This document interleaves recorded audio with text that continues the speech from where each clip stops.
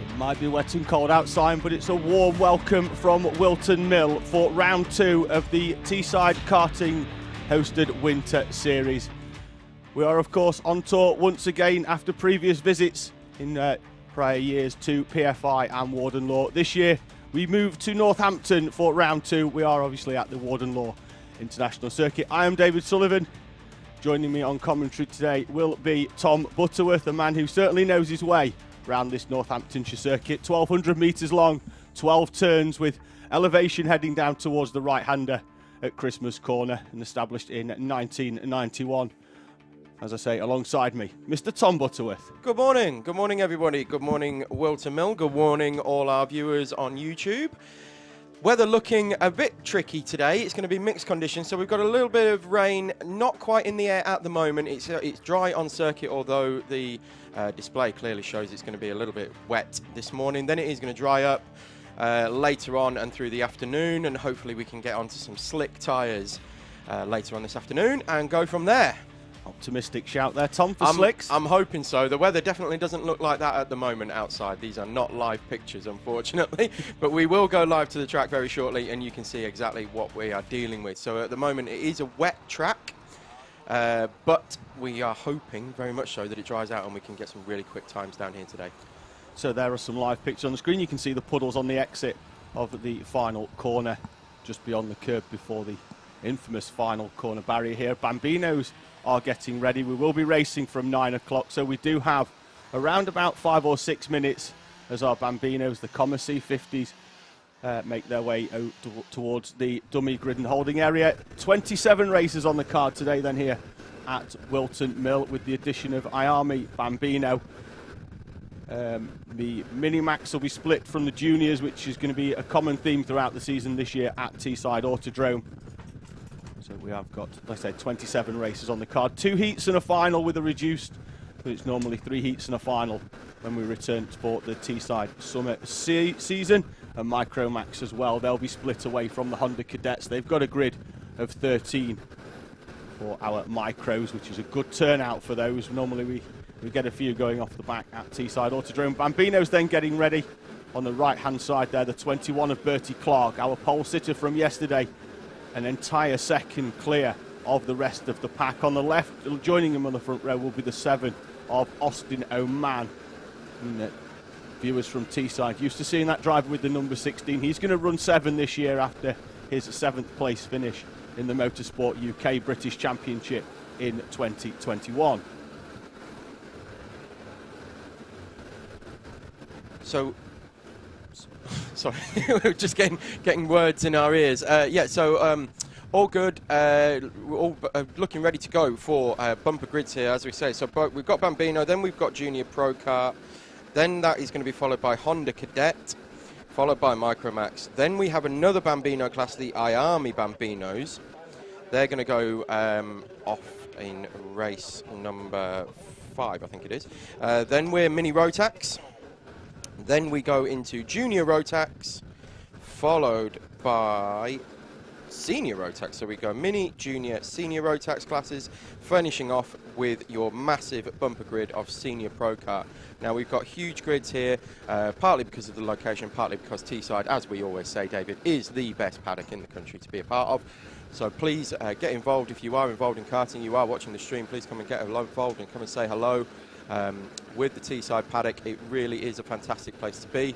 As I was saying, because of the location, we've got a few different entries this year, for this particular round that don't normally race at Teesside, but hopefully, with the way that this is going to be run today, they might become a part of it a little bit more often.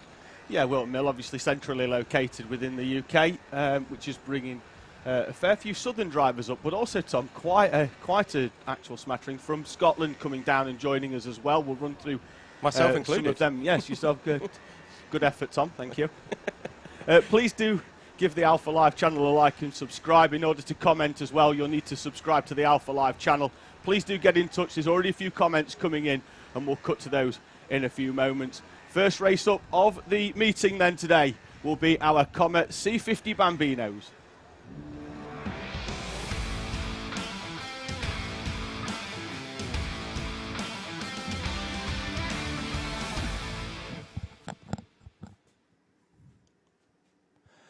Grid's on screen then, as we say, Bertie Clark with well over a second on pole position. Alongside him, the Teesside champion, Austin Oman. Row 2, Lewis Cacoldi and Ethan McClellan, with Riley Morrow and Chester Fawkes in 5th and 6th.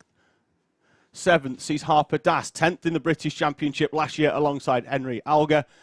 Rex Pooley and Buddy Hugo complete the top 10. Connor Butler and Chloe McGill on row number 6. Jack Mellon and Freddie Budd at row 7, with Jake Gibbon and Ellis Child completing the 16-kart Bambino grid here at Whilton Mill. Having a quick look then at the live comments. Luke Austin's got in touch saying good morning to Tom and David. Good morning back to Luke, one of the main men at Alpha Live. Big boss Luke. Big boss Luke. No pressure, David. I mean, I'm not building it up, Tom. You can build it if you want. I mean, Big Boss James is here to keep us in check. Is, so it's not like we can get away he's with within stuff. arm's reach of us as well, so we better be on our game today, hadn't we? Yeah. But yeah, so we've got some comments coming in. Lots of people saying good morning, good morning. Well, good morning to you all as well. So we've got Sam, Frida, and Michael Burke. Although Michael Burke seems to be saying evening all. So let us know where you're watching from, Michael. Michael Burke is a regular Teesside viewer. Of course he lives in Australia. Yes, he Australia, is. You Michael are Burke. absolutely right. That's correct. Yes, you are absolutely correct, David. He is from Australia. You have just reminded me. Comments on the stream for the British 24 Hour as well, doesn't he? A lot. He's waking up just as we're about to... he keeps us going through the night, doesn't he? Exactly, as the night shift He gets involved in the Haribo chat. That's exactly right, he does, yeah. Well, as usual, we will be bringing you cake chat from the cafe a bit later on, after lunch as well. The cafe here at Whilton Mill is absolutely fantastic. It's all brand new facilities here, been open about, 18 months now, I think. And it honestly really is a great facility, Whilton Mill, nowadays. One of, if not the best in the country, as a karting facility. Oh, Terry Ellingham getting in touch from Tennessee as well. Good morning, Terry. We've got Michael Burke again saying bring on the rain. Really shows who can drive. Well, that's absolutely right. Of course, these Bambinos who are just heading out onto the grid now all run treaded tyres anyway.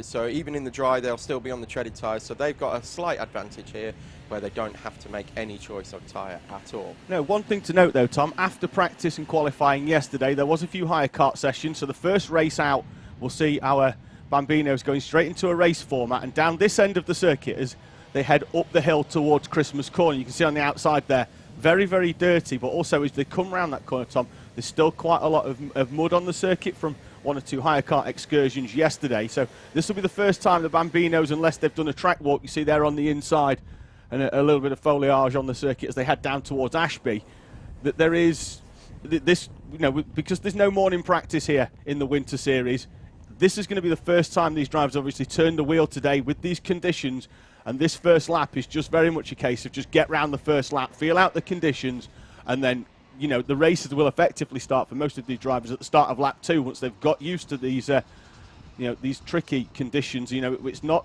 outright rain, it's just very, very, you know, slippy on the circuit. And, you know, it's going to be that driver who finds that grip in the opening lap can really take advantage. As we see, even on the outlap, Austin Oman bouncing that number 7, the P2 kart, over the curbs, just trying to find where he can find the grip. As we see parents and helpers making their way. The gentleman in the middle with the clear oversuit and on, that's Ken Potter, our clerk of the course here today. One of them actually, Dan Ashton, the other one will, I'm sure he will be make himself visible on the stream at some point during this race meeting. So it's going to be Bertie Clark off pole position on the right hand side, and it's Austin Oman on the left. And Tom, you've been around this Whilton Mill circuit once or twice. Just a couple of laps. Would you rather go off pole or off P2 here? Because it is a kink flat out left, and then obviously the the main corner is the right-hander heading down toward, before the long run down to Christmas. Oh, well, let's go into that in a moment. I think you'll see for yourself in a minute. I think pole is definitely the best option, but it looks like we're clearing the grid already and getting ready to go. Flags up in the air, and we've been told no, we are going to hang on. I think we've got a driver mid-pack, Tom, the 17 of Henry Alger is out of position, so we're just going to roll everybody back and have another go at it. Okay, so yes, the obvious answer is yes, you want to be in pole, but as you say, David, there is a left-hand kink immediately after the grid, so let's find out. This is the best way to find out, definitely. I've done a few standing starts off the grid here as well. myself, and yeah, pole position. You get a little bit of an advantage, but then it's immediately cancelled out by the left-hander, but then there's a long right-hander that then puts you back in front again. You're on the inside for that. Here we go, finger up in the air, and we are away and racing here at Whilton Mill today. Austin O'Man with a good start, gets in front. Does he? Yes, he does, round the outside. So immediately, Tom is in the wrong, and P2 gets the best flyer of the start. There are still wet patches and standing water down at the inside of Crook Corner.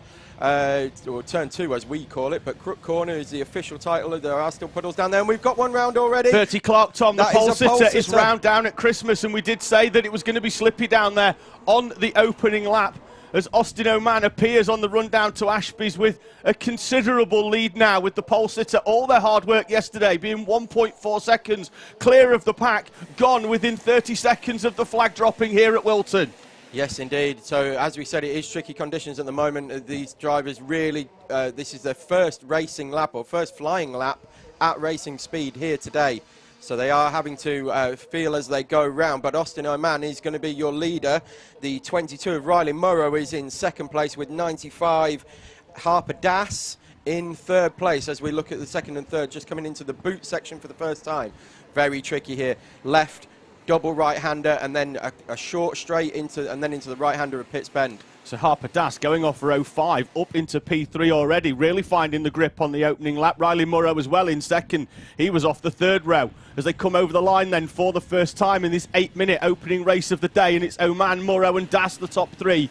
Kirkcaldy, Fawkes, Child, Hugo, Bud, Clark and Mellon. So Bertie Clark already back up to P9, having spun and was facing the wrong way, went all the way down to the back of the pack on the opening lap, as it looks like Ellis Child, who comes through from 16th, having failed to register the time in qualifying yesterday, already now up into P9 and attacking Freddie Budd. And Riley Murrow looking very, very nervous as he's taking constant looks over his right-hand shoulder at what's going on behind him. I think he's expecting a pass, but he certainly will get past if he keeps losing the back end every time he turns his, turns his head round. 3 wide there round Ashby. Yeah, as they come into the left-hander here, down into Chapman's. The long left-hander as well.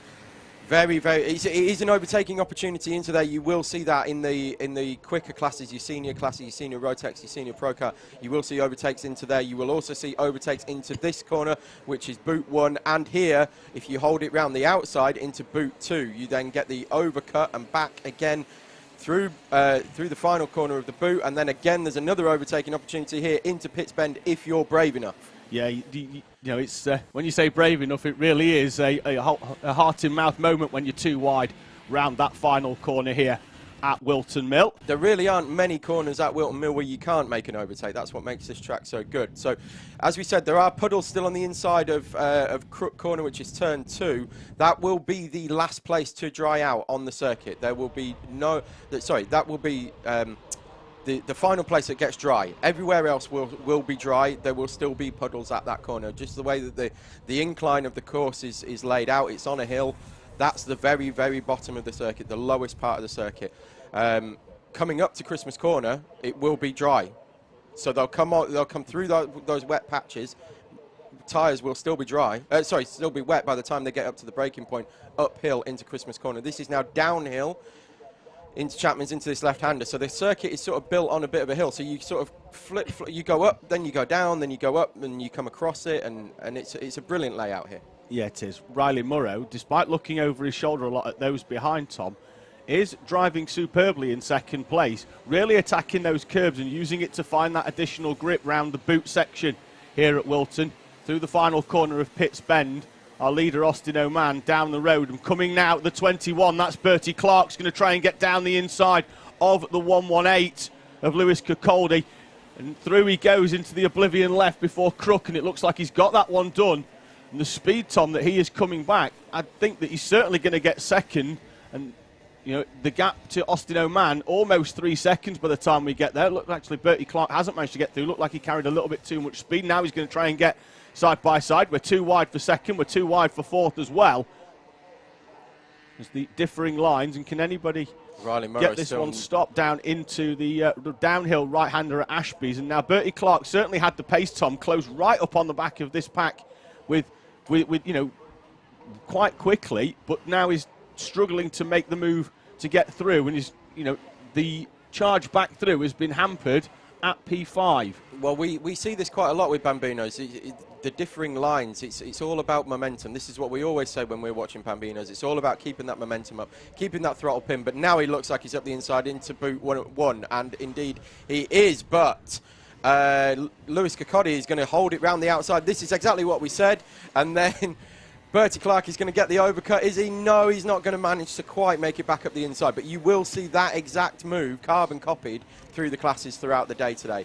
So it's round the outside of boot one, hold it tight, up the inside into boot two, then you'll get the overcut, and then potentially then it's a fight straight to who's going to be on the inside for Pitts Bend. Looked like Harper Daz had the move done down the inside there into the left-hand kink, but then with track position, Riley Murrow has managed to hold on. Bertie Clark then down the inside, and looks like now actually just slides that number 21 wide and slides into fourth place at the expense of Lewis Kirkcaldy. And now has 2 minutes remaining in this timed race for our Bambinos to try and move up, and he's going to move into third as well. Can he get second at the same time? Runs the 22 of Murrow wide onto the curb. He's going to have to settle for just one place. The third place taken from Harper Das into the right-hander down at Ashby. Looked like Tommy was going to come through on Murrow as well and run Murrow onto the curb. Down the inside he goes into Chapman's, up into P2. A fantastic lap so far for Bertie Clark, from fifth place over the line up into second by the time he gets into the boot section. 150 remaining. Yeah, three places in three corners there, so fantastic driving from Bertie Clark. Yeah, but fighting back is Riley Murrow. Thought he'd thrown it away there, Bertie Clark. Tommy bounced off the circuit as the pit entrance here ran out of tarmac at Whilton, but he has moved through and he's starting to move away. The gap, though, to our race leader, Austin O'Man, 7 seconds, hence why we've not really given him any screen time so far in this opening race of the day. He's off and down the road, and it's very unlikely that Bertie Clark, unless Austin O'Man does something silly, is going to be able to close that gap down in the remaining time here at Whilton. All of our races today will be timed rather than laps because of the weather conditions, or we could, you know, potentially, Tom, if we were running to laps and we get a deluge, we could be running well into the night if we were on laps. So it's going to be timed all day. So if you are at the circuit, keep an eye out for the preceding races and make sure you're in the holding area with sufficient time. And what you will see as well while the track is drying out, so you'll see unconventional sort of racing lines. If you're new to karting, if you're new to watching us this year, welcome along. It's great to have you with us. But what you will see, because of the wet conditions, the Bambinos not so much because of the speed that they carry through the corners and because they're running the treaded tyres. You will see them taking regular racing lines. Now, what you will see in the slightly quicker classes that we have here today is that they will be taking what's called the wet karting line. So that's going to be sort of up the middle of the track as we go up to Christmas Corner, avoiding all of the rubber that gets super slick, super greasy, as we head into the final lap of the race here for Bambinos. But yeah, and just to cut across myself, we've got Lewis Kirkcaldy up the inside of Harper Das. He's going to be able to make it stick. No, he isn't. Harper Das now having a look at the inside of Riley Murrow as they go into Christmas Corner, as we said. So you can see dry patches appearing. That's not actually dry. It's just a lighter shade of damp. It's not actually a dry line yet. You will see, because it will go a very light grey when it is very dry. But they will be taking that line up the seam, up the inside, on the middle of the tarmac. That's your sort of wet racing line. You'll cut across that, and then you'll almost take an outside line around the outside of the corners just to avoid that rubber.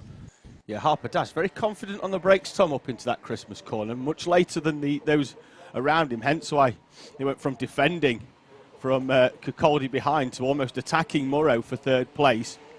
Into the boot section they come now. Our leader, Austin O'Man, will already be round the final corner. Keep an eye out for the checker appearing in the top. We are now beginning the last lap here at Whilton Mill. Austin O'Man now only 4.5 seconds down the road.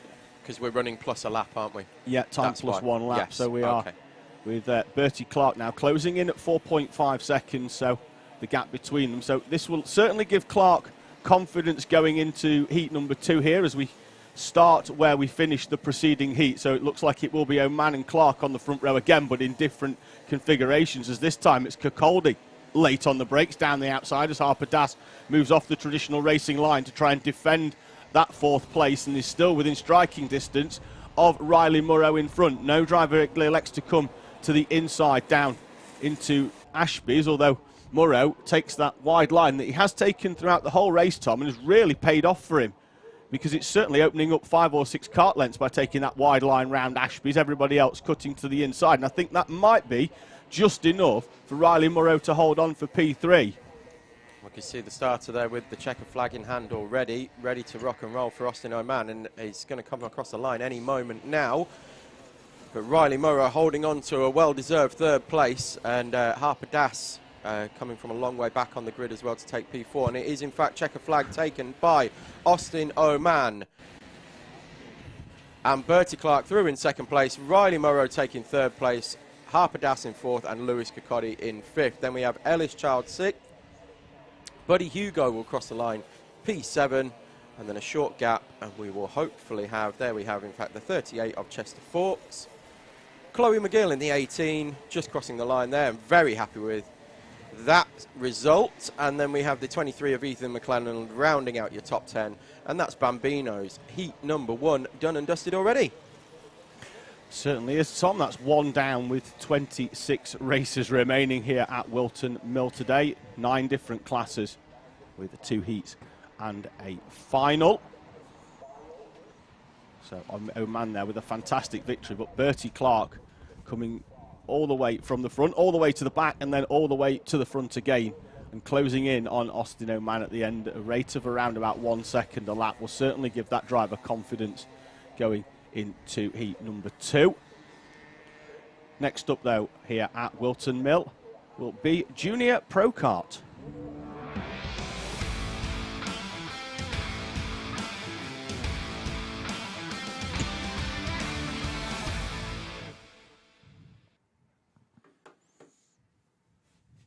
So only a 5-kart grid here today for your Junior Pro Kart. So we have Sebastian Pereira on pole, followed by Amy Frame, and then it's Sophie Pawsey, Harry Brown, and Reese Knight will be going off P5. So a slightly limited grid here for Junior Pro Kart. But there will be good racing, we hope, nonetheless. Yeah, well, it was a wet qualifying yesterday, which was why Sebastian Pereira, with his wet weather skills, was miles out at the front, but quite an intense battle behind, I'm expecting. And certainly, Tom, with the circuit, we've seen it with, it's certainly still, in terms of tyres, it's still probably going to run wet. I don't think anybody's going to be brave enough to go slicks just yet, because there is certainly still some, not standing water, but, you know, with the exception of round Crook, but, you know, we've got, you know, I think if it can stay away, Tom, I think we may potentially end up with, you know, some of our later classes. We know Senior Pro Kart anyway always run slicks, but absolutely, you know, will any of the Rotaxes be brave? If it doesn't rain again, the Bambinos will have a dry track by the time they come back out again.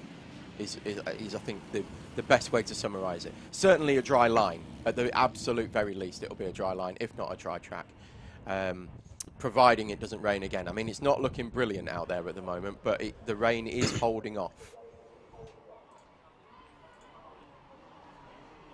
We're going to do some shout-outs, David. We are. I was just while we're gridding up Junior Pro Kart. I was just moving it to live rather than top chat on the Alpha. So I'm just going to just have a Rowan Rayner's been on. Rowan, a regular up at Teesside, one of the marshals there until a few months ago. So welcome, Rowan. Thank you very much for joining us. He says good luck, everybody. It sounds like it's going to be a really good event. Well, qualifying yesterday was fantastic on the in the wet at this superb Whilton Mill International Circuit. I've really been looking forward to this event for a long time. I know you have as well, Tom. Absolutely. So we're just going to have a quick scroll through. Tom Neal's been on saying good luck, Bertie Clark, from Joe Neal. Bertie had a fantastic race after that early spin in the first lap of our Bambinos. Junior Pro Kart are going to roll in. It looks like Reese Knight, the 54, has elected not to attend, so we will go with a 4-kart grid for our juniors. We are once again running to time, And it's Sebastian Pereira on the right-hand side in the black, white and blue machine alongside the 14 of Amy Frame, with Sophie Pawsey and Harry Brown, one of the newcomers into the junior ranks. As it's a clean start as Pawsey tries to get alongside Frame, as Sebastian Pereira slides wide and Amy Frame comes through into the lead on the run down towards Christmas Corner. Pawsey got alongside Pereira. Pereira's going to try and attack back down the inside, but Amy Frame holds the number 14 machine round the outside, slides the rears, as certainly it is still wet down there, but Amy Frame then leads round the first lap as Sebastian Pereira now, Tom, has work to do, having slid very, very wide on the opening lap. Armfuls of understeer coming through Crook for the first time, having a look at the inside into Parker's, nothing doing there. We'll try to get the run, but again, not quite quick enough to get down the inside into Chapman. Although we have Sophie Pawsey looking very racy as well, so that we've got all three nose to tail here. Yeah, to the point there where Pereira has to defend down towards into the boot just to hold on to second place. And you can see them just sawing at the wheel, trying to feel where the grip is. This is, as we said earlier for the Bambinos, this is their first racing lap here today, the first flying lap here today. No practice this morning at all, so we're straight up and racing, and away we go. So they're really just getting a feel for these conditions. It's going to be who can master them earliest is going to get the jump here. Yep, wide onto the concrete rumble strip. Concrete generally giving a little bit more grip than tarmac, so using all of the extremities of this Whilton circuit as Sophie Pawsey goes wide and will try and get down the inside of Sebastian Pereira. Pawsey using the offline, the traditional wet line off the normal dry line where it's straight over the Inkerman's King. Dirtier tarmac. Tries to get alongside Sebastian Pereira, and Pereira with the usual helmet tap, and he wants to stay in second place. And Tom, we've seen that before. That's more psychological than it is factual. It is, absolutely. Normally what that means, that signal is whoever is behind me, overtake me straight away. Because that's exactly what happens, because they then leave the door open. So Sebastian Pereira would have left the door open thinking that Sophie Pawsey is going to listen to him and work together and push towards the front, as now she goes up the inside. So Pereira again with armfuls of understeer coming through boot boot 2. That gave Sophie Pawsey a run up the inside, and all that has done is allow Amy Frame to move away. Yeah, and Tom, I'm really not sure on Sebastian Pereira's tactics here, because the whole work together premise generally only works in the dry. You can't do as much of, the pushing down the straight and using the aero in the wet, because you're generally not going quick enough. And then when it comes to braking, everybody's using different lines, and you're coming out of each other's slipstream anyway. It's more of a case, of that's really Pereira just saying, like, please don't attack me. I don't want to focus on defending. I want to focus on closing down Amy Frame. And the battle between Pereira, Pawsey and Harry Brown in the 47 in only his second race in Junior Pro Kart, sticking with the battle in front of him. But it is allowing Amy Frame to move out at the front. The gap now almost 1.6 seconds. Yes, and as you say, we've seen it before time and time again. The work together signal is just going to be, I'm going to leave the door open at the next corner and you can slide up the inside. Now, my theory here would be there's only 4 karts on the grid. Why would you work with anybody anyway? Just send it straight up the inside. Worst case scenario, you only get 1 position instead of 2. Well, yeah, exactly. I mean, there's no point in you working together on a 4 kart. No, and the worst case scenario is you drop down to 4. Right, exactly. Which is still credible. And you're still going to line up about 8 feet behind the cart, on pole. If you're starting 4th, so it's one of them. The smaller the grid, naturally, the less you've got to lose, isn't it? So, Tom there shouting out of the window for Sophie Pawsey to send it. You'll be out there doing the traditional the hand signal, the go quicker hand signal next over the pit wall. That's it. Yeah, it looks like I'm very excited about hip hop music. It's the old bouncing up and down hand faster gesture. You'll see it. There'll be people leaning over the pit wall throughout the day as they come across the start-finish line, and they'll just be giving that. No, they don't really like hip-hop. They're just cheering on the drivers. And Sophie Pawsey has indeed got past Sebastian Pereira now and is moving away already. Pereira really seeming to struggle in these tricky conditions, was absolutely flying in the full wet conditions yesterday. With it just being a bit greasy, seems to be struggling a little bit with the setup. I'm sure that will change as the day goes on, though. Yeah, Pawsey goes wide there, then round the final bend here at Whilton. It is a quite a wide concrete rumble strip, but when the concrete rumble strip runs out, so do your chances, because there is a welcoming barrier that, you know, it's one of the, it draws people in, doesn't it? The wider you go, it's almost like a magnet for stray carts. It's one of the few barriers around here that I haven't actually christened yet myself, but I've seen plenty of people go in there, and it's it can be a painful one. So Frame leading the way from Pawsey then, who's actually managing to pull away from Sebastian Pereira. So the qualifying results yesterday, which had Pereira on pole in the fourth, well over 3 seconds, certainly seems like they've gone for probably, you know, could it just be that they've gone, you know, with too much wet or too much intermediate on the tyres? You know, it's still a wet tyre. There's no different compound between intermediate and wet. It's just that the intermediate is a you know, a well-worn wet. 3 minutes remaining then, just over actually, as the clock actually ticks down to 2:18, and the gap down to just over a second. Sophie Pawsey closing the gap by around about 0.4 of a second per lap. It was 3. The gap on the previous lap was 1.4. We're down to 1.083 now with 2 minutes remaining, and it's a case now is that will Sophie Pawsey catch up onto the back of Amy Frame and try and get the victory, or will the winner be the clock at the top of the screen and she runs out of time to attack the number 14, who I think at the rate she's going, I think she's definitely going to get there. It's whether she can overtake once she's there, but I think, as you can see, that gap is not a second anymore. Quick shout out though to Harry Brown. I've just had a good close-up shot as he came over the line and through Oblivion and Crook turn 1 and 2. What a livery he's running. Gorgeous looking car. It's like Martini Williams-esque.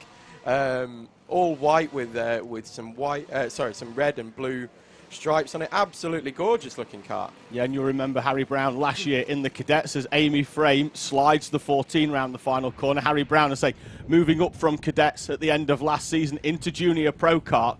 So one of the youngest drivers on the grid as Sophie Pawsey takes another 0.3 out of Amy Frame. We're down to just over a minute, Tom, so I think we're going to get at least 2 laps in, two more laps. I think the last lap times are about 1:07, so we might just get round, Tom, before the time runs out. We'll see whether we get the last lap. I think we will, and it's going to be to Amy Frame's detriment as well, because Sophie Pawsey is almost there. But likewise, Harry Brown has crossed the line 0.3 behind Sebastian Pereira, and again is right on the tail there. So we're going to have a battle for the lead and a battle for the final spot on the podium of heat number 1. Sophie Pawsey is there. She is right there on the back of Amy Frame now as they come into the boot section. We think there's going to be potentially 2 laps to go. Yep, so Junior Pro Kart then running the Cadet engine on a senior chassis. So the Cadets, they'll be out next. They run one of these engines.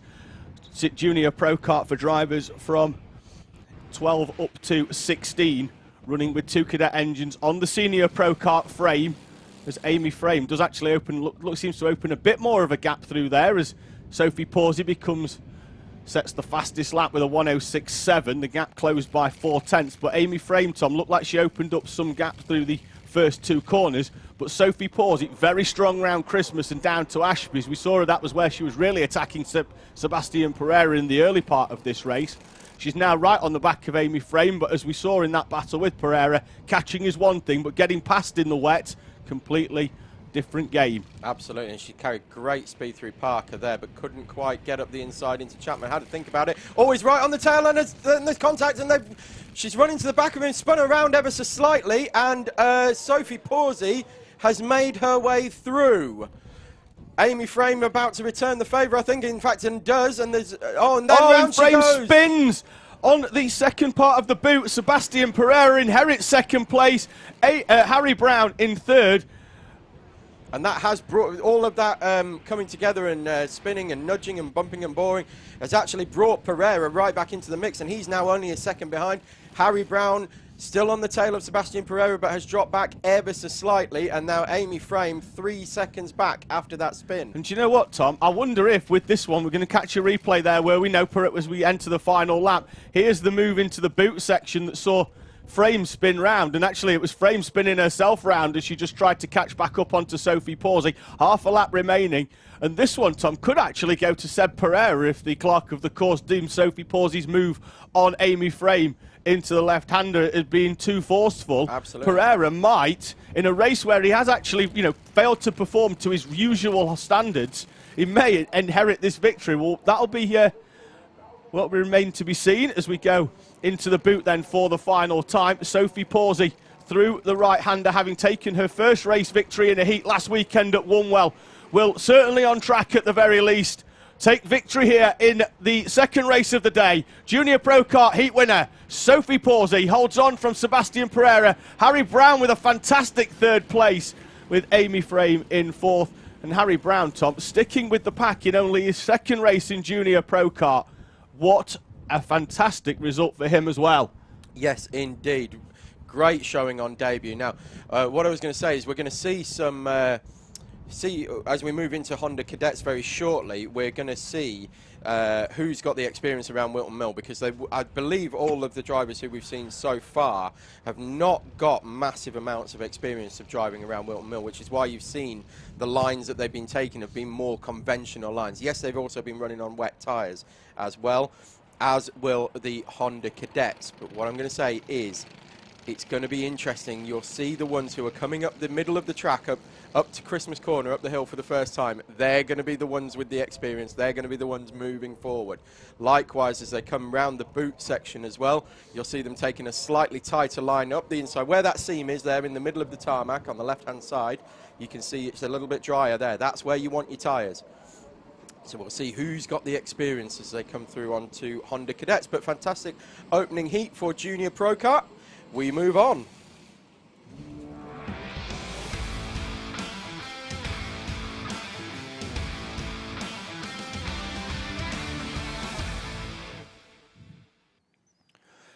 Cadet grid then up on the screen, and Ewan House in his first ever race on a 200 engine, usually used to the 160 power. He starts on pole position alongside Max Gilman. Harris Roberts starts in P3 alongside Amy Peacock. Jack Collinson's best ever qualifying sees him fifth alongside Isabella Stansmore-Wilson. Larry Price and Joe Neal on row 8, with Finley Smith and Joseph Yao completing the top 10.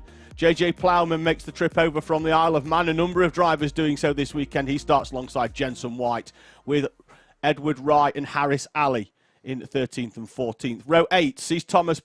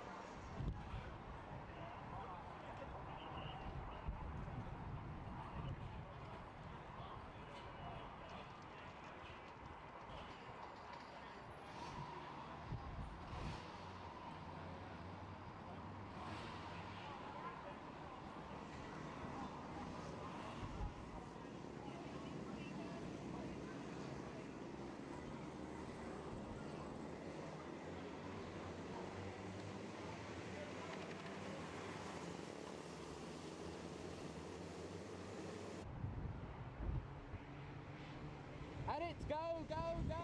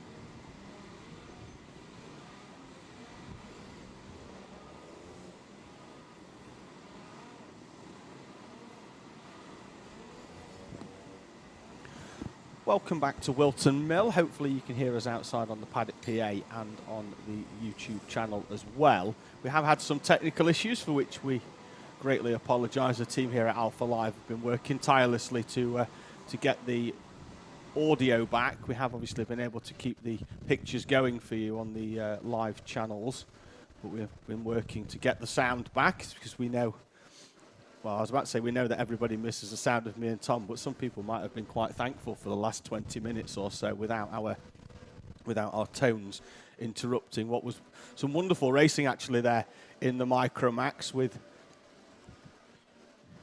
Tyler O'Neill taking the victory, having come under some quite intense pressure from Daniel Minto in the middle part of the race. Minto then had to turn his focus to defending from JJ Lowe and Cameron Nelson, and actually went off down at Ashby's with 2 to go and ended up dropping down into 4th place.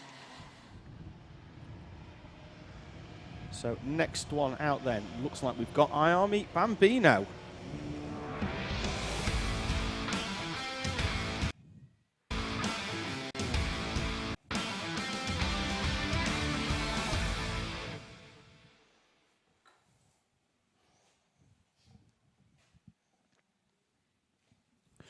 Grid up on the screen then. Josh Cook, after pole position in yesterday's qualifying session, lines up alongside Charlie Clough with Elliot Travis and James Roots on row 2. Darren Dimitrov and Fraser Anderson on row number 3, with Dax Farah, the Houghton Park champion, alongside Ethan Coupland with Freddie Flewitt in 9th place. He was definitely here yesterday but failed to set a time in qualifying. 9 runners then in our IAME Bambino class. Thank you very much for joining us. We will try and throughout the next half an hour or so dip back into the live stream comments that we've had to that we've missed whilst we've been quiet on the audio. We are working on a little bit of a skeleton setup at the moment as our screens get moved into a different location, but we are able to bring you some pictures here from Whilton Mill. Everybody getting gridded up. IAME Bambinos then, our drivers from 6 to 8 years old. A small step up in power from the Comma C50s we saw earlier on in the day. And one driver that has sampled some Comma action recently, you'll remember from Teesside, was Fraser Anderson in the number 61 machine. As the circuit is cleared and we are away and racing. It's a good start from the pole sitter, the 77 of Josh Cook, as it looks like everybody just slots into single file. And we see couple in the mid-pack running wide over the concrete rumble strip as they head down towards Christmas Corner, and the 5 of Charlie Clough right on the back of the 77 as Fraser Anderson is the first driver to elect to move to the inside of the rest of the pack to try and use the drier line on the inside. And so Tom, certainly down there on the right side you can see dry line certainly appearing. Drier. Drier. It's definitely not wet, but it is certainly not dry. If that makes any sense at all. What it will actually be is it will still be damp. There will be very, very little grip there still, but it will be better than a full wet, which you are seeing at the moment through Chapman's and certainly through Crook and Oblivion turn 1 and 2. Yeah, so there's going to be a little bit more grip there, but it's going to be nowhere near as much grip as you will need to be on a slick tyre through that corner. But as you can see, on the regular racing line, it is starting to get a little bit darker in colour versus the wet patches. So coming across the line for the first time in Bambino, IAME Heat number 1, it's going to be Josh Cook from Charlie Clough, Elliot Travis, Fraser Anderson, Darren Dimitrov, Dax Farah, Ethan Copeland, Freddie Flewitt and James Roots. But forget all that, because the 61 of Fraser Anderson already up the inside of Elliot Travis and now moves into the podium position of 3rd place. Yeah, we've seen Fraser Anderson at Teesside a lot in the Comma variant of the Bambinos. 4th, sorry. It was a battle with Darren Dimitrov, my apologies. Oh, Freddie Flewitt spins there. The orange helmet looked like that was on the exit of Christmas. And, the 65 of Darren Dimitrov having to work hard now to hold back Dax Farah. Farah takes a much wider line through the... That's more a traditional wet line through that particular corner, yeah. On the, as we said before, on the seam of the tarmac, that's kind of where you're going to be. to get the extra grip and avoid all the rubber deposits that have been put down in the dry, although it's not been particularly dry here for the last few days, so most of that rubber will have washed away. Certainly will, as Farah still can't find a way through, and Dimitrov actually a lot quicker through that section of corners, which might give him some respite. But now Farah actually gets into the slipstream and closes up onto the back. In front of them, though, Fraser Anderson starting to move away as once again Dax Farah makes the move down the inside, and they're going to be side by side on the run down to Ashby's. Are they? No. Dax Farah can't stay alongside Dimitrov and has to settle back in to fifth and sixth respectively. Dimitrov runs very wide through the exit of Ashby's, which could potentially hamper through the next few corners. Does sound very windy outside now, Tom, and we're certainly getting some reports back from the camera guys that we are having that it's very windy, certainly up at Christmas, but then again he is up on top of a massive bank down there anyway, so that's about the most exposed part of the circuit, to be honest, especially if the wind is blowing in that direction. Almost catching clouds at this time of year at Christmas Corner. Absolutely. So Cook then leading the way at half race distance from Clough and Travis. Anderson still 4 seconds behind, and whilst he is starting to move away from this battle for fifth and sixth between Dimitrov and Farah, isn't moving actually forward onto the back of Travis. The top three fairly comfortable, although Charlie Clough still within 0.6 of a second of Josh Cook in front.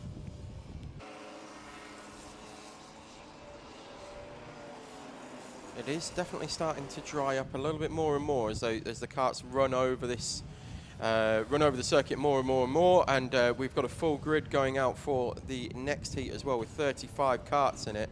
So that again, especially if they are on wet tyres, is really going to help to dry up this circuit. And as we said before, when by the time that the Comma Bambinos come back out, it's almost going to be like a night and day difference between the circuit they were on first thing this morning versus what they're going to be on now. Yeah, we were expecting, Tom, just beyond 9 o'clock, a couple of showers that were, they were certainly forecast. There's still certainly puddles around there, but we did point out at the start of the stream that does stay wet for most of the day. It's going to be the last part of the circuit that's going to dry, yeah.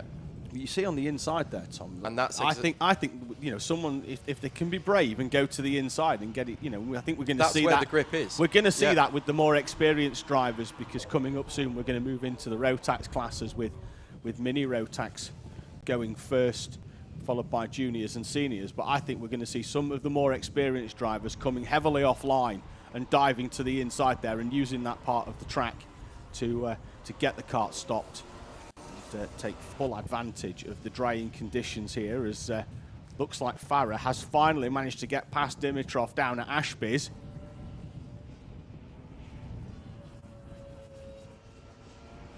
Still though, running side by side. Fastest lap of the race so far then from Josh Cook, and very consistent because his last lap was within 1/10 of his best. And we mentioned before, Tom, the gap back to Clough previously was around about 0.6, so Clough was keeping Cook honest. The gap now with 2 minutes remaining is well over 1.5 seconds as this battle for fifth place between Dimitrov and Farah. Finally, we get confirmation on the screen that Farah has come past Dimitrov. The move made about a minute ago on the exit of Ashby's, but Dimitrov right in the slipstream of Farah as they head down towards Christmas. And will he pop to the other side of the circuit? No, he decides to stay line astern, but he's going to run all the way around the outside of Farah. That's a superb move if he can get it done. Farah's going to have track position now through the right-hander, but what an unbelievable move he tried there, Tom, from Dimitrov all the way around the outside. Just kept the power down behind them as well. It doesn't looks like James Roots is number 11. He dropped all the way down to 9th place at the start of this race. This could become a 3-kart battle. Well, it was by the time the last lap board comes out. 2 seconds a lap quicker on the previous lap, as again Dimitrov looking up the inside of Farah through Chapman, and that's going to slow them down even more. So James Roots was 1.9 seconds quicker on the previous lap than the two in front of him. So it's certainly not a gap of 2 seconds this time round, is it? So it's going to be almost the same again quicker, so it's a question of how quickly can he make his way through these two, and are they potentially going to be battling and helping him even more? Yeah, if he was brave enough to take his hands off the wheel, he'd be rubbing them together at the sight of the two in front, battling it out, because it just plays into the hands of those behind. We saw it earlier on, didn't we, Tom, in previous races where that battle just, you know, allows the rest of the pack to close back up. We saw it with Tyler O'Neill and Daniel Minto in the previous race, allowing Cameron Nelson and JJ Lowe to close up on the back. So this is now allowing Roots to come in, and we will certainly have a three-kart battle as they enter the final few seconds of this race. So the leader will see the last lap board, and the leader about 20 seconds further down the road, entering the boot section already, but they will see the last lap board the next time they come through. And Roots, whilst he was a lot quicker, Tom, in closing up, doesn't seem to. I thought he'd be right on the back of these two by now with the way they were going. He needs the help of them fighting each other, but it's whether the racecraft is there once he gets there. But definitely, he needs a little bit of help with them fighting each other to make the difference to get onto the tail. Could potentially have that as this final lap draws on. We're looking at your leader, Josh Cook, now 2.5 seconds clear of Charlie Cook, and then a huge gap back to third place, Elliot Travis. Yeah, Cook has managed the gap in the early part of the race to Charlie Clough when he was coming under some pressure. The gap at around about half a second has now started to move away at a couple of tenths a lap. The gap 2.5 seconds, and it's going to be a comfortable victory if you can keep the 77 machine facing in the right direction for Josh Cook. Charlie Clough similarly in second place. And now, Tom, I know that they're still out there running on wet. There is a dry line in certain parts of this, or a drier line in certain parts of this track. That's what I was just going to pick you up on. You will know when it's a dry line here, because the track goes a very, very light grey colour on the camera. Checkered flag out, so I'm sorry to cut you off. The checker's out for Josh Cook, taking the victory from Charlie Clough.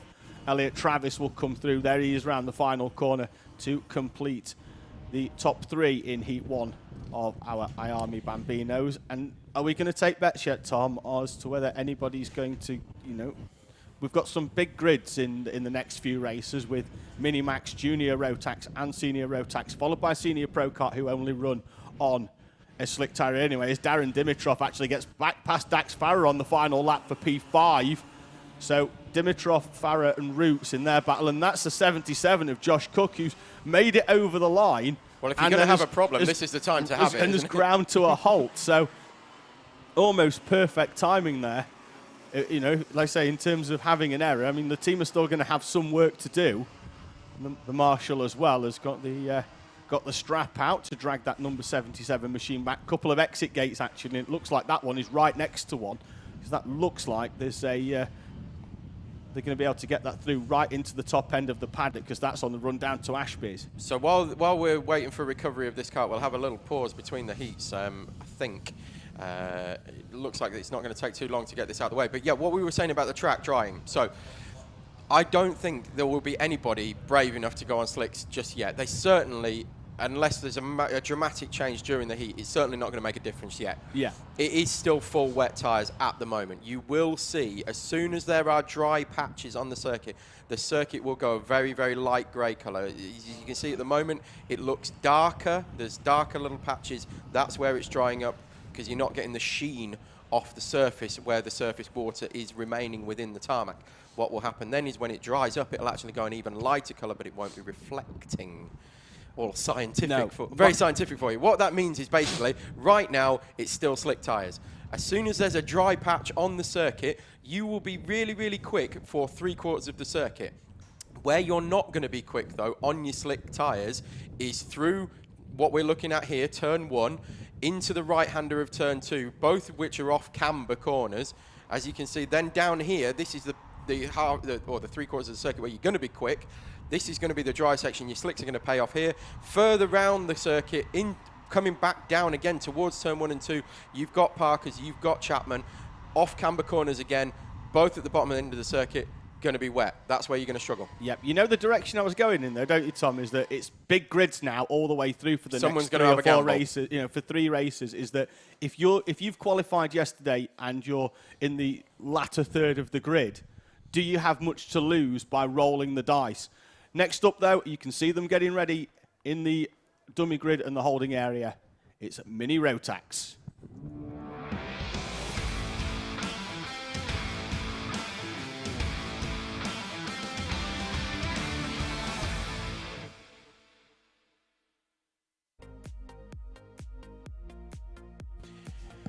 So take you through your grid and then we'll pick back up on that chat. So we've got Leon Hasty on pole position, followed by Liam Hartley.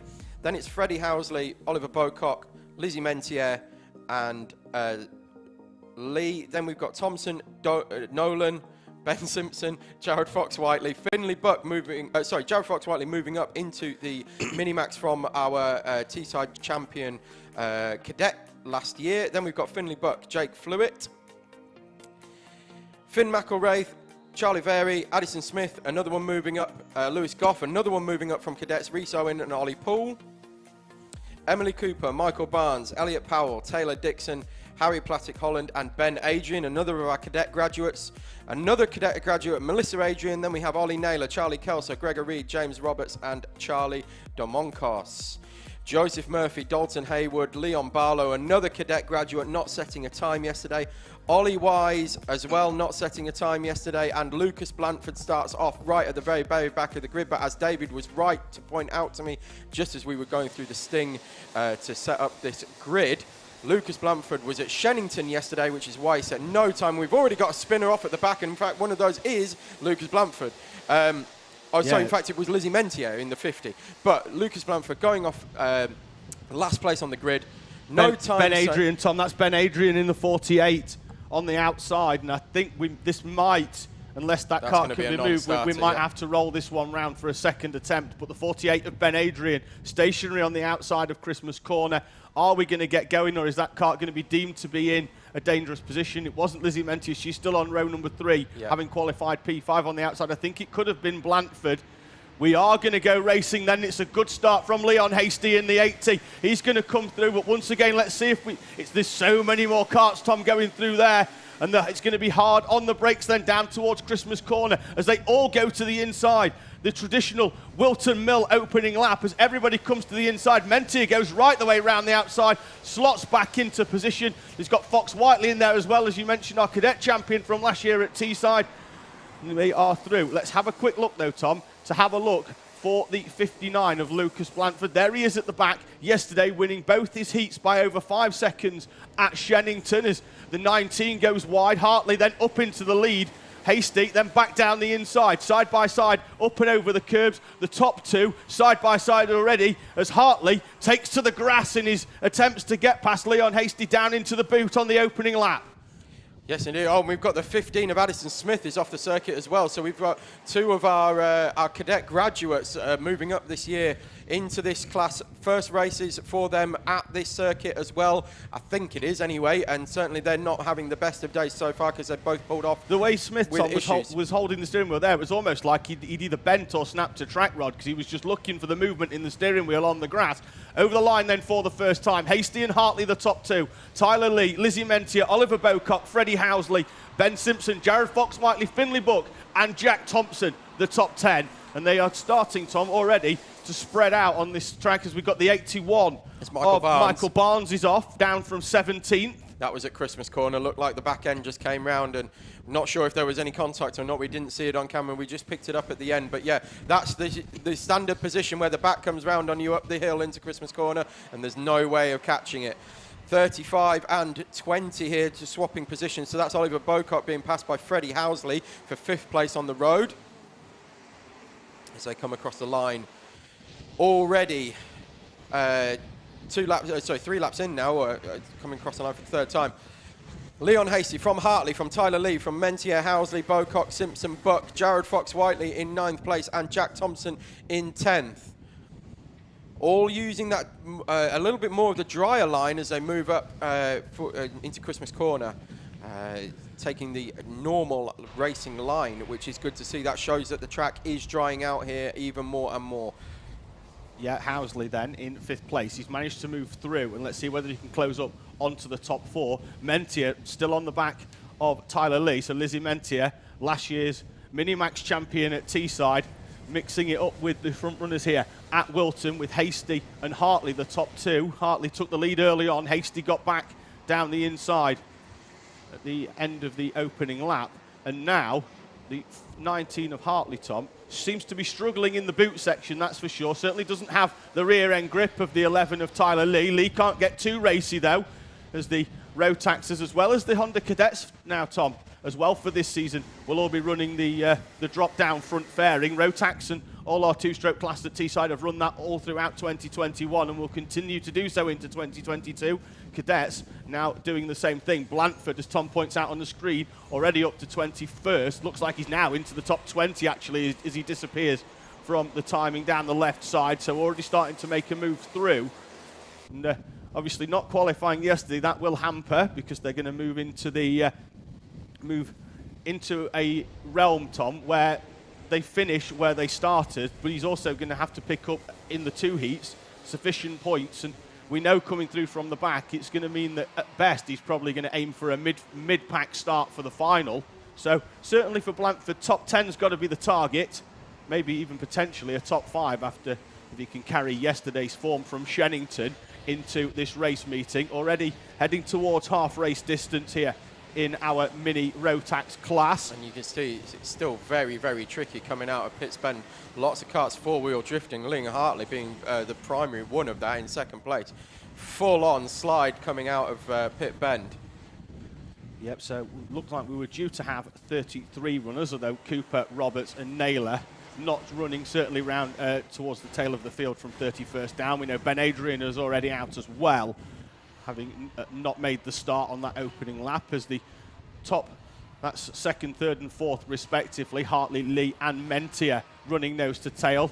Leon Hasty out at the front, gap 1.1 seconds as he managed to get past Liam Hartley earlier on. Lucas Blanford dropping back down into 21st again now, as you can see on the timing side, on the left side of the screen. Like Mentier was going for the cutback there, Tom. Yeah. Very, very wide into taking the line round the boot corner.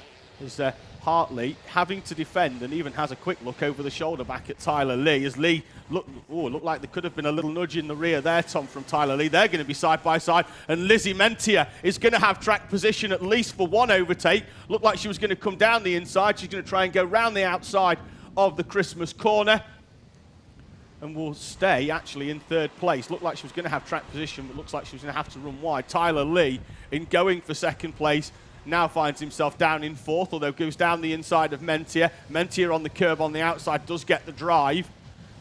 And up into third place then for the 50 of Lizzie Mentier. Leon Hasty then continuing to take full advantage, not only of his own talents, but the battle behind him. The gap now out to almost 2.4 seconds back to Liam Hartley and Tyler Lee, as Lizzie Mentier will once again, Tom, I think maybe take that line. She doesn't actually. I thought she was going to go for the cutback line, but now she's in the middle of the sandwich, so to speak.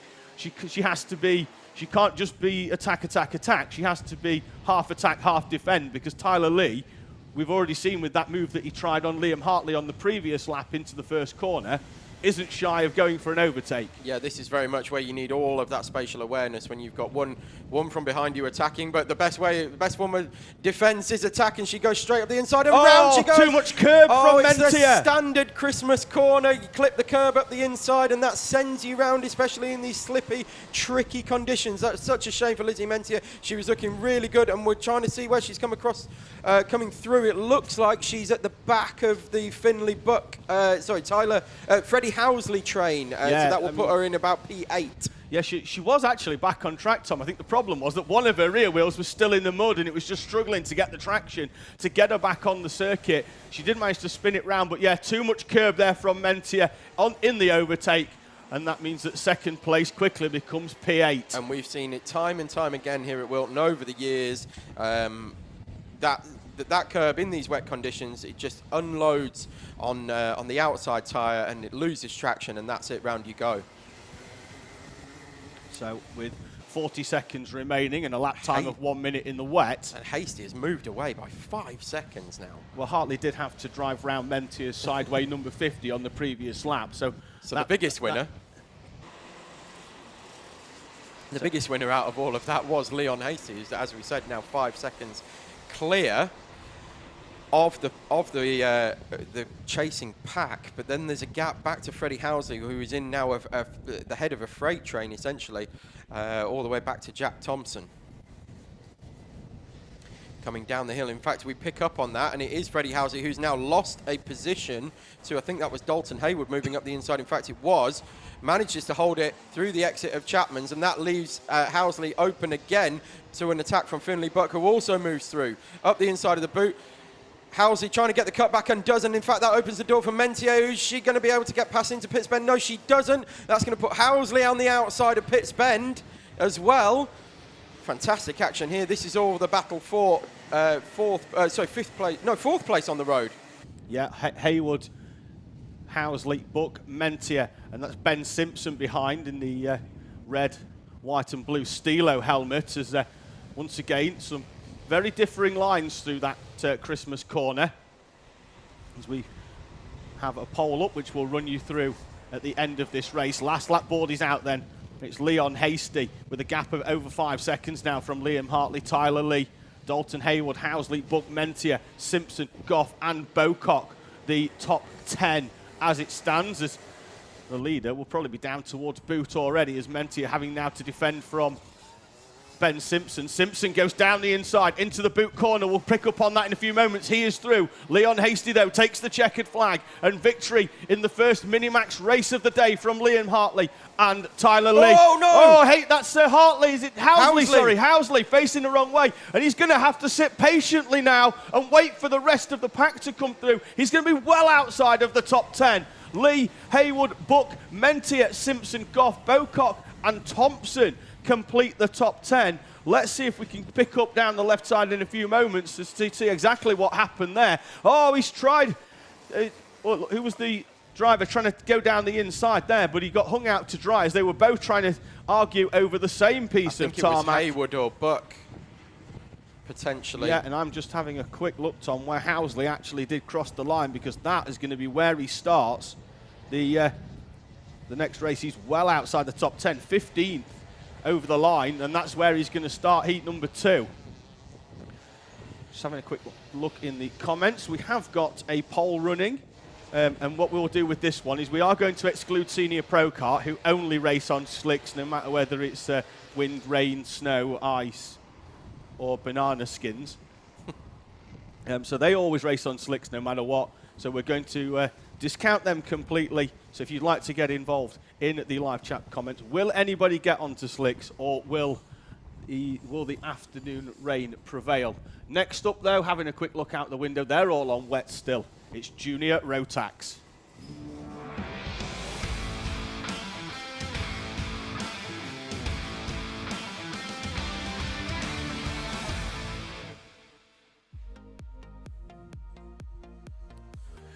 Grid up on screen then sees Reza Suruthathan alongside Stephen Duncan, Leo Purchase and Charlie Pritchard on row 2, Finley Watson and Max Taylor on row 3.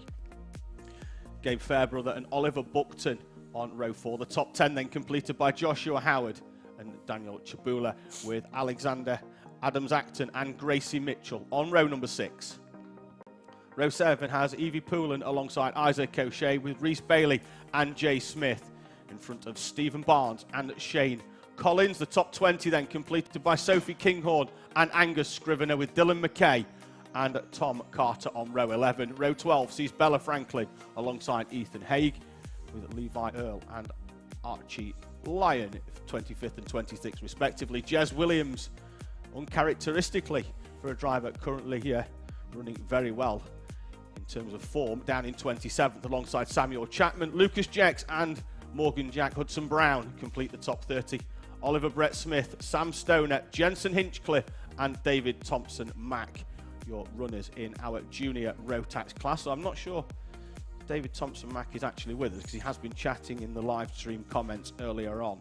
Keep your comments coming in. That's a very lovely little segue you did there, David, and you can see just how windy it is here at Whilton Mill as the lights are bouncing around and swaying in the wind. But yeah, please keep your comments coming in. We've got Charles Green Racing throwing out some support for Reza and Leo, starting P1 and P3 for this particular heat as well. So keep your eye on those guys.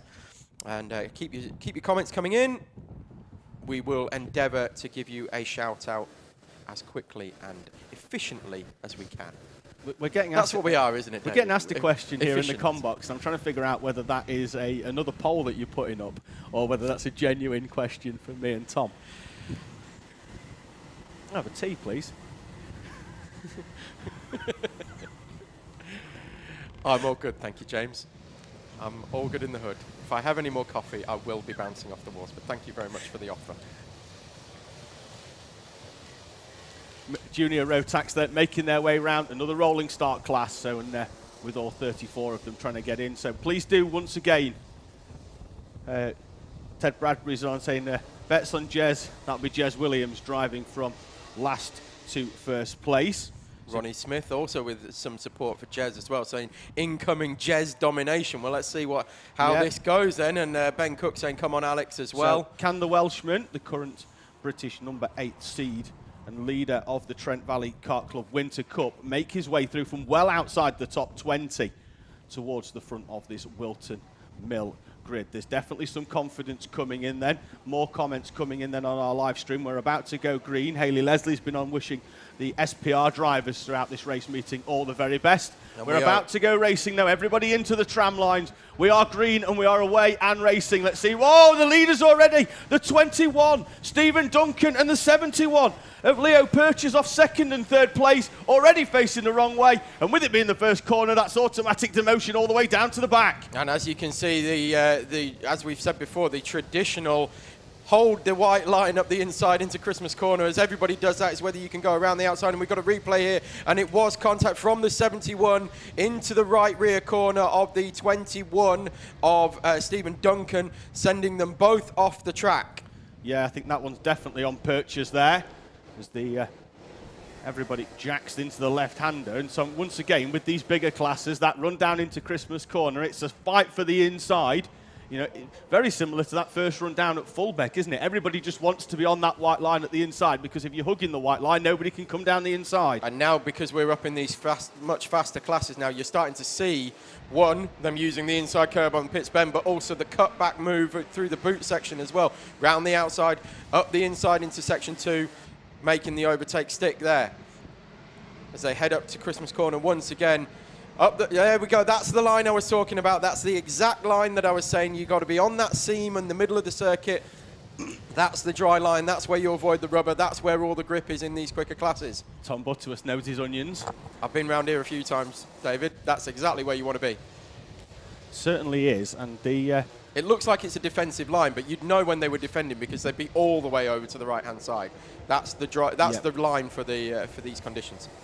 I wonder if we can get any love for no on the slicks, Tom, because it's certainly getting fairly one-sided at 80%. We're getting onto the slicks at some point. So I wonder if anybody is going to be confident on wets, as the 70 tries a little bump and run, but obviously got to be careful that they don't pick up a front fairing penalty. Out at the front though, the first 2 laps of the race now sees Charlie Pritchard leading the way from Reza Siwathan, Gabe Fairbrother, with Watson, Taylor, Howard, Alexander Adams-Acton, Evie Pullen, Oliver Buckton and Daniel Chabula, the top 10 as it stands. And as you can see now, everybody is taking that wet line up the middle of the circuit into Christmas corner, as we've said. As we look for an overtake here, that was Gabe Fairbrother moving through to second place, overtaking Reza and demoting him down to third place. You've got fourth place. Finley Watson is right there as well now. I'm probably going to have a look here up to Chapman's. Not quite close enough. Might keep his powder dry and save it for the boot section. Get a good run out of here. And does indeed. Has a look up the inside, but can't quite get on the brakes late enough to make that difference. Uses the different line, though, through the boot. Tries to get the cutback and again can't quite get it done. So Reza doing a great job here. Bounces over that curb on the inside of Pitts Bend. Huge curb that we've got now here at Whilton.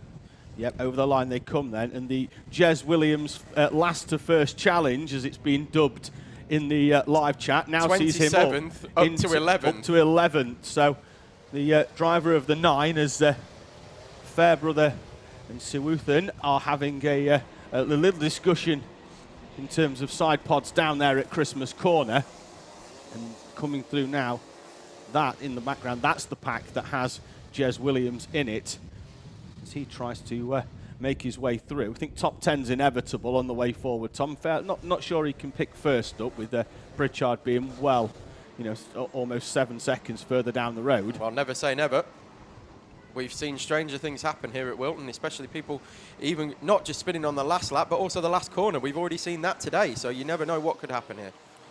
It is a... But we will keep an eye on what's happening with Jez Williams. 5.9 seconds off the lead as they came across the line last time round. There is definitely a lot of support coming in for Williams, and already up to 9th place, but dropped to 2nd. Another second down, so 6.9. But 9th place on the grid now. So the positions, he's moving forward on track, but back away from the race leader, who is comfortable at the moment, having got the lead on the opening lap. And just to reiterate how we work the grids here at Teesside, you will start the next heat from where you finish in this race as well. So by all means, if he finishes 9th this time round, that's where we'll go off the grid for the next heat. It's certainly a lot closer to the front than what he started this one, down in 27th, as Finley Watson goes down the inside of Reza into the corner there and is through the 2 different lines. He's really going a lot wider, and Finley Watson then sliding down the inside. We're still too wide into the boot there as the 18 of Alexander Adams-Acton loses grip mid-corner. The 74 of Max Williams is now through, and as they come over the line then, we are 3 remaining. It's Pritchard, Fairbrother, Watson, the top 3. Watson, though, still coming under pressure, having moved into the top 3. And lots of best laps of the race, personal bests coming through as well.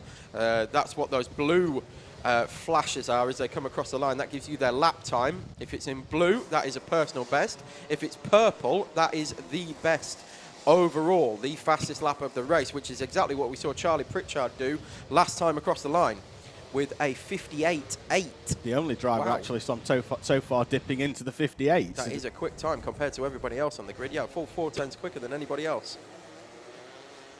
Yeah, but almost everybody, Tom, setting it on that last lap round. So the track certainly is getting quicker. It's starting to get there, isn't it? And that's what we said with these full grids that we're going to be running. So we had mini Rotax with a grid of 35, I think it was. Junior Rotax got a grid of 35. Then we move into senior Rotax. That's a grid of 35. And then senior Pro Kart is a grid of 35. So if we're going to get the track dried up, this is going to be the time that it's going to happen. Yeah, changing the top 10 as well. Thomas Gracie Mitchell makes an appearance in P10, the Teesside Junior Rotax champion from 2021. Makes an appearance inside the top 10 following Evie Pullen. Jez Williams is up into 8th, but has been there for a while. There's a little bit of contact there down into the right-hander at Ashby's, and that was Jez Williams making the move down the inside on Max Taylor. Looks like he could be then up into P7. Oh, and we've got 3 off here. We've got the 102. Oh, what Sophie Kinghorn in the 83. The 102, Shane Collins as well is off, and Collins is just going to drag that cart away. And I've missed who the 3rd one is, and you can see why he's dragging the cart away. That right-hand wheel hanging off. So that'll be a broken track rod. Front right wheel. Full Nemoing there, aren't we? Yes. One either way. Yeah. For those fronts.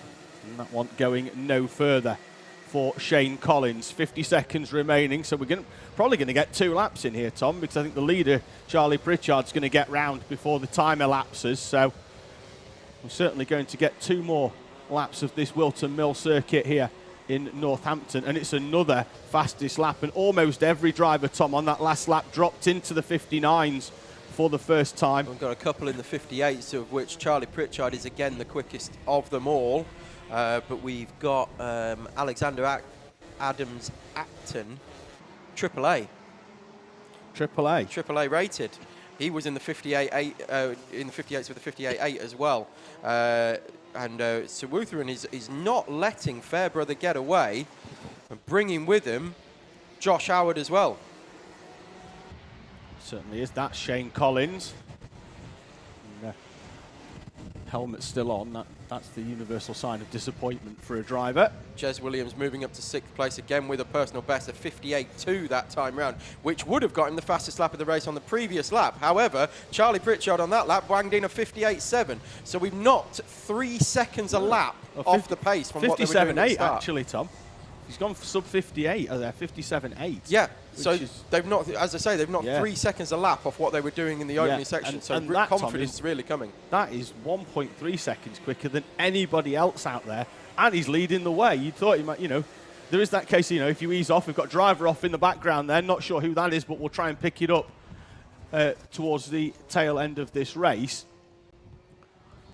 And Pritchard, despite the fact... Oh, there we go. He's got a 9. Unfortunately, with these hot dog noses bending round, we couldn't quite see the full number. Could be Rhys Bailey, Tom, or Joshua Howard. They've got 2 9s. Joshua Howard's still P4, so it's not going to be him. So I think that one could be Rhys Bailey in the 99, and it certainly is. He's dropping down the timing screen there.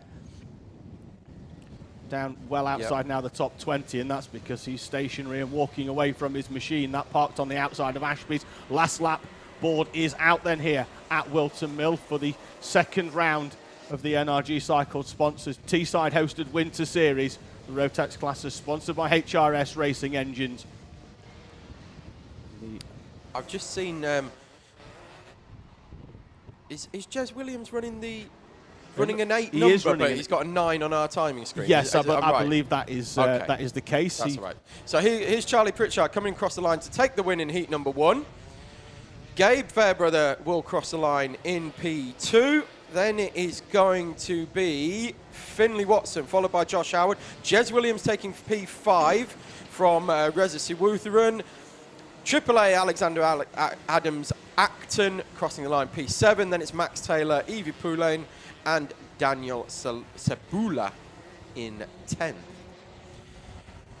Rounding out your top 10 for your first junior Rotax heat. Charlie Pritchard absolutely on fire. The only time he didn't set a fastest lap of the race was the final lap, and I think probably just took his foot off the gas a little bit.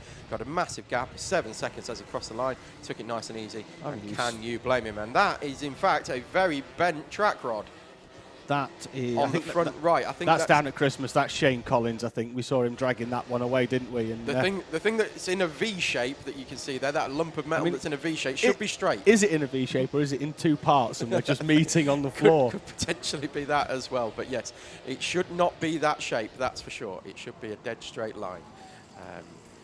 So here we have your drivers just coming through what we call the chicken run here at Whilton Mill for obvious reasons. So they bring them down. They will randomly weight check certain people, especially the top 3, to make sure everybody is nice and legal, as you can see. And what the gentleman on the right there, our chief scrutineer Ben Douthwaite, is doing is having a look at the front fairings. And what we mean by that is it's commonly known in karting as the drop-down bumper, but the technical term is the front fairing. And there we go, there's one. There's a point. That's the number 31. Have you done a name and shame, Tom? No, you're looking at seniors, Tom. Oh, hang on, that'd be why. Yeah, I'm on the wrong page. My apologies. I'd already turned on to the next sheet. That's Angus Scrivener. Yes, it looks like we're just having. So what we're doing there is our first one. Oh, and there's another one. So that's 63, was it? Yes, it was. Who again isn't on my sheet. We've got some different numbers. No, but I mean, whilst you're playing spot the penalties, what we're going to say is that if the front nose is if there's too much load applied to that front nose, then it pushes the nose in and it drops it down. That's why you can see some of them are coming with the nose looking a little bit pointy down, like a Concorde, towards the floor. And so they will incur a 5-second time penalty that will be applied to their race. And depending on how close you were, that does drop you a number of places down the grid. Yeah, depending on how close it is. There's another one at the back here who's just been given one as well. 32, I think that was, possibly Tom Carter. So we'll try and keep you updated as we go, come back round. We'll check the results and the grid. Oh, what have we got here? A little final briefing session. I think that happened before as well. That's just Ken Potter, the clerk of the course, giving our senior Rotaxers their final instructions before their first heat. So they'll be up next. It's senior Rotax heat number 1.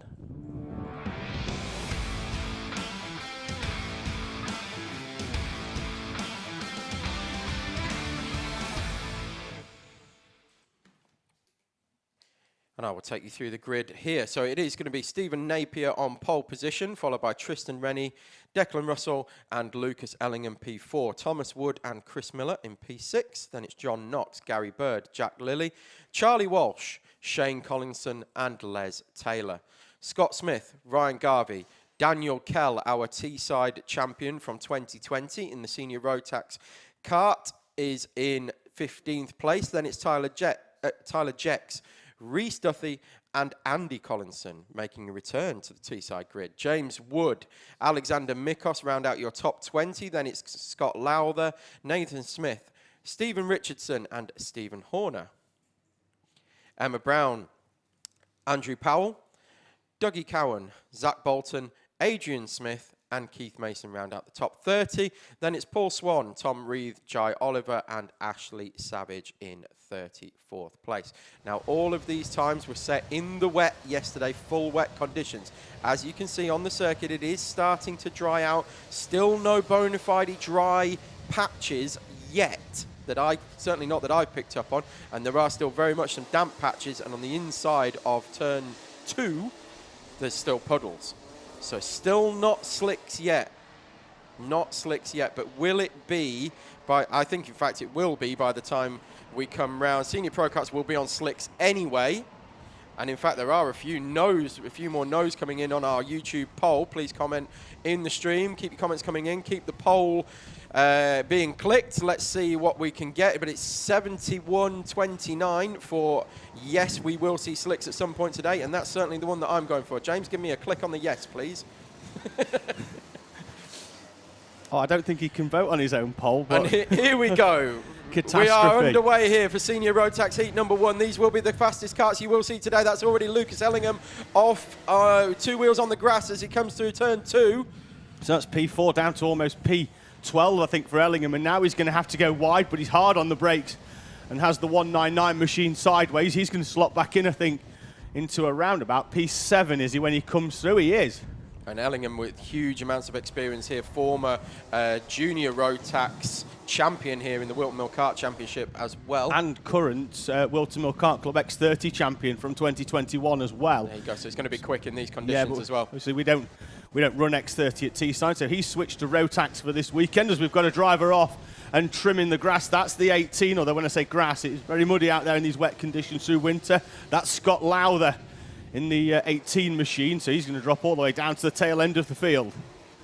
Yeah, and that's a real shame. So coming across the line for the first time, it's Napier from Rennie, Russell, Knox. Ellingham has made his way back up to P5 miraculously. Thomas Wood, Chris Miller, Charlie Walsh, Jack Lilly and Scott Smith round out your top 10. So strong start despite having been on the grass for Ellingham, as once again everybody going towards the inside. We'll see them moving further out as the race goes on, and they're having to defend less into that heavy braking zone down into Christmas Corner. 8-minute races then in our heats as Tom points at the screen because there's an overtake happening. There's also Dan Kell. I'm keeping my eye on Dan Kell in the 1 car, carrying the 1 because he's the champion. We've got the 70 kart of John Knox off the track at Parker, going around the outside, coming to a stop potentially. Have we got a broken track, Rod? Yeah, I think he was trying to get back on, Tom, but as soon as he found some tarmac, I think it was fairly obvious that that kart wasn't going any further in this race, as it looks like they're the 39 of Charlie Walsh goes down the inside, and still a lot of standing water, Tom, in that curb on the outside of Pit Bend. And that will probably not dry out. No, I was looking at that in the early part of the before the race meeting started here today, and it was almost effectively you could see curb water. Mm-hmm. Yeah, and it will be like that, as I say, for the rest of the day because it's so deep in there. As we've got the 39 again of Charlie Walsh moving up the inside and making positions left, right and centre on this lap in particular. Still puddles at the inside of turn 2 as we saw earlier. Definitely not slick tyres yet, but the track is getting quicker and quicker. Yeah, still got a yellow flag out, Tom, there, and I think that might be for that the 70 that was parked. They could have been dragging that out of the way. We're back green then from Marshall's post 7 onwards as the 2 drivers there is taking huge chunks of curb. That's the 62 and the 39, so that's Wood and Walsh. That's the 70 of John Knox. We saw that retire about a lap ago as Ellingham now right up onto the back of Tristan Rennie, the top 3 with the leader out at the front. Stephen Napier taking full advantage in the early part of this race by just moving away. The gap now 2.7 seconds, but Ellingham right on the back of Tristan Rennie. So as we saw with Ellingham, the current X30 champion here at huge amounts of At experience Whilton. around Yeah. Whilton Mill. And a driver, Tom, and we've seen before on the stream for Teesside. I moved up into second place, Yeah. just slightly off camera through Ashby Corner, took the opposite line to what Rennie did, and as we said, that experience paying off. We have seen Ellingham before on a Teesside stream because he did take part in the British 24-hour last year in the higher kart class nonetheless. And was absolutely rapid. Yeah, as part of the NRG team, our kind sponsors of the live stream. They race under NRG Global Power, and they'll be joining us as a sponsor for the season going into 2022 as well. That's a point. I've just realised we haven't mentioned NRG Cycles so far today, so we should very much thank our sponsors for keeping this stream and keeping the the sponsorship coming in. It's very important to not just the championship, but to us as Alpha Live as well, that we are able to bring you these pictures and bring you our dulcet tones. Of course, a little radiator lift there, Tom, on the way down there. When someone's getting a little bit too much temperature, but you see them fighting with that wheel, Tom.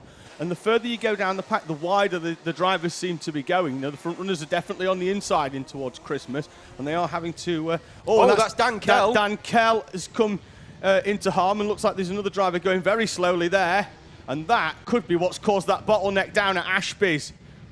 Trying to figure out which driver that was going very slowly. That's is it the 8? It's the 9 of Chrissy Miller, going very, very slowly. Now that car will have to pull that one off the line. Ellingham bangs in the fastest lap of the race with a 54.2, closes into 2 seconds off the back of Stephen Napier. Yes, 3 minutes to go. So Ryan Garvey there, Tom, go down the inside of what looked like Shane Collinson, and that's that is the 9 of Chrissy Miller, just dragging his own car out of the way. And you can see him dropping down the timing order on the left-hand side of the screen. 2 different styles of number here as well. You'll also see everybody in the blue numbers on your timing column on your left-hand side is in the 162 class. Everybody in the green is 177 class. That's just a weight difference. That's all it is. So it's 162 kilos and 177 kilos. Separate classes, but still all running on the same grid. Yeah, so in our 177 class, leading the way then in P20 overall, Stephen Horner from Stephen Richardson. Behind in 21st, then we've got Dougie Cowan completing the top 3 in 177. And Tom, that extra 15 kilo does make a huge amount of difference, doesn't it, in terms of weight and, you know, actual lap time as well. You probably extra 15 kilo, you're looking at probably well over a second. Yeah, at Teesside, we've seen it before. It makes a difference, 100% it makes a difference. But because of the fast straights, extremely fast corners at Teesside, it's not as prevalent as it is here, which is a lot more stop-start circuit where that weight difference is going to be much more prevalent, especially coming out where you need that bottom end of the engine, the torque curve to get you going. The extra 15 kilos makes a huge difference here. Absolutely. Napier then continuing to lead, but Ellingham, probably one of the fastest drivers on track, although they were fairly even on that previous lap. We know Ellingham holds the fastest lap of the race so far.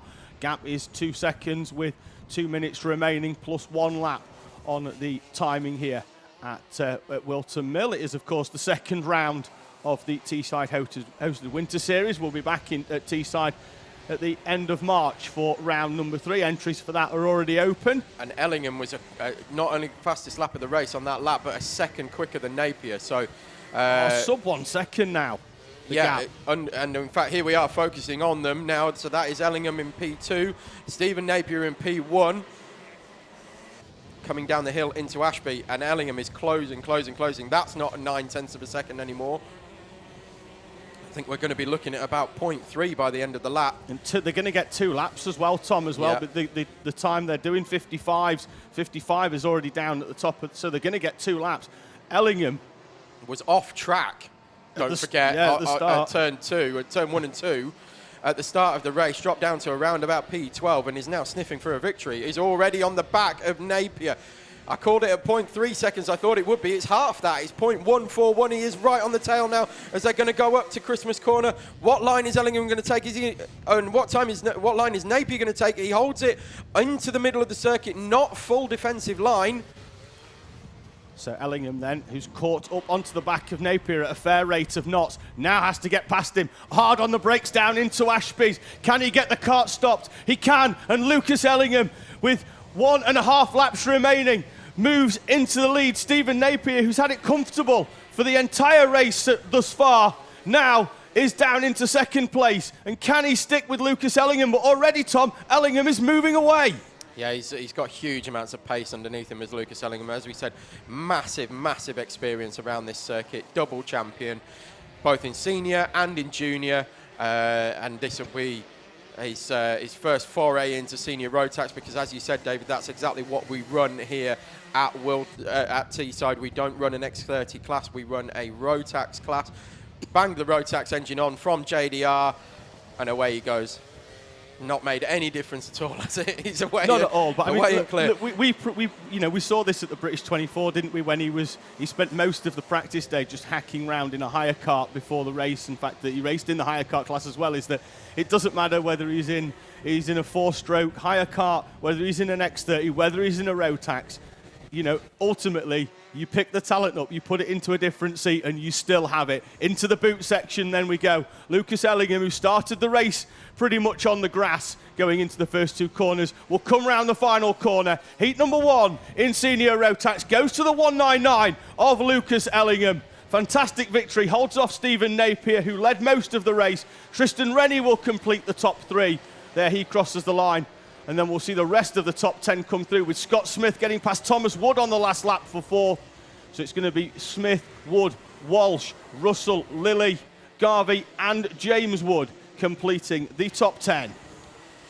What I'd like to point out, David, just before we move on to our first senior Pro Kart heat of the day, they are all on slicks, as we said before. They're all going to be on slick tyres, and what's going to be music to their ears, I'm picking up tiny little patches of dry, especially on the run down to Ashby, down to the Ashby hairpin, downhill in that heat that we've just watched. There are a couple of very, very light patches just starting to appear. Couple of updates, Tom, out of the Minimax race that preceded the juniors and seniors that we've seen. 5-second penalties applied to Charlie Domingos, Jake Flewitt, Jack Thompson, Devon Nolan, Joseph Murphy, Ollie Paul, Freddie Housley and Charlie Very. So they've all picked up 5-second penalties for front fairings. We'll report back on juniors and seniors in due course when they come in. We know juniors have picked some up, Tom, because the scrutineer was going down and pretty much tapping them on the head as they picked up their 5-second penalties. The first cycle of races, though, is almost over. We do have a bit of track clearance, but that will give us plenty of time to run through a bumper grid for senior Pro Kart.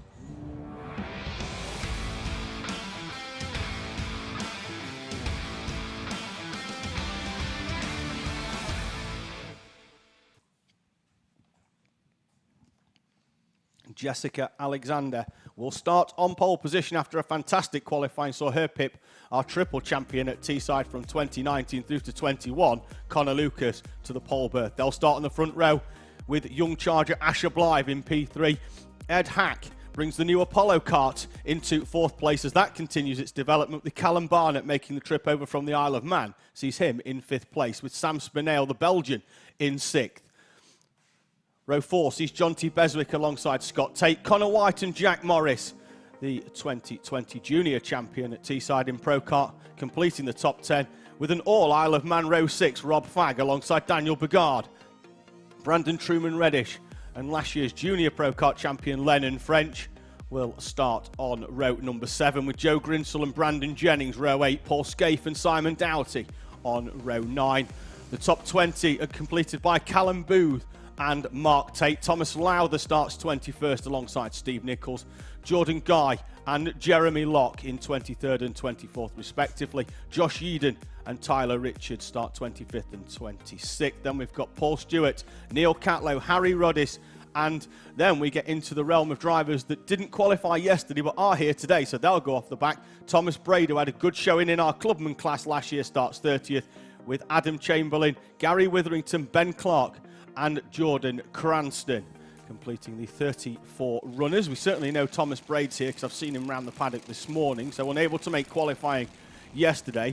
He will come through. There he is in the black and red, coming through second to last. So whilst we did have 34 named, Tom, I think we do have 31 runners. It's a standing start for Pro Kart, so they are just slowing themselves down so that they can get into position.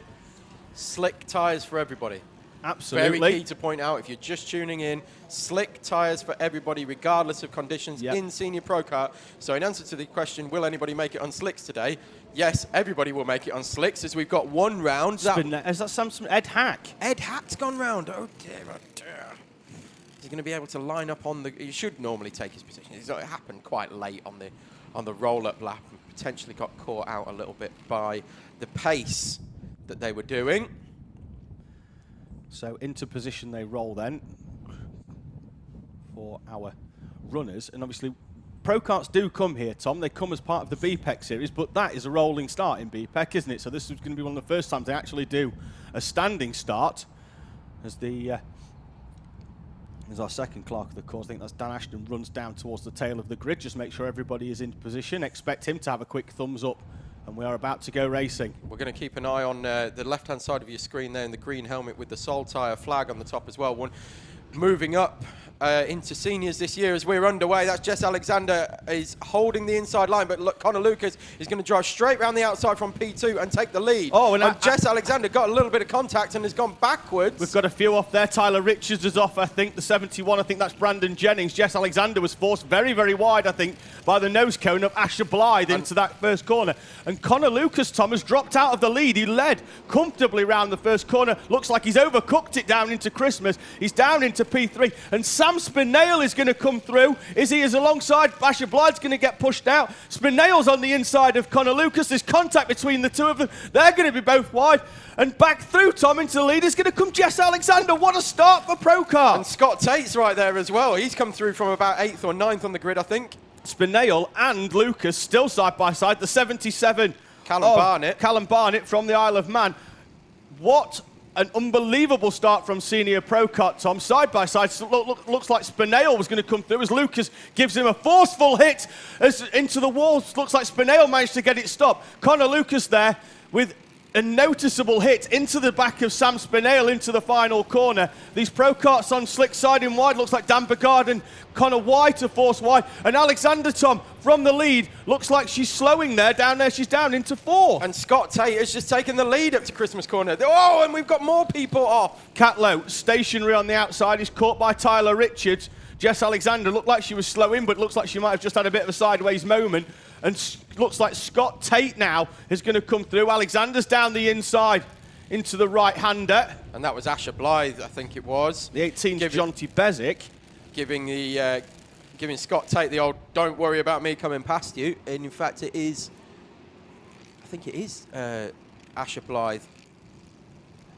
Yes, it is Asher Blythe in P2 at the moment.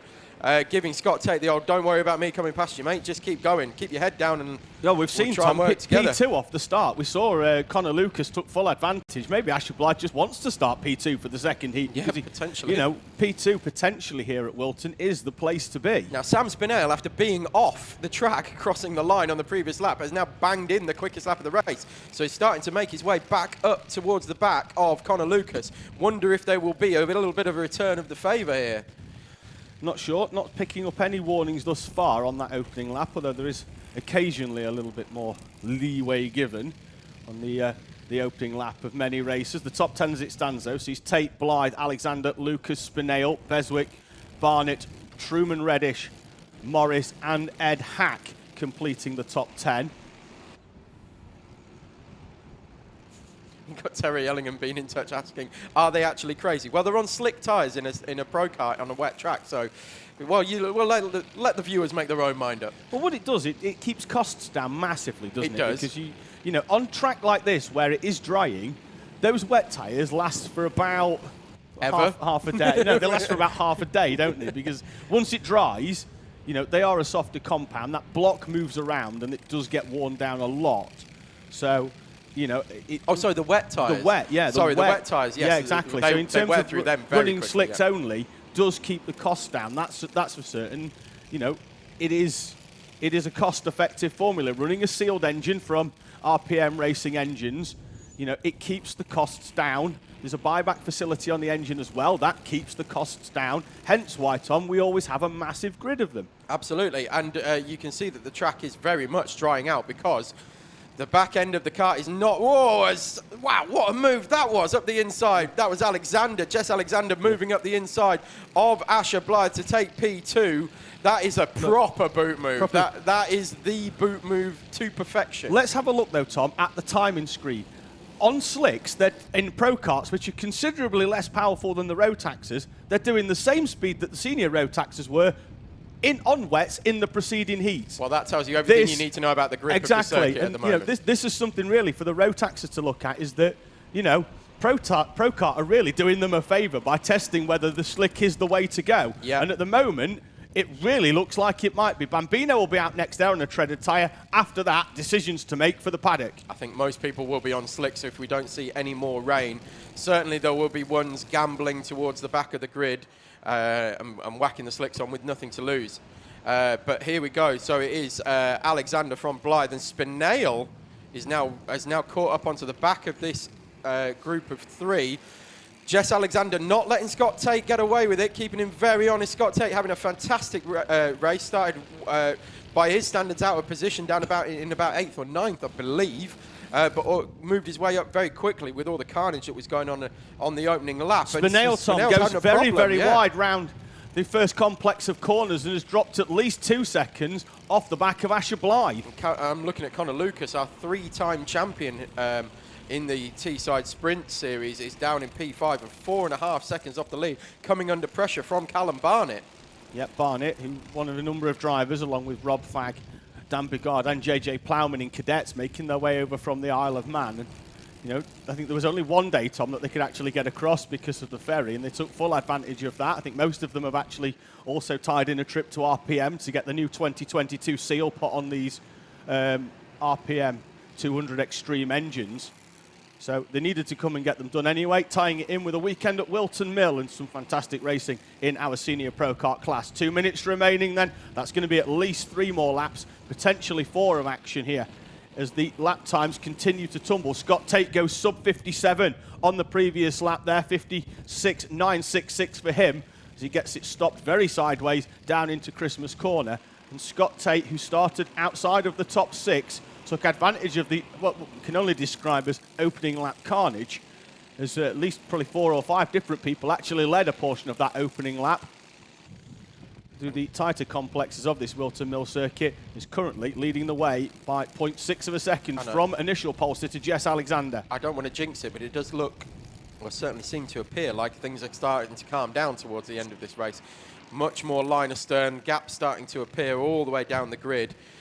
So we've lost Lennon French, in fact, who I was pointing out at the start of the race. Lennon French, who was with that green helmet with the Sol tyre on the top of it. Junior Pro Kart champion last year, moving up into seniors this year, and is off the track at the moment with a problem. Yeah, Jeremy Locke and the leader's gone off. Scott Tate has lost it. He's lost it through turn 2, Oblivion corner, gone wide, hit probably a puddle, lost all traction and gone straight off the circuit and thrown away the lead, and is now down in 5th place behind Connor Lucas. Into Oblivion pretty much describes where his chances of winning this race have gone, as the race leader, with what was a reasonably comfortable gap of around about 0.6, has thrown it away and handed what looks to be victory to the 20, the pole sitter of Jess Alexander, who dropped outside of the top 5 in the early phases of this race. And the leader, Scott Tate, is now behind Connor Lucas. He's down in P5. We're going to get 2 more laps, I think, Tom. Such is the pace. Josh Yeadon is off on the outside of the crook as well.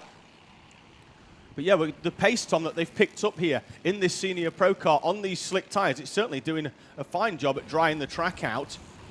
Harry Roddice goes off as well, and he's going to. He's not going to stop before the wall. Looks like he was holding his side there as well. Looked like he went off under his own steam as well. Looks like he's going again though. That's good to note, but he is holding his side. Quick thumbs up to the marshal, and the 88 of Harry Roddice spins out, and that's the leaders, I think, coming through to put a lap on him, because that was Sam Spinale and Dan Bugard, I think, battling it out. Was it down there? No, it's Ed Hack, sorry. That's the battle for 8th and 9th between Bugard and Hack. Hack in the black suit with the red in the new Apollo kart. And there, Tom, is your leader. That's our leaders, and Jess Alexander has been overtaken. No, that's Yeadon. Yeadon who was off before, right. So Yeadon puts his arm up and allows Alexander and Blythe to come through. But is that going to allow Blythe, Tom, to get a little bit closer? The gap on the previous lap, 0.4, as Alexander pumps in the fastest lap of the race with a 56.1, holds the gap at around about half a second, but Blythe gets a good run through the first 2 complex of corners. Not sure, he's actually that was a very late move. Side by side though, who's going to have track position? Alexander runs him to the inside. Asher Blythe in the 15. They're still side by side as they go down towards Ashby's. And Alexander in the 20, holding firm for the lead. Half a lap remaining. Is Asher Blythe going to be able to have another run into the boot? We'll see. It's going to be tight coming out of Chapman's. Going to be right on the tail. It was a very, very late move that put him alongside up into Christmas Corner. Is it going to be a repeat? I don't think it is. It looks like he might even have a slight problem. He's got his hand up in the air. It might even be something as simple as a bent track rod from that contact side by side. But it is going to be Jess Alexander coming through the final corner for the final time and taking Senior Pro Kart heat number 1. Victory for Jess Alexander, followed by Asher Blythe. Sam Spinell pumping in a personal best on the final lap of the race. Scott Tate with the fastest lap of the race on the last lap. Taking fourth. Then it's Connor Lucas, Callum Barnett with then a big gap back to what is going to be Brandon Truman Reddish. Then Dan Bugard in P8, Ed Hack in P9, also with a PB on the final lap. Connor White rounds out your top 10. Senior Pro Kart heat number 1, done and dusted. Fantastic race. Honestly, action from start to finish.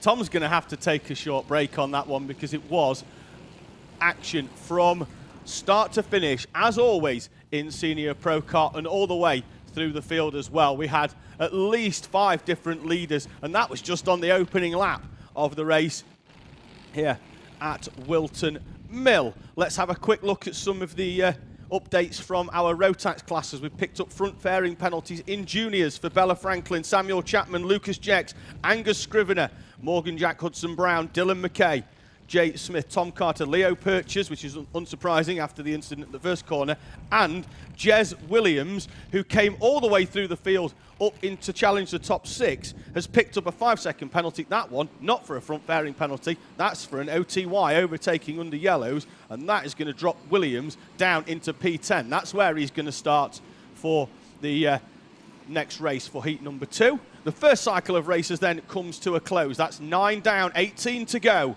here at Whilton Mill for round number 2 of the Teesside hosted Winter Series. We'll be back in a few seconds with the first race of cycle number 2. We're back with Coma Bambino.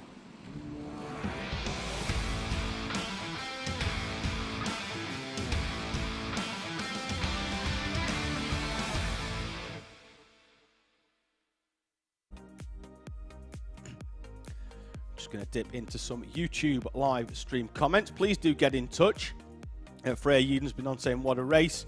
Aaron's been on saying best race of the season. Well, we're only in February, so certainly I'll agree with that, but we do have plenty more to come throughout the season at Teesside Autodrome. We've got one more round of the Winter Series in March and then 8 rounds over 7 weekends for the summer season. Big Boss Luke has been on, who says amazing racing. I'm not sure if I'm allowed to call him Big Boss Luke because Big Boss James is also sat next to me. We're having a little power struggle in the Alpha Live offices. My good friend Josh Folkus has been on as well, saying Blythe MVP. That's Asher Blythe, who had a fantastic race there. He will go off P2, which we have seen in most of the races so far, is the favoured side to go off the grid. Hendricks has been on saying Boss Kids. I'm not entirely sure what that means, but feel free to tickle that with a little bit more information in the live chat comments. Grid is up though for Coma C50 Bambino heat number 2. It's the same order that they finished the previous race. It's going to be race winner Austin Oman. He's alongside the fast charging Bertie Clark, who came all the way through the pack in the first race. Riley Murrow and Harper Daz on row 2. Lewis Cacoldi and Ellis Child on row number 3. Buddy Hugo and Chester Forks, row 4. Chloe McGill and Ethan McClelland on row 5. That completes the top 10 with Henry Algar and Jack Mellon on row number 6. Freddie Budd and Connor Butler on row 7. Jake Gibbon and Rex Pooley complete the 16-kart Coma Bambino C50 grid here at Whilton Mill. Tom's just been outside for a few seconds. Tom, what's the weather update? The weather is still very dry. It's a little bit cloudy. High clouds, though. Doesn't look like we're going to get a downpour imminently, that's for sure. But I tell you what, David, the Bambino karts had just left the grid as I came back into the commentary box, and the smell here, I know it's not smell-o-vision on YouTube, but I love the smell of two-stroke. There is nothing quite like the smell of a two-stroke exhaust. It is, honestly, if they could bottle it, I would wear it as perfume. It is absolutely beautiful. No rolling up that then, or Lord, they've already been out already for Como Bambino. They're ready to go already. The flag is up for them.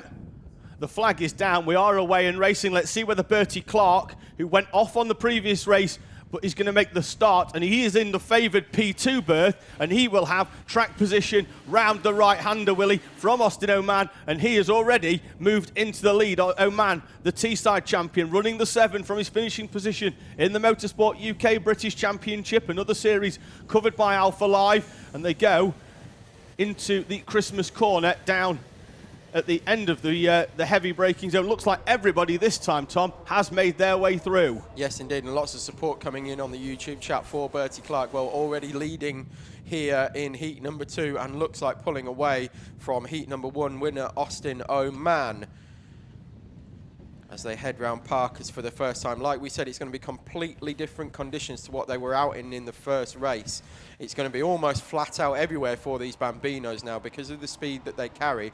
It's all about the momentum. We say this time and time again, David, that with these Bambinos, especially with these Common C50 engines, it takes so long for the carburettor to then pick up the engine revs on the actual engine itself that you've got to keep the throttle pinned at all times. You do, and we see that obviously at Teesside, with Teesside being a round, a more flat out track, let's say, for example, with no real heavy braking zones. It really does see them try and maintain the revs as I think we've just been having confirmation of a corner name change here that has taken Tom by surprise. It has taken me by surprise. I've been out of the country for like 3 years and not down at Whilton Mill, and apparently I've been told that in my time away, it's they've changed 2 of the corner names.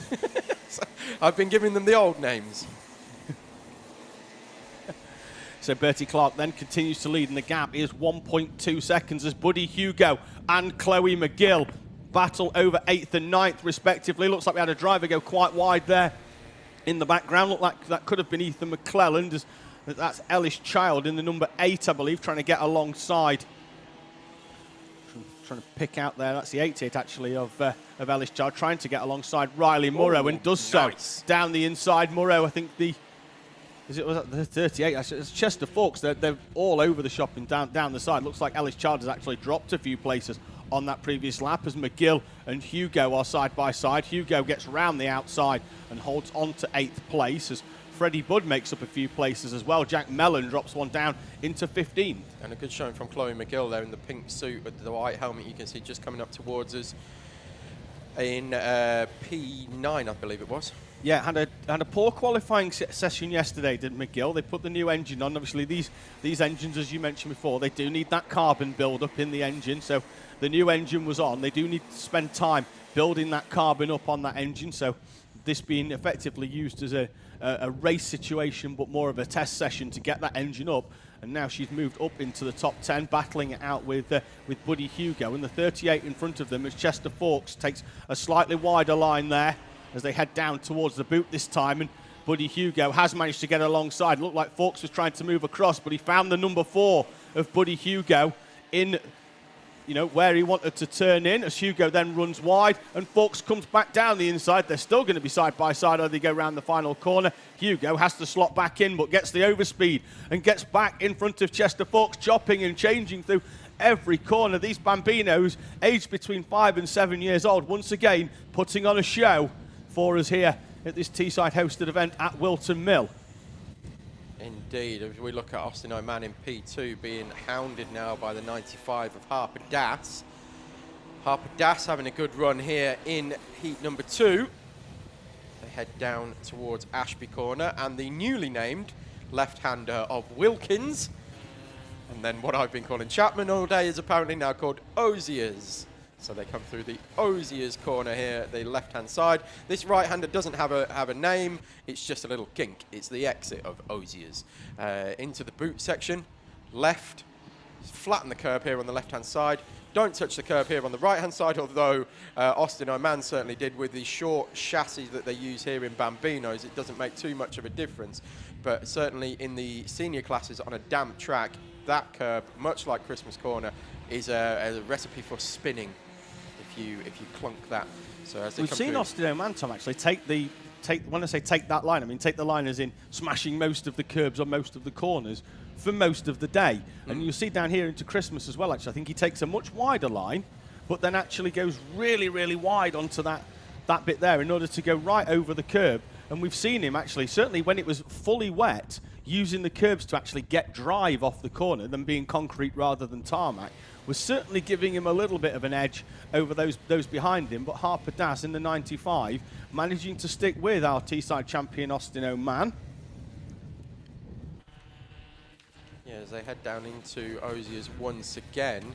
Wondering whether Harper Das is going to get a bit of an overspeed here. Good exit, not quite close enough. There will be, I believe, not so much in the way of braking into the boot section for these Bambinos. Of course, we've seen senior Pro Kart and senior Rotax fully lock up the rears, and there it is, Harper Das making the move around the boot section, gets it done through pit bend and away. Yeah, Austin O'Man carried just a little bit too much speed actually, but has managed to try and get back alongside, not enough so to take advantage through the corners at Oblivion and Crook, but then now he's going to have track position as if he can get alongside Harper Das, and they're going to be side by side. Who's going to be brave on the brakes down into Christmas corner? O'Man has track position, and we know Tommy's going to run wide onto that tarmac, which means Daz can't run all the way around the outside.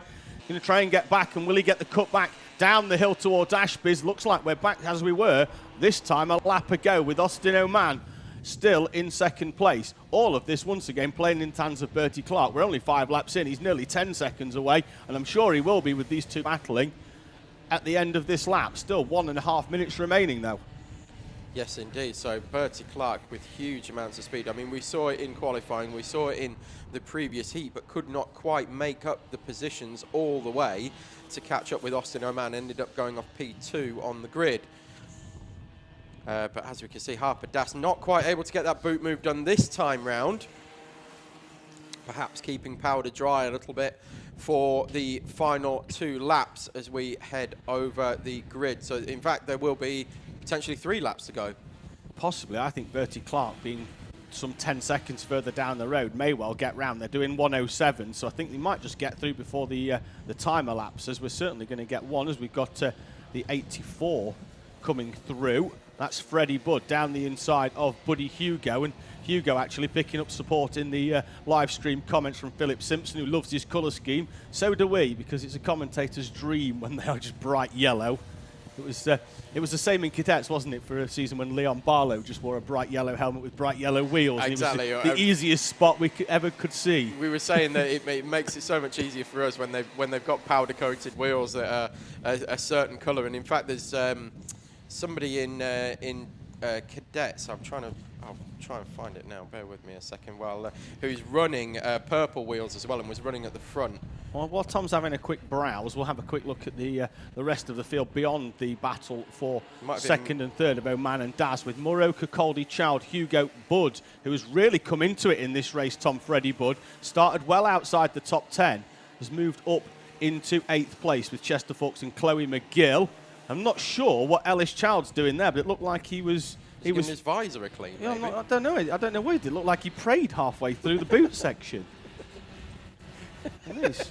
I've no idea. It's been known. Genuinely had no idea. I mean, I personally whether you're going to come out the other side of the boot section. I mean, normally it's what you do mentally in your head if you're side by side with somebody. But I'm not entirely sure what was happening there from Ellis Child.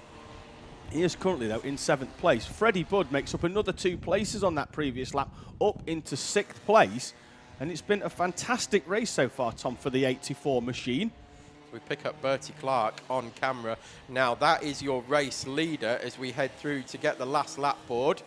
Coming across the line in that right chassis for the final time. That will be the last lap board taken, and Bertie Clark is in the lead after 8 laps by what's going to be around about 14 seconds. Some superb consistency as well, Tom, from Clark, because now he's going to start coming up to some lap traffic. You know, the previous lap he put in was within, 2,000ths of his best, but having said that as well, Tom, exactly 2 seconds quicker than anybody else on circuit. O'Man comes through exactly 2 seconds a lap slower than Bertie Clark. So Clark then down into Ashby's, runs it wide onto the curb on the outside. The driver of the 21, who started the race in 2nd place, having come all the way through the pack in heat number 1, will start the final, Tom, if he comes through. Obviously, both him and Oman have had one position in first each and then 1 second, but Bertie Clark, having qualified on pole position, that's the defining factor. So he will start the final in around about an hour and a half's time from pole position. If he can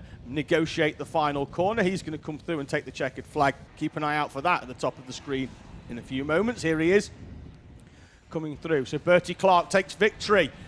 And we love that as well. Rightly celebrate. Rightly so. He is incredibly happy with that. The battles behind, though, still going on between Austin Oman and Harper Daz. There's not much between the two of them in terms of lap time. It's about half a second on track. Oman will get second. Daz gets third to complete the top three in our Coma C50 Bambino. Riley Murrow, much improved, Tom, in recent months, comes through in fourth place. That's going to be good for the season as Lewis Kirkcaldy and Freddie Budd come through. And also, Kirkcaldy, Tom, punching the air there, almost, and I mean almost, threw away a well-earned fifth place to Freddie Budd, who came alongside. Hardly anything between them over the line. 6 thousandths of a second as Lewis Kirkcaldy was punching the air with fifth place. Child gets seventh. Hugo, Fawkes and Algar complete the top 10 in front of McGill, McClellan, Butler, Pooley, Gibbon and Mellon. Peter Brooks has been in touch on the live stream saying it must have been able to rewind it. Obviously, we're unable to do that. Yeah. Saying that it was... goodness me. Ellis Child. Ellis Child. Why did his name go right on my head there? Pulling his glove back on. That's not praying through the corner. It looked like he got a bit of a loose glove and pulled it back on. So Tekker's there. Thank you very much, Peter Brooks. From both Peter Brooks and Ellis Child. Thank you very much, Peter, for your endeavours. Alpha Live would like to thank you for rewinding the stream and providing us a valuable insight in the live chat comments. Obviously, we try and keep up to date with the current theme as we follow the race through. That's Bambino then out of the way as they clear the circuit. That'll take a while as they spread themselves out throughout. So we're going to have a quick look in terms of updates, Tom. And I've got an update from our senior Rotax class with some penalties that were applied in heat number 1. Ryan Garvey actually picked up 2, 1 for drop down for his front fairing, 1 for overtaking on the yellows for the 85. Nathan Smith, Shane Collins and Tyler Jex, Andrew Powell, Stephen Horner, Tom Reeve and Emma Brown all picking up front fairing penalties. That is a lot class. Of front fairing penalties. Less than I think that's a record. Less than juniors, I think. You were out of the room for that, though. Okay. Still a huge amount.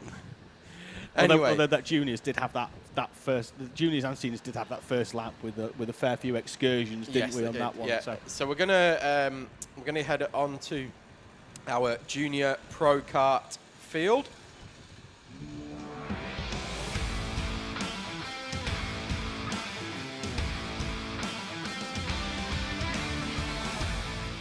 And if you're loving our new stings and our new music and our new graphics as much as we are, please let us know in the comments, because I absolutely love them. I think they're great. So we've got a 4-kart grid for Junior Pro Kart, starting off with heat number 1 winner. Sophie Poisey will go off pole position, followed by Sebastian Pereira, Harry Brown and Amy Frame. And there we go. That's the grid done, nice and quickly.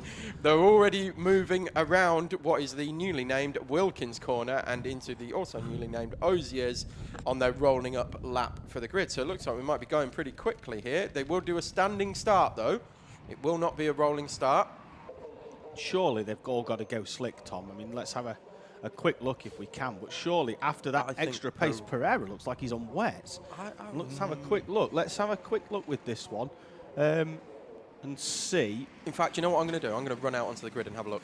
Tom's off to provide an invaluable service. Pereira definitely on wets. Looks like Framers as well there on that zoomed in. Let's have a see if we can see the other two as well, because this one, let's see whether there's, looks like, oh, we're all on wets. Tom's run was in vain. We are all on wets, which is a bit of a surprise given the speed which the senior pro karts were doing on their slick tyres. But nonetheless, we're about to go racing. Pawsey on the right, Pereira on the left. Pawsey gets a good start, and Amy Frame as well comes through to try and get alongside Sebastian Pereira. And Pereira gets a good drive out of the right-hander, and he's alongside, and he's going to be down the inside of Sophie Pawsey. Pawsey is she going to turn in, or is she just going to drive it round the outside? She does. AAME Frame makes a little bit of contact. Once again, Tom, we see Seb Pereira hand off the wheel. You don't go quickly if you're not holding the bit that does the turning. Absolutely, and all 4 drivers are on wet tyres. All on wet. Sebastian Pereira's are pretty worn, though. I did see those on the grid. They are not exactly fresh wets. No. They're going to be more of a very well worn, what you would probably call an intermediate, really. Massive surprise that, Tom, if I'm honest. Let's have a quick look in terms of time as to what's happening on that, because we know that the seniors were running, down towards the 56 seconds on the slicks, which we thought was a reasonable time, given that it was quicker than what the Rotaxes that preceded them were doing on their wet tyres. And as long as you stay off that curb on the outside and don't, get splashed up and stuff, you're all right on them slicks. 1 minute and 2 off the standing start. Well, that Harry corner Brown there goes is very wide. That corner there is going to be the most tricky. As we said, that's always the last corner to dry out. Yeah, and there are still puddles there as well. And we did see that was pretty much where all the seniors, if they were going to find some, the grass, that was where they were finding it. As Pereira tries to go to the inside of Sophie Pawsey. Pawsey just driving her own line, really, Tom, which is what it's what you always sort of advise, isn't it? So, find the grip, and don't keep looking back at the driver behind, because Absolutely. that generally just finds you going backwards into the pack. Yeah, it's their job to overtake you, not the other way around. You will not be letting them through by any means, but you go and find the grip. And if you, as we said, they didn't have any practice here this morning, so for a lot of the drivers, heat number 1 was their first flying laps in these conditions. Some of them hadn't even been here before. No, doing us a favour as well, Tom, demonstrating with them puddles, bouncing through, is that there is water sitting in them curbs. Obviously, the CIK level curb on the outside there is very different. Pereira up the inside of Pawsey now. Is he going to get it stuck? No, he's not. Almost came to a stop on the inside of Christmas Corner. Yep. Sophie Pawsey just driving clean around the outside. She's been doing that all day there, really, hasn't she? We saw it in Heat 1, just all the way around the outside, let everybody else try and make that dive down the inside on the slippier part of the track, and just drive your own race all the way around the outside from Sophie Pawsey. We saw as they came around that final corner on the previous lap how much standing water there is still inside the CIK level curb on the outside. So there's an actual strip of concrete. Then there's a depression of around about 20 millimeters before another strip of concrete in the water, heavily sitting in the curb on the outside there of the paddock bend. And if you go too far into that, that's where you were seeing it splash up. So maybe that's part of the reason, Tom, why they've got elected for wets. And AAME Frame has banged in the fastest lap of the race, as she's now starting to make a move back onto the back of Sebastian Pereira. That gap was 1.1 seconds over the line. It's certainly not that now, as they haven't even completed half a lap.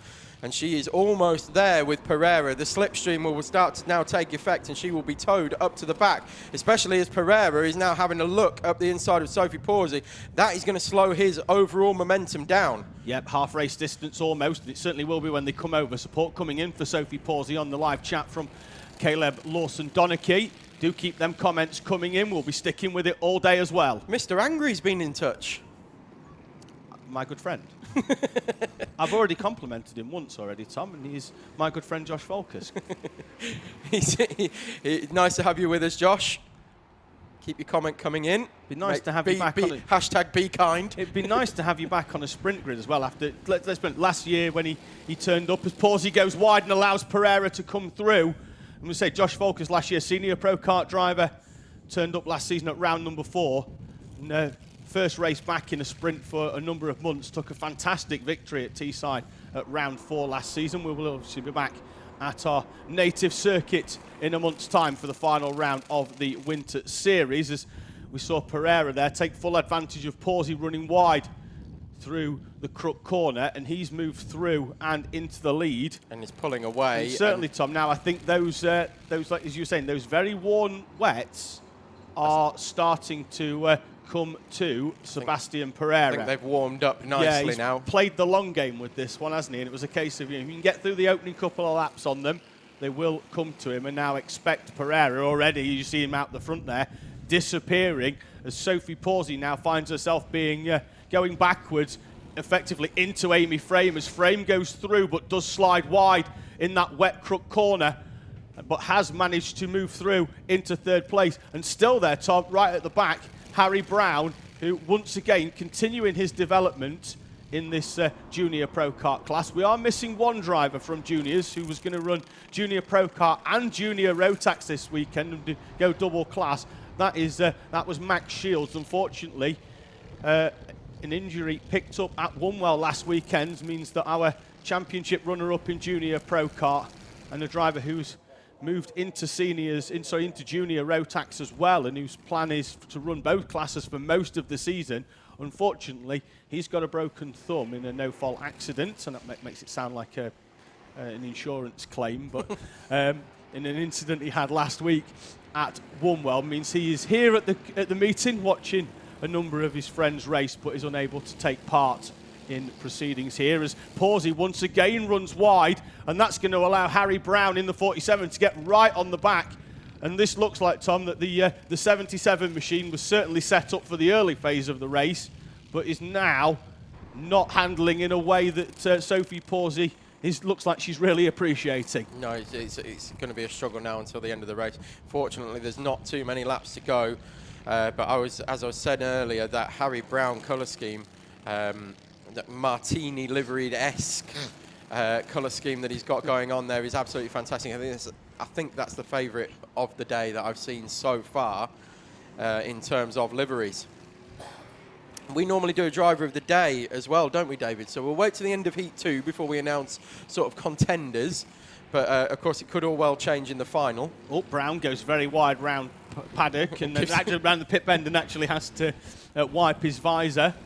And let's see whether there was Pawsey gone wide again. She has, Tom, through that section. And even though Brown had dropped 3 or 4 kart lengths and going wide round that final corner and then having to, wipe his visor, is that if he can stay with Pawsey, if he gets that final corner right, he can really take advantage, because we know Pawsey is struggling round that, almost flat-out right-hander to keep that kart, pitched to the tarmac. Yes, indeed. It is a struggle for Sophie Pawsey. But fortunately now 30 seconds to go. So it looked... Oh, hang on. The time has just changed. We did have 30 seconds to go. Now we've got a minute.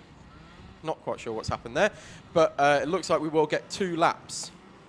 Yep, 2 more laps potentially. Even on the wets, Tom, it's very similar to what it was on the slicks at 56 for our leader, Seb Pereira, setting 56.6. That's almost identical to what Jess Alexander was setting on the slick tyres. Obviously, the Cadet engine that they use in juniors is slightly restricted on power, down around 1.4, 1.5 horsepower by putting that restrictor in. But certainly, Tom, I was surprised that all of these hadn't gone out on slicks. But with the times being of a comparison as it is at the moment, certainly for the final, if it stays dry, I would expect all of them to be out on slicks.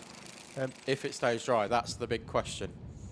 It looks like it will do at the moment. As I say, we can't predict what's going to happen in the next couple of hours, but the clouds are certainly high enough to not warrant any imminent downpours. Time at the top of the screen elapses, so Sebastian Pereira will see the last lap board, I imagine. I don't think he's crossed the line just yet. Timing still shows him at 8 laps, and there he is crossing the line to begin his 9th lap of the Whilton Mill circuit. And he had to be patient for this one because, behind Sophie Pawsey, who was taking good lines and just driving around the outside. But as the track continues to dry here in Northamptonshire, Sebastian Pereira took advantage as his tyres came to the right temperature and Pawsey ran wide through the right-hander at Crook and moved up into the lead. And Pawsey still, Tom, coming under pressure from the 47, from the youngster from Manchester, Harry Brown, on the back of Sophie Pawsey with half a lap remaining round Ashby's as they head down towards Wilkins. First of the double left-handers. Sebastian Pereira, though, struggled in heat number 1. He's going to make amends in heat number 2 as he comes round pit bend for the final time to see the checkered flag and pick up the victory in heat number 2. Sebastian Pereira takes victory at Whilton Mill. Amy Frame will come through for second, with Sophie Pawsey holding on from a charging Harry Brown for 3rd and 4th, respectively.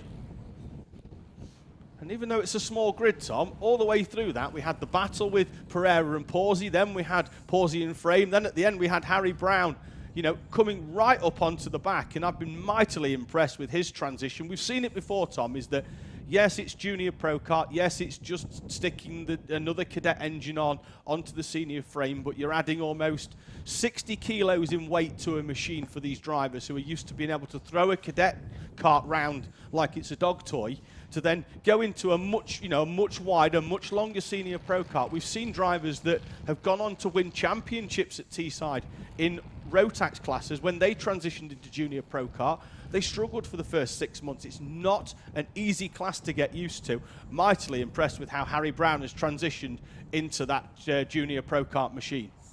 Agreed. Well, that's brought that conversation to a swift end, hasn't it? Moving on to Honda Cadet. We should move on.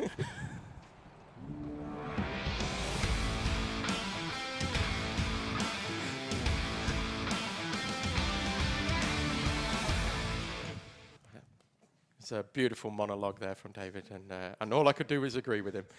So we've got pole position for your starting grid. Heat number 2 of Honda Cadet is going to be Ewan House, followed by Harris Roberts, Max Gilman, Amy Peacock, then Jensen White and Larry Price.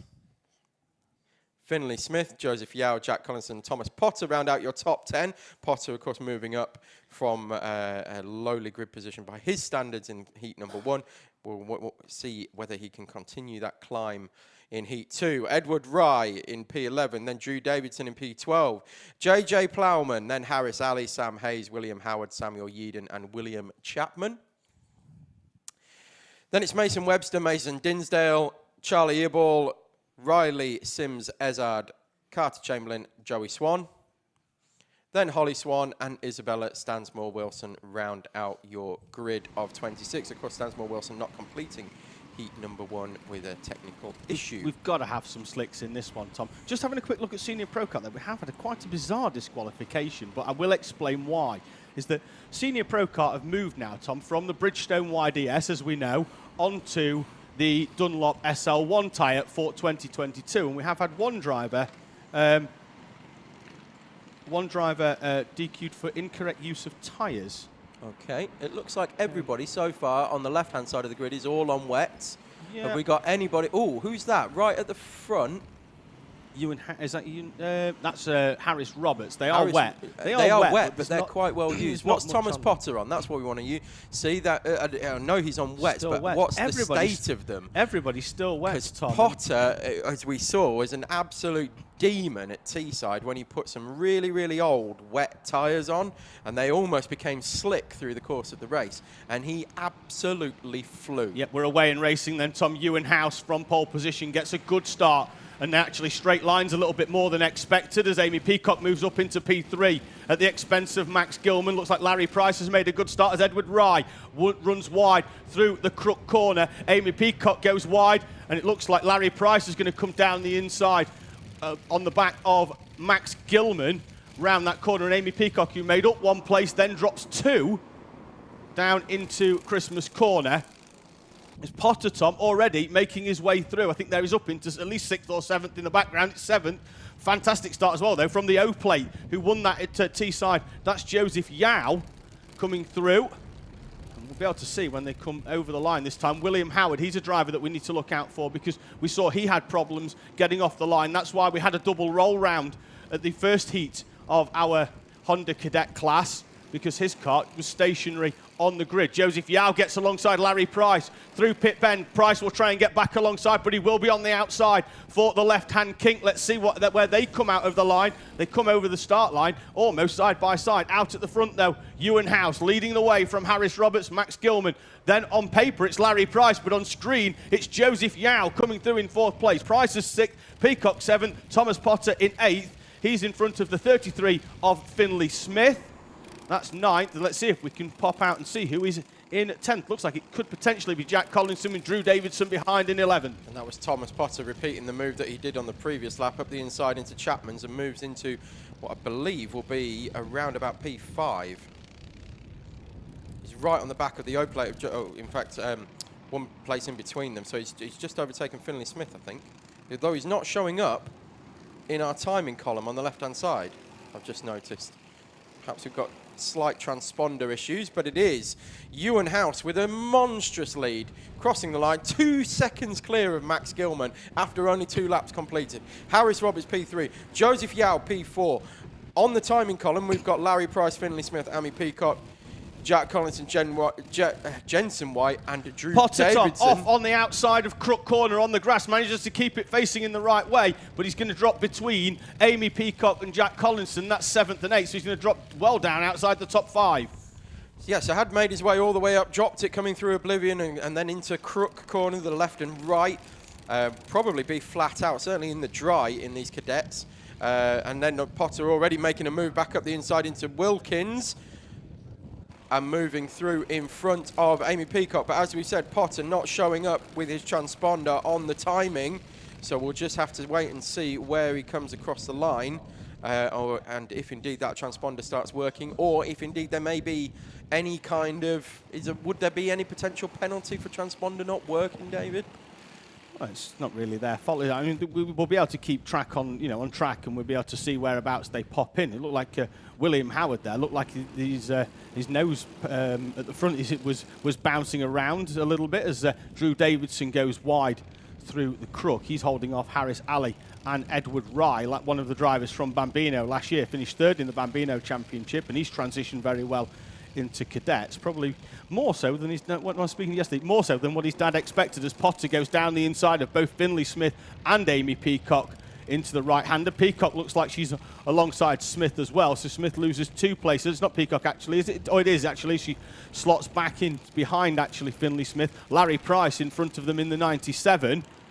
And once again, Tom, really am surprised that nobody has bolted some slicks on here.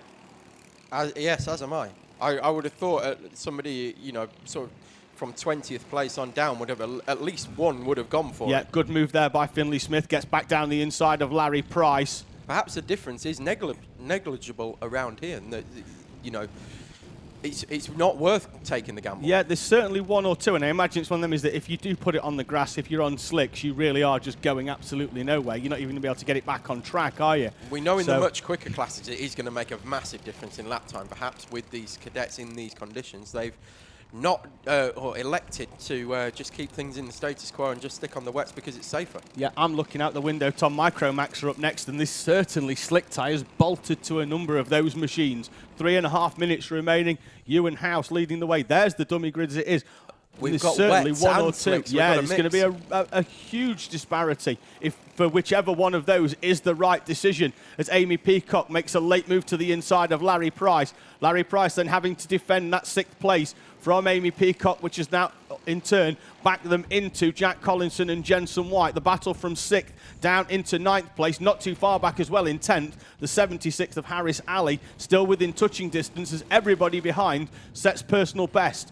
Down the inside of Joseph Yao goes Harris Roberts, and that looks more a case, Tom, of Harris Roberts actually having to go defensive from Joseph Yao. Roberts crossing the line in 3rd, Yao in 4th. And Yao obviously won the O-Plate at Teesside in the gap between Christmas and New Year. A driver that has come on leaps and bounds in the last few months. Exactly, just going to say the exact same thing. Joseph Yao was sort of in and around the top 10 all last season. Bang, O-Plate this year. Huge step up. Massive, as well as Larry Price then continues to lead the train of Peacock, Collinson and White, 6th down to 9th respectively. And Peacock not able to get alongside Larry Price through there. Behind them though, Thomas Potter now in 5th place. Sorry, just in front of them actually. Potter in 5th place. It's fairly lonely for him, but he's still within touching distance, albeit I think he's going to run out of time. Now, Tom, lap traffic, and we've had a change for the lead. That's Max Gilman in the purple machine, is in front of Ewan House as they come up to lap traffic, and Ewan House cannot find a way past the 43 machine, and Gilman, who has been 2nd for all of this race, Ewan House was 2 seconds down the road at the end of the first lap, has been reeled in by Max Gilman. And with the lap traffic coming into play, the driver of the 50 moves to the front with 1.5 minutes remaining. And even though with this, if House can stay in 2nd, I think because he took pole position, he will start the final from pole position. Gilman has a quick look over the shoulder. The gap is 6/10 as House just could not find a way through past the lap traffic. Gilman takes full advantage and moves through. We're still, Tom, potentially got 3 more laps of this race to go. Yeah, and we've got Yao is now, as he said, moved up into P3 now, but is 8 seconds off of this thing. And Thomas Potter has finally showed up on the timing. Here we go. Now we're there, but he is only half a second now off the back of Harris Roberts. Joseph Yao moving away already, and Potter is right there, potentially taking P4 in this race. That's certainly on the cards at the moment with a lap and a half to go. Potentially 2.5 laps Yeah, to Harris Roberts, Tom, looks like them tyres are cooked as Thomas Potter comes down the inside of Harris Roberts and moves through, and it seems just as much, and Roberts smacking the steering wheel out of frustration. It seems more so that this is the fact that that 45 machine, the rubber on it is just falling away, and in so is Harris Roberts as well. He's going to be in the clutches now of Finley Smith, who has got past Larry that battle with Larry Price, so they have all moved down because Thomas Potter has actually appeared on timing. But it looks like Harris Roberts, the 45 machine, is just going backwards through very little fault of his own. His tyres just not doing what he wants them to do. More lap traffic in the way there as they come through, as Harris Roberts and Finley Smith is going to try and come to the inside, and he does. He's got track position on Harris Roberts, and Roberts loses another position down into the right-hander at Ashby's. Not the most comfortable race for the Welshman, and he has been shaking his head for the last 2 laps. Yes, indeed. A bit of frustration coming out now from the 45 of Harris Roberts. Will hopefully he can contain himself before the end of the race and he gets back in the paddock and, you know, kicks the proverbial cat, if you like. But Max Gilman whacking in the fastest lap of the race as he crosses the line to start the last lap. So pulling away now from Ewan House over a second. Remember that House had over a 2-second lead from Gilman. So Gilman now flying. We see Smith and Roberts have swapped places on the previous lap, and Thomas Potter puts in personal best, as does Amy Peacock as she comes over the line, P7. Then it's Price, Collinson and Jensen White rounding out your top 10. Last lap board is out then. The gap is over 1 second now as Max Gilman reeled in Ewan House just after half race distance, took advantage as well of the lap traffic, played into the hands of the number 50. A driver who is only a few months out of Bambino and has transitioned seamlessly into the cadet ranks, and at the moment is taking this 200 engine to a victory here at Whilton Mill in this Teesside hosted event. Double fist pump over the line for Gilman. He takes the victory from Ewan House. The top 3 likely to be completed, is it by Joseph Yao? But in the background I saw Thomas Potter potentially getting alongside. They're side by side, and Potter snatches it at the line for 3rd place. He comes through on Joseph Yao. I thought I'd seen them get side by side. There's still a big battle going on in the background. So it's Potter, Yao, then it's going to be Finley Smith, Harris Roberts, Amy Peacock, Jack Collinson, Larry Price and Jensen White completing the top 10. The driver we saw off on the grass, that was the 27 of William Howard. He's having a tough day of things so far, not being able to start the initial start in heat number 1. I think he did get going again shortly afterwards and has had to come through the pack now twice, and will literally now be starting the final from well down near the back, having not finished heat number 2. So down the chicken run they come. Lots of high fives as they come down here from supporting fans. Getting a quick check over, and then they will go to be weighed. Make sure everything's nice and legal. And away they go. And then we will be straight into heat number 2 of Micromax.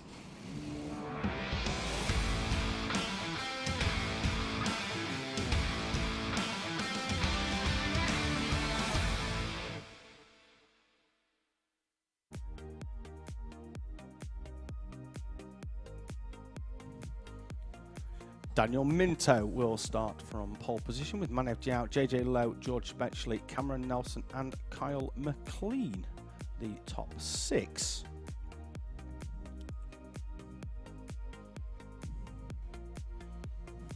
Then we've got Jack Baker, Tyler O'Neill, who did actually cross the line in the first heat, and we'll explain why he's starting P8 in a few moments' time. Adam Turacek and Caden Simpson are 9th and 10th. Riley Buckton-Young and Jake Grufferty are 11th and 12th. on this Micro Max grid. And what's happened there is we've had a few penalties applied after the first race, and our race winner, Tyler O'Neill, actually picked up 10 seconds worth of penalties. One for a front fairing penalty. That was also applied to George Spexler and Caden Simpson as well.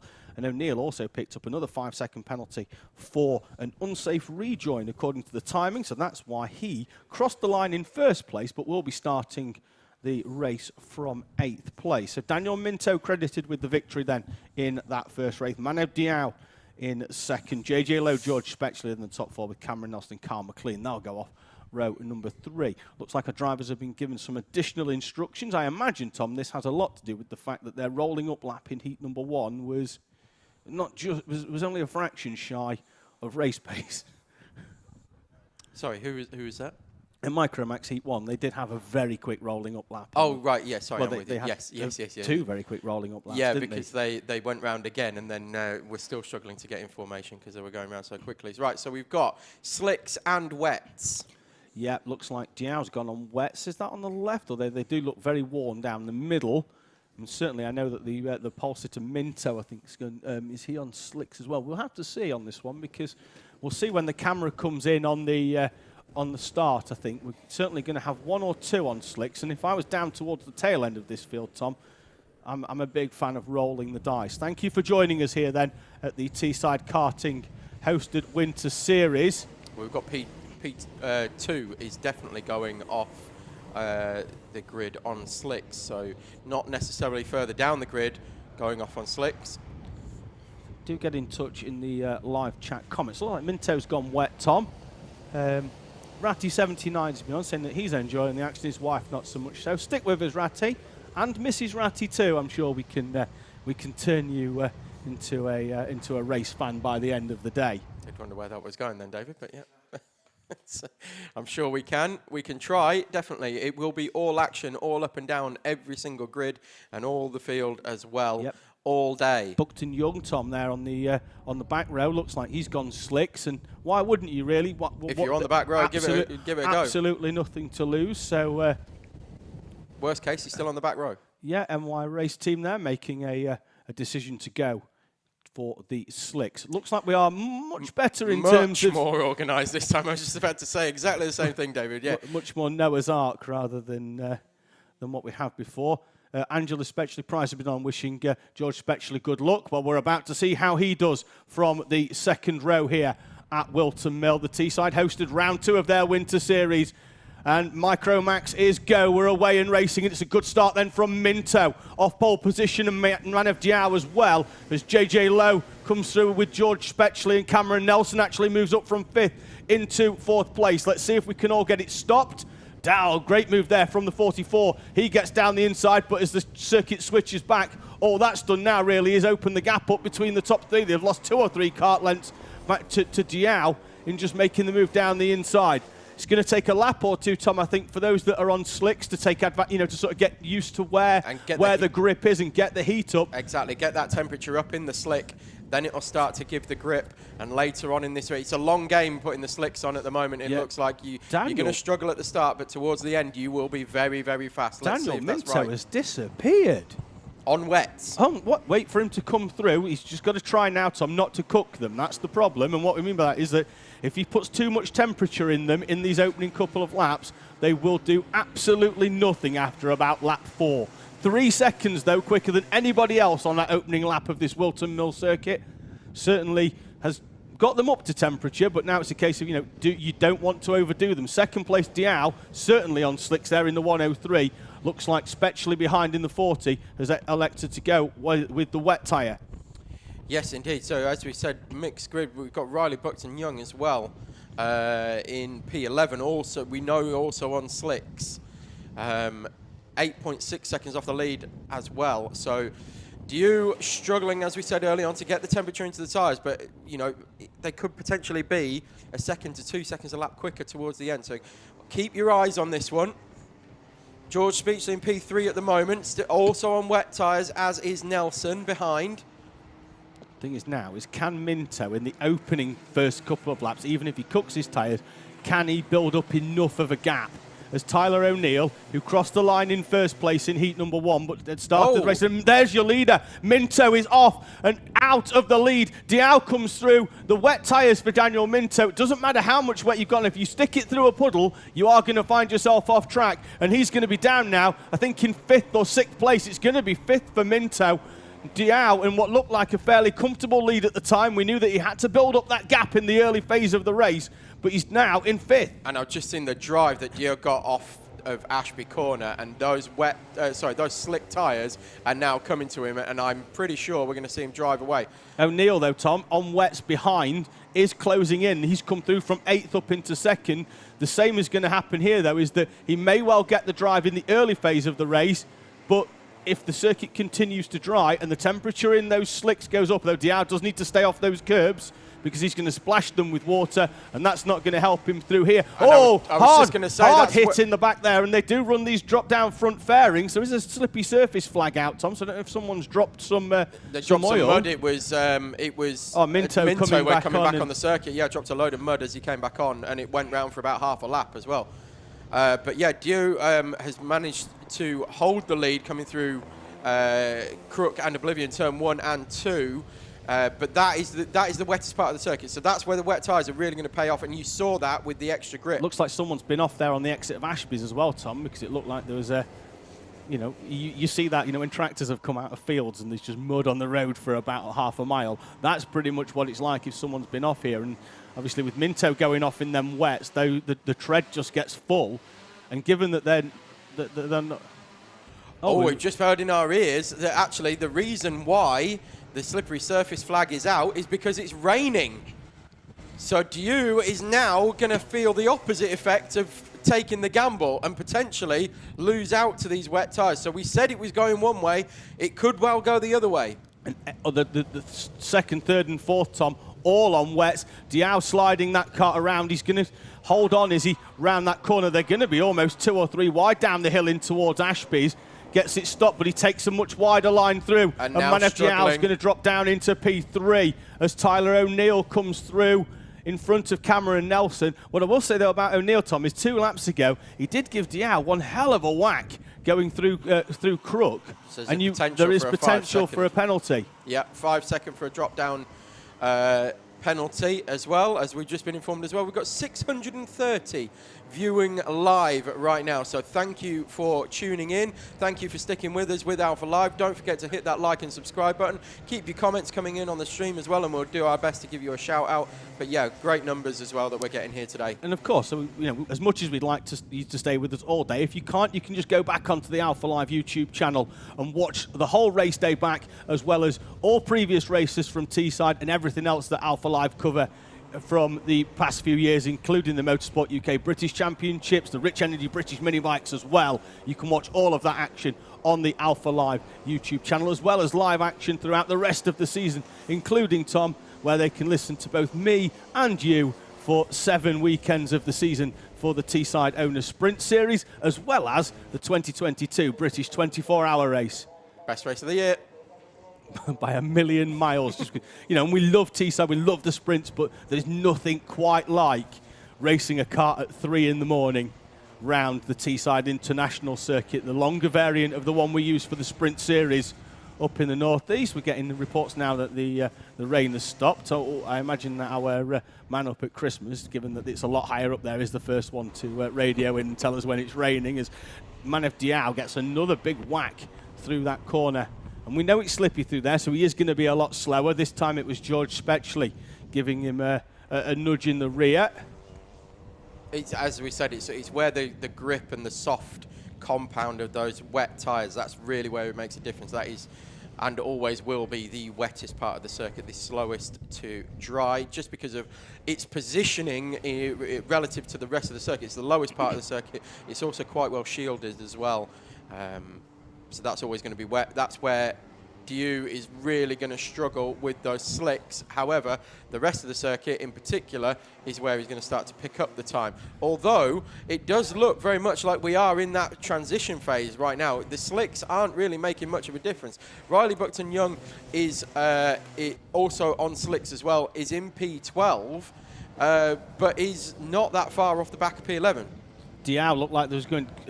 Duke looked like he was going down the inside there on them slicks, but off the line, it's a case of them might have this pace, but getting them stopped needs a lot of confidence to throw that one down the inside. Also needs a lot of trust from the driver being overtaken. Well, what I was also going to say is it could have been psychological rain. It could have just been enough just to have him lifting a little bit early, turning in a little bit early. Now it stopped raining. Hell for leather on the slicks. Oh, the 40 Spectrally goes wide, goes offline and sideways over the grass, drops behind Daniel Minto, who was in 5th place.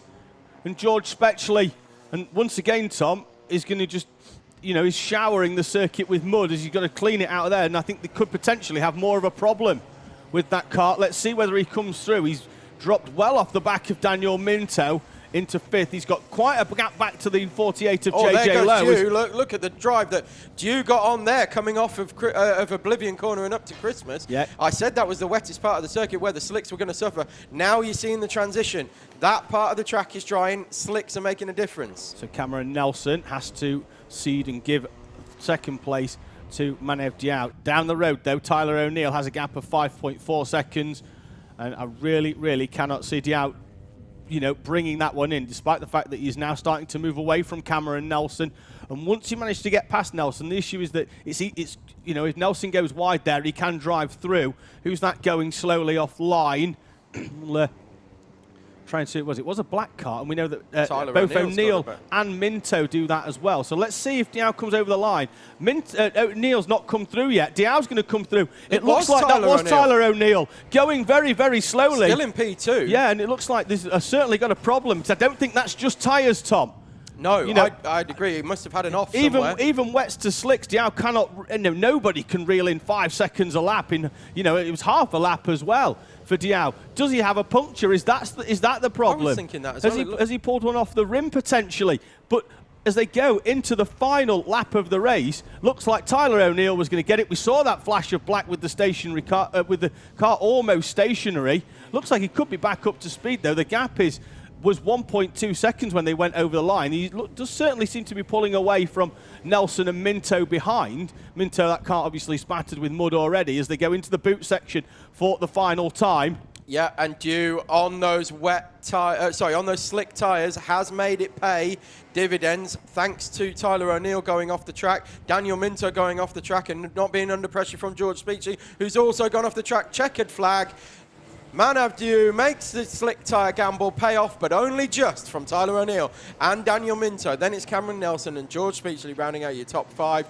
JJ Lowe will come across the line in 6th. And it looks like the rain is coming down again on the camera. I can see it.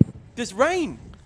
Yeah, there certainly is, Tom, on the camera. And the first time we've actually noticed it as well. We were getting before, weren't we, where the flags were out, but we couldn't see it. And it certainly looks like that this race, Tom, has ended just in time for Manev Diao. Bambino on the dummy grid already. Will anybody have taken the gamble to go on? Oh, in fact, they can't, can they? They're all on treaded tyres. No, IAMEs have an option. Do they? Yes, they're not on the LeConte. They're on. My apologies. Is it header now? Or this is the first time they have a slick and a wet option, Tom, and wet option is the only way for this race. I feel they're on the ground already, but it's certainly coming down now, isn't it? And the problem, Tom, is that some of these drivers might have elected, with it not raining previously, they might not have put the wetsuits on, so they're going to have quite an uncomfortable rest of the day. They are wets, those tyres. They do look slick, but I think the tread pattern on them on the wet is considerably different, I think. So we're going to have quite an interesting race this time as our drivers get used to different weather conditions as the 59 machine is rolled back and forth. One update from our cadet race is that Mason Dinsdale picked up a 5-second penalty for a front fairing issue. Thank you for joining us. Lee Starbuck has been on, wishing Oliver Bocock, Liam Hartley and Tyler Lee all the very best. They'll be out in Minimax following this next race. Thank you for joining us. Daniel Guerrero as well joins us from Portugal. That adds us to the Australia and the USA as viewers. And you can see on camera it is definitely raining. Certainly is. IAME Bambino then making their way around. This camera shot it just looks very windy, doesn't it? But that for me, that's coming across sideways almost. Yeah, and that's going to cause a lot of problems. So there goes the idea of the track drying out. We answered the poll, though, which was, will anybody eventually go for slicks? And yes, Manav Dew went for slicks, as did Riley Buxton Young. Dew making it pay off by winning heat number 2. Well worth the gamble when it you was pick well the win worth up, the gamble, isn't it? but it won't be now, that's for sure. It's going to be wets all the way, and most probably now for the rest of the day. Certainly, if this rain stays on for the next 5 minutes or so, then it's going to be wets all day, because it's not really warm enough outside to cause much in the way of evaporation, as we've seen, because it's been so slow drying all day. And we're going to grid up now for your IAME Bambino Heat 2. And get ourselves underway. So we're going to have a new poll very shortly. Now we've had the slick poll and we've had the answer to that question. We're going to start ourselves a new one. I mean, we don't know what that question's going to be. No, we're having a think now, aren't we? That's what that was what the silence was. If you could hear the cogs turning. Well, whilst the IAMEs get themselves sorted, we'll and their helpers just get them ready for this race. They'll be clearing the grid and get their engine started. Thank you very much for joining us on the it looks like we might have a controversial poll going, but IAME are making their way away from the line. The flag is down. We're away and racing then in our IAME Bambino class. And the rain looks like it's potentially subsided. The poll is going onto the channel as the 33 of Elliot Travis, and we've got a spin in the middle of the pack. The 35 and the 65, that's Dax Farah and Darren Dimitrov respectively, go round at Christmas Corner, and that, Tom, really has spread the pack out, certainly from the midfield. But the top 3 still nose to tail. The 77 of Cook leading the way from Clough. Dax Farah had and the 33 of Travis sandwiched between the two of them. Yeah, Dax Farah had a good run in heat number 1 as well, coming through the grid as well. We've got a comment on the stream saying wet and windy in Scotland. Which part of Scotland do you in, though? Because it could make a massive difference, whether you're West Coast, East Coast, Central, Grampians, Cairngorms. Are you saying that the stereotype that it's always wet and windy in Scotland is incorrect? That it's more of a regional location depending on the weather? No, I can assure you, living on the west coast of Scotland, it rains every single day. Every single day at some point. So wet and windy in Scotland today is par for the course where I live. Where are you, Anano Shrimp? Let us know in the comments. Anyway, coming across the line, we've got your top 5 in Bambino Heat number 2. It's going to be Josh Cook, Elliot Travis, Charlie Clough, Fraser Anderson, and Freddie Flewitt. There's a new poll gone up. Have you liked and shared the stream? Yes, no, or I'm doing it now. No, yes is the only answer. And yes is the only answer. It's a one-answer question, yes. And if you haven't, share it, like it, subscribe it, then press yes, and then we can go down that route. I have a feeling this might only be an intermediate poll while we think of something better to put on there. To be fair, I was willing to test my chances with the previous poll as to who the favourite commentator was. I know you should never test your own popularity, but I'm confident. Oh, look, Anano Shrimp is in Ayrshire, which is pretty much my neck of the woods, to be honest. It's bigger than you think, Scotland, isn't it? It is, yeah. But yes, as a Renfrewshire person at the moment, Ayrshire is like the next county to me. So, yeah, we'll be experiencing very similar weather conditions to what I'm used to. Over the line they come then to start lap 3, and James Roots has managed to find a way past Fraser Anderson, who then goes very wide round Crook and could potentially not only drop down into 5th, but could drop into 6th behind Darren Dimitrov, and he has. Dimitrov taking advantage of Fraser Anderson, going very wide through Crook, wide as well, Tom, through Christmas Corner. And I wonder if there is a bit of a problem, certainly with grip for Fraser Anderson. I'm fairly sure that they all went out on the same tyre, so. But Anderson certainly going backwards, having had a strong opening couple of laps up in P4. The top 3, though, still seem to be nose to tail, with Cook, Travis and Clough all within 6/10 of each other. That's Root and Dimitrov. So Dimitrov carrying a lot of speed now up onto the back of James Roots, having spun on that opening lap as did Dax Farah in this IAME Bambino class. Our driver's 6 to 8 years old in this intermediate class between the Coma Bambino, which does historically have larger grids, and then up into the Honda Cadet ranks, and also IAME Cadet ranks, though we don't run that generally at Teesside Autodrome. 4 minutes and 10 remaining then here at Whilton Mill for the NRG Cycles second round of the Teesside Winter Series. We are, as we are for most years, taking the series on tour for at least one round. We've been to PFI, we've been to Warden Law. This year we've come to the fantastic Whilton Mill facility in Northamptonshire, and we've been rewarded with a bumper grid of well over 200 spread across 9 classes. IAME Bambino on track at the moment, and that is the 33 of Travis going down the inside of Josh Cook on the entry into the boot. And as we come over the line, it looks like as well that Cook may well lose second place as well. We've had a change for the lead. It looks like we could potentially have a change for second, although Cook goes very wide and actually manages to hold on. But Elliot Travis, having only taken the lead on the entry into the boot corner, already 1 second in the lead as Cook has to defend from Clough round the final corner. Fastest lap of the race from Darren Dimitrov as well on that in P5. 6.1 seconds off the lead, but he's right on the back of James Roots, so potentially getting the tow from James Roots around that lap and giving the fastest lap of the race. Yeah, there they are, just at the back of the picture. We saw there. Dimitrov, Tom, after that spin on the opening lap, has really started to come through. We thought he got past James Root on the previous lap, but he's still there, only a 10th behind or so.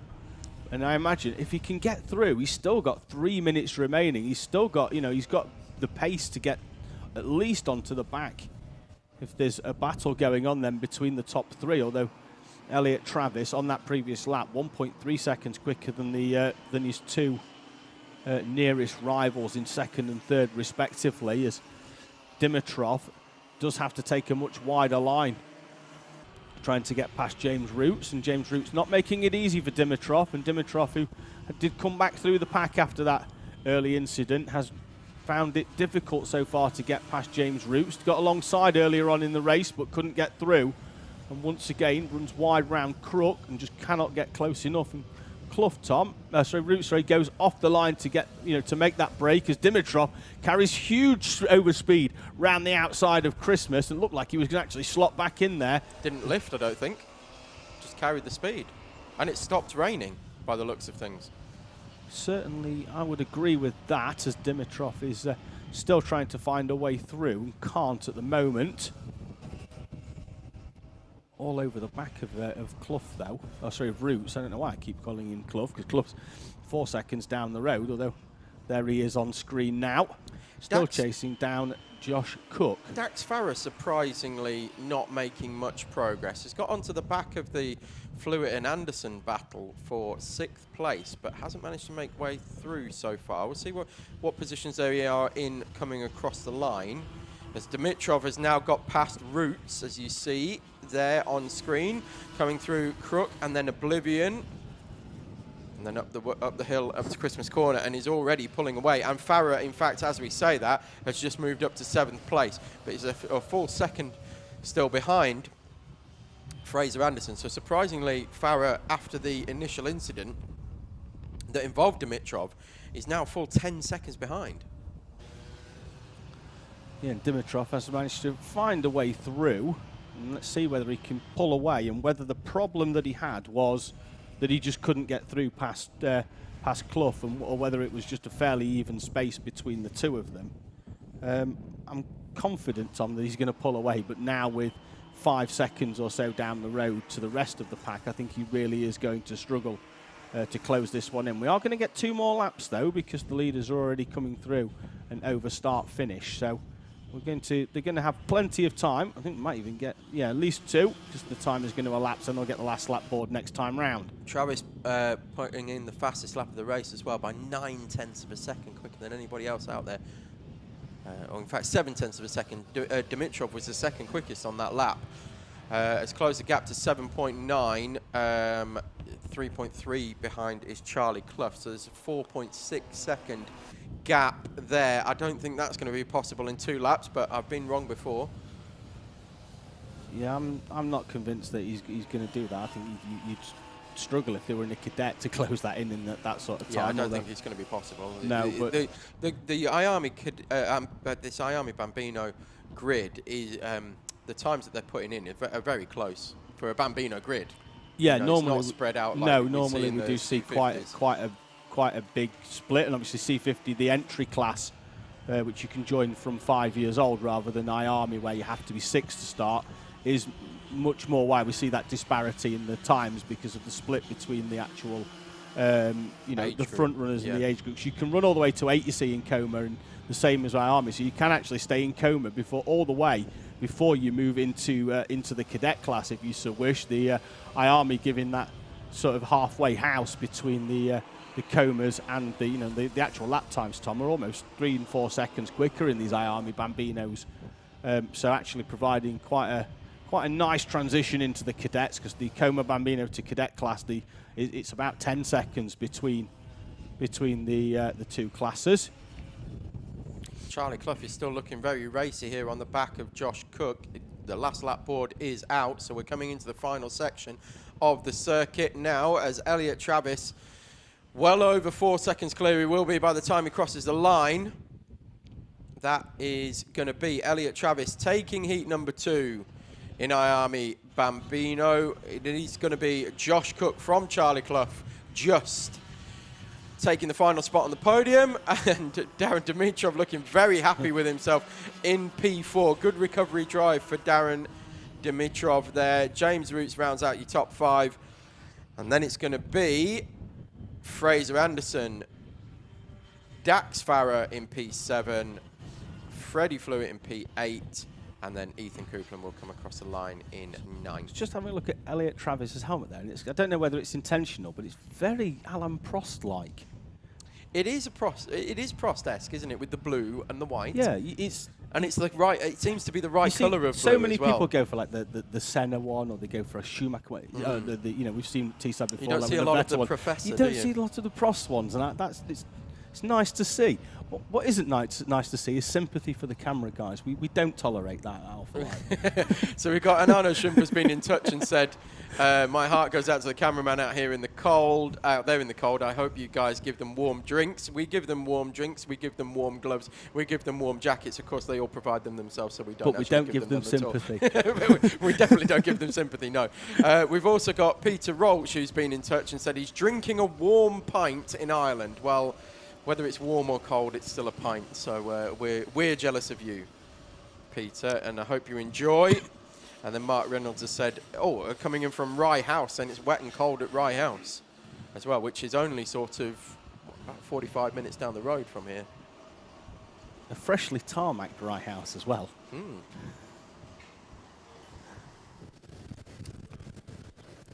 Leaving the grid then, that is a plethora of Minimax.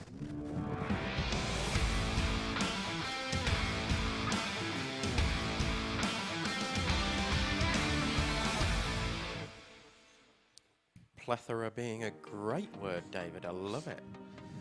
Right, let's take you through your grid for Minimax heat number 2. We'll go pretty quickly because they're going to be on a rolling lap. So Leon Hasty takes pole position from Liam Hartley, Tyler Lee, Dalton Haywood, Finley Buck and Lizzie Mentier in P6. Then it's going to be Ben Simpson, Lewis Goff, Oliver Bocock, Jared Fox Whiteley rounds out your top 10. Reese Owen, and I missed who was P12. Sorry, that's Thompson in P12. Then it's Devon Nolan, Ollie Paul, Gregor Reed, Leon Barlow, Freddie Housley and Lucas Blanford. Harry Platic Holland, Finn McElwraith, Charlie Very, Melissa Adrian, Elliot Powell and Taylor Dixon. Jake Flewitt, Charlie Kelso, Michael Barnes, Joseph Murphy, Charlie Domonkos and Addison Smith in P30.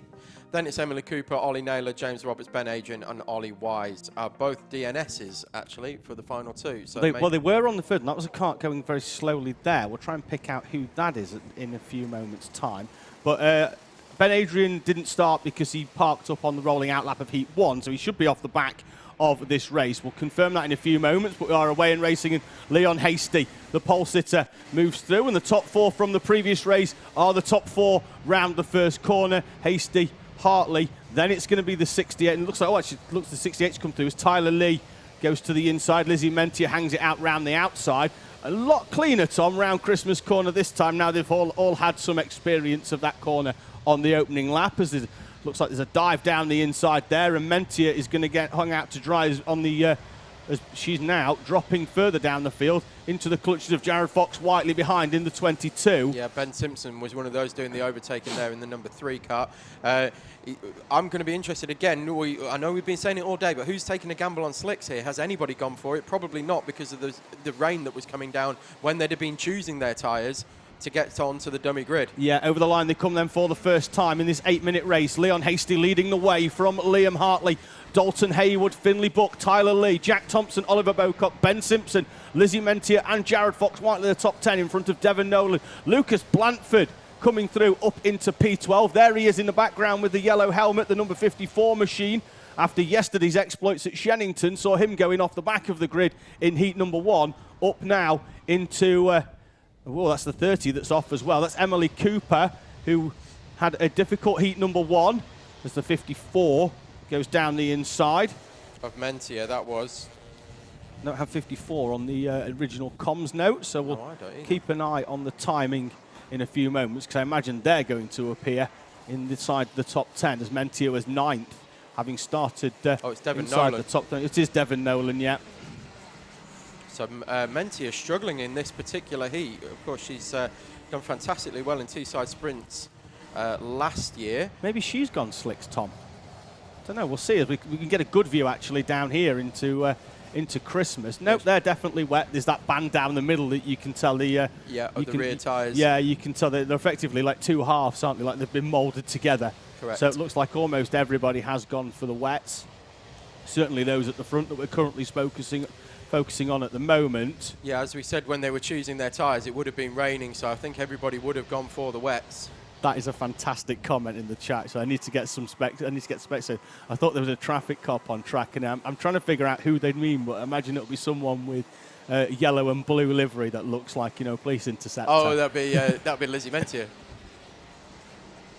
We'll see in a few moments when they come through. We're 3 in already, Tom. 3 minutes in, 3 laps as well, as the lap times are down into the 51s. And even on the wets, Tom, this is 5 seconds quicker than what they were doing in the first heat, where the track was still very, very damp. Yes, indeed, and I do like that orange and blue, orange and green tic-tac style livery of Tyler Lee that we're looking at coming out of Ashby Corner now. Hard to miss when the suit and the helmet and everything sort of merges in together. That's the 15, I see, of Addison Smith coming up on Harry Platak Holland. Smith, who retired from race number 1. And some good movement through, Tom. Leon Barlow up into 13th as well. He's raced cadets at Teesside before and missed qualifying yesterday, so he's up into 13th place. Still has targets on the top 10. And Kels Cole has been in touch. Lovely to hear from you, Kels. Weather looks good there. Over here in Ireland, it's miserable. Sad not to be there, but we'll see you all soon. Best of luck to everybody today. Yeah, well, we are missing you here, Kels. Get yourself back over to Teesside and running in the Rotax class again, and we would love to have you back on the grid. You saw Tyler Lee there, Tom, go very wide through the crook corner. That's the right-hander. We've got driver off and like very off as well. Looks like that's gone straight on, Tom. I think that's either a track rod that stopped it turning or just doesn't have brakes. The 35, Oliver Bocock, it's definitely track rod because the front wheel is not facing in a natural direction. Yes, that is not normal. No, that's obvious. That is contact, I imagine, there at Christmas. The marshal just telling the driver just to move well out of the way on the outside there. That car then parked up, and Oliver Bocock, who was 7th on the previous lap, now sees Thompson and Tyler Lee, Devon Nolan, Ben Simpson, Lewis Goff and Lizzie Mentia. So a huge change round in the timing there. And it looks like, Tom, that might have been with Bocock in 7th. Looks like loads of people have sort of dropped into different positions. One driver, Tom, that I do notice is missing as well. It could potentially have been involved there. The 22 of Jared Fox-Whiteley, no longer inside the top 20. Yes, indeed. And was running around about P12 before. Barlow, then, he's made up 2 places. He's up into 11th. So that could be one there for the 22 of Fox-Whiteley. Ben Adrian went off the back of the grid, if you remember, and is now in P20, so made up huge amounts of places. Going well as Lewis Goff tries to get down the inside of Ben Simpson, a driver in Goff that we've seen a lot at Teesside, who raced in cadets last year and has transitioned into the Minimax ranks, is now running inside the top 10 in P9 behind Ben Simpson in that Simpson race exhaust liveried number 3 machine. And we've got another driver off on the outside. That was just in front of Lizzie Mentia, so that's going to be Ben Simpson potentially. We'll have to have a look, see who drops outside of the top 10. There's still an intense battle going on there, but that's Paul Gregor Reed, I think, in the 94 as well, getting involved. Leon Barlow, I think that's the 42 machine, in the X-Kart livery, getting it stopped on the inside of the corner. And we always say, Tom, it's the hardest place to be in the middle there of the 3, isn't it? You're having to defend, and then you're also having to attack as well. Oh, the 137 comes out of nowhere and bounces over the curbs. Barlow with very little place to go as Charlie Vary comes through as well. Both him and Barlow bouncing over the grass. And now Lewis Goff, now right on the back of Lizzie Mentia. It looks like there's been a change there. There has. So Simpson, Mentia and Goff still nose to tail, 8th, 9th and 10th respectively. And as we see Leon Barlow dropping down the order into 18th. So 9 places it looks like we've almost lost there for Leon Barlow. That's the 20. Is it a Housley from coming back through the pack? Yes, indeed. Yeah, making good progress as well. Is that another driver off, or is that just Bocott from earlier still with his head in his hands? Lucas Bluntford, after all our praise earlier on, has also pulled off the circuit and is 4 laps down with 8 completed now for Leon Hasty crossing the line. So that's going to be... So outside the top 5, Tom, it's going to be really mixed up in this final, isn't it? It's going to be, you know, there's going to be drivers that have potentially had like one good heat and an all right heat, but the top 5 has been fairly consistent with Hasty, Haywood, Hartley, Buck and Lee all running consistently towards the front. And then we've had, you know, Mentia had a good race last time. Now she's outside the top 10 this time, but will probably still start in and around 8th place as long as she keeps it facing in the right direction for this final 30 seconds plus 1 lap. I think the leaders, Tom, may well come through before that elapses, so I think we are going to potentially get at least 2 more laps of this Whilton Mill circuit. Yeah, they're definitely getting round, aren't they? You could walk it from boot to the start line in 15 seconds, so they're going to come through and over. So we're going to have 2 more laps then of this Whilton Mill circuit as Dalton Haywood sets a personal best, and that was a 10th quicker than Leon Hasty on the previous lap. Hasty still with, oh no, sorry, it's Hasty's well down the road. This is the battle between Haywood, Hartley and Buck for 2nd, 3rd and 4th respectively.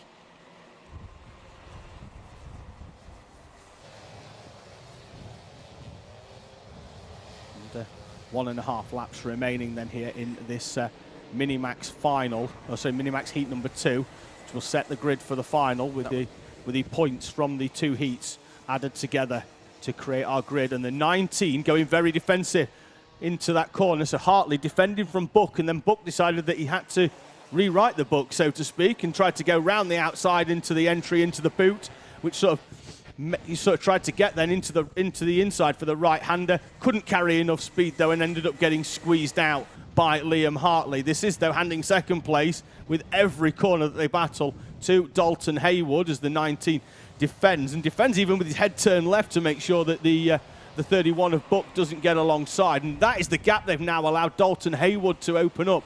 And now this is a battle for 3rd place because it is all defending too much. It was all about the switchback there, wasn't it, for Liam Hartley and Finley Buck, and Finley Buck got that cutback absolutely perfect coming into Ashby Corner. You can defend too much, so that was the problem, wasn't it, for Liam Hartley? Did defend too much. Out at the front, though, with a gap of almost 8 seconds, Leon Hasty, for the 2nd time today, takes the checkered flag.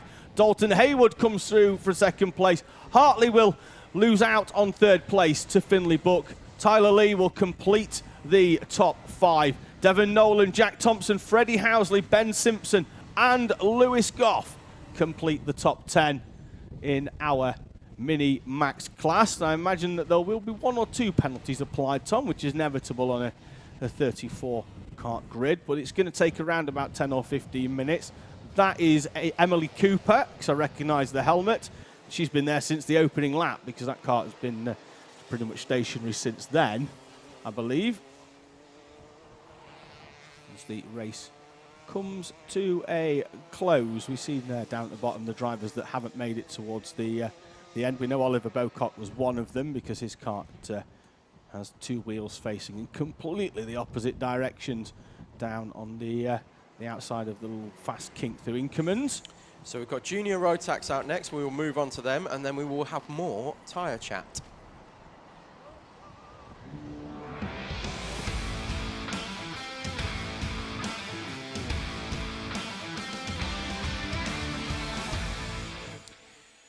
So we'll have a see whether we can get some shots on the rolling up lap of what sort of tyres people are going for, because there's still the potential out there for somebody to take a gamble on slicks. So going off pole will be Heat 1 winner Charlie Pritchard, then it's Gabe Fairbrother, Finley Watson, Joshua Howard, Reza Siwarutharan in P5, then Alexander Adams Acton. I don't know why I'm really struggling with that name today.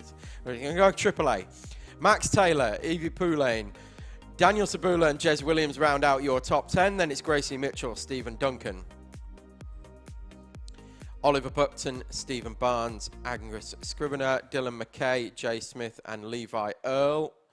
Isaac O'Shea and Lucas Jex are in the top 20.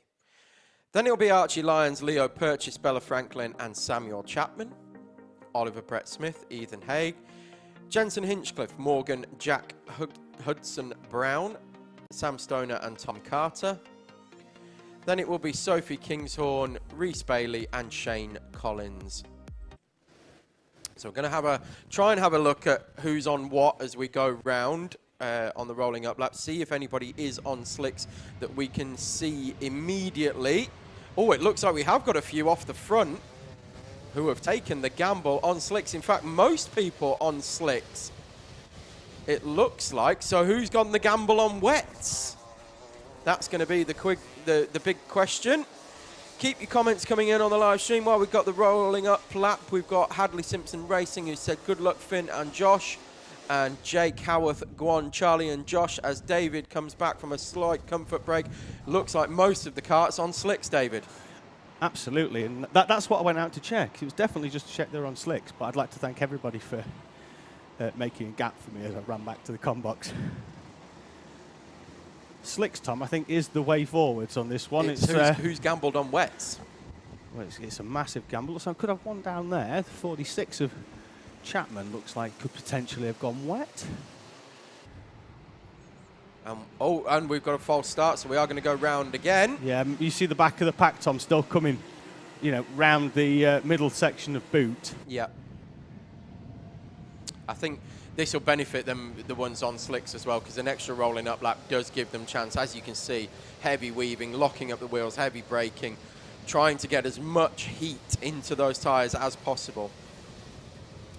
Generate the heat, generate the grip, and you can see it's still coming down towards Ashby. They're still fully sideways, trying to get that heat into the tyre. We've got Autism Motorsport has been in touch and said, good luck, Oliver Buckton from Orla AIM Racing, Autism in Motorsport, and good to have you in touch with us as well. For everybody else who is watching, please, if you haven't already, hit the like and subscribe button. We've got one off already, which is the 25. Morgan Jack Hudson Brown. Yeah, off on the circuit, so we'll not start this, and therefore we'll start the final much further down the grid. Just going back to Oliver Buckton one, he races in the Autism and Motorsport livery. You can see him on the outside there on the right-hand side, about 7 or 8 rows back. They'll come through this time. It's a lot cleaner, and we are green, and we're away and racing in Junior Rotax as they make their way through Oblivion and Crook for the first time. We're 3 wide in the middle of the pack, but the leading trio have already began to break away as the midfield all dive for the inside onto that white line to sort of try and get round without incident. Looks it's a very clean start for juniors this time. Whoa, spin in the middle of the pack, needs to get the brakes on so he doesn't come back through. Looks like that could be. Is that the 28, Tom? We'll find out in a few moments. I didn't quite pick out the number as it was rolling back towards us. Could be the 29, actually, if Joshua Howard. We'll have a quick look on the timing when they come through this time round for the first time, as I'll hand over to Tom as I go on investigative duties. Well, that was, we've got an overtake for the lead as well. That's the 33 coming through, Finley Watson. has now taken the lead through the boot section. Might have caused a drop-down nose penalty, though. We're not sure. Did give a big tap up the rear to Charlie Pritchard as he came through. We've got Gabe Fairbrother now as well, putting Pritchard under pressure, and indeed does have a look up the inside, thinks better of it, and backs out of it. But there's potential for our leader, Finley Watson, to have a nose cone penalty. We will keep you updated as soon as we know anything, but there was a good whack up the rear there. It was whether it was hard enough to break that seal, if you like, and drop it down. It'll be a 5-second penalty incoming if that is the case. But yes, we're going to keep... what I was going to say is the awareness from who we think was... it was definitely Joshua Howard. Joshua Howard in having the spin, but great awareness to get on the brakes and cause and stop further problems. Through we come then. That was 2 minutes in, and looks like everybody. I'm just having a quick look back at the comments, but everybody is on the slicks.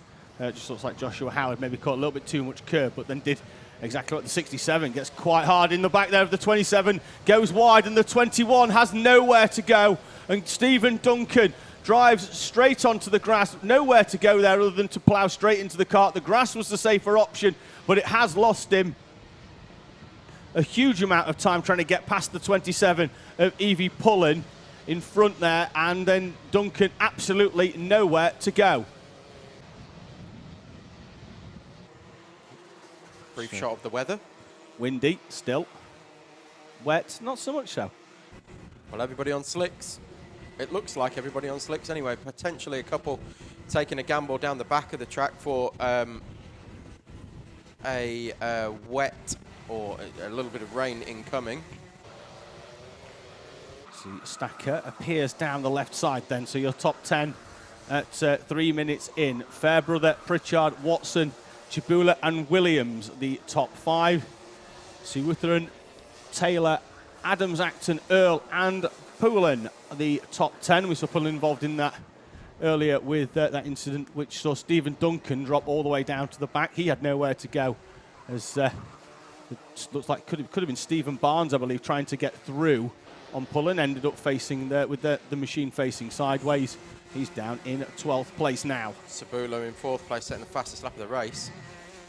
Trying to close that gap of just under a second, literally just under a second, to Finley Watson in 3rd. Yeah, Watson had that move at the early part. Doesn't look like the 18 comes through there.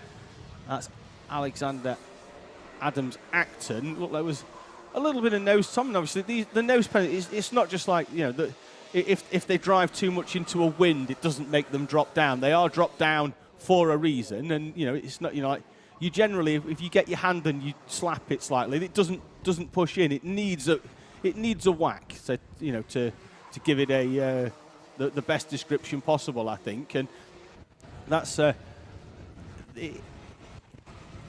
it's a controversial method of you know, sort of. I'm trying to think of the best word, but you know, some people like it, some people don't, as the 12 goes down the inside into the right-hander at Christmas. So Chibula up then into 3rd at the expense of Watson. Coming back to the nose coast penalties, it's kind of an easy way for the stewards to tell absolutely whether there's been any front to rear contact.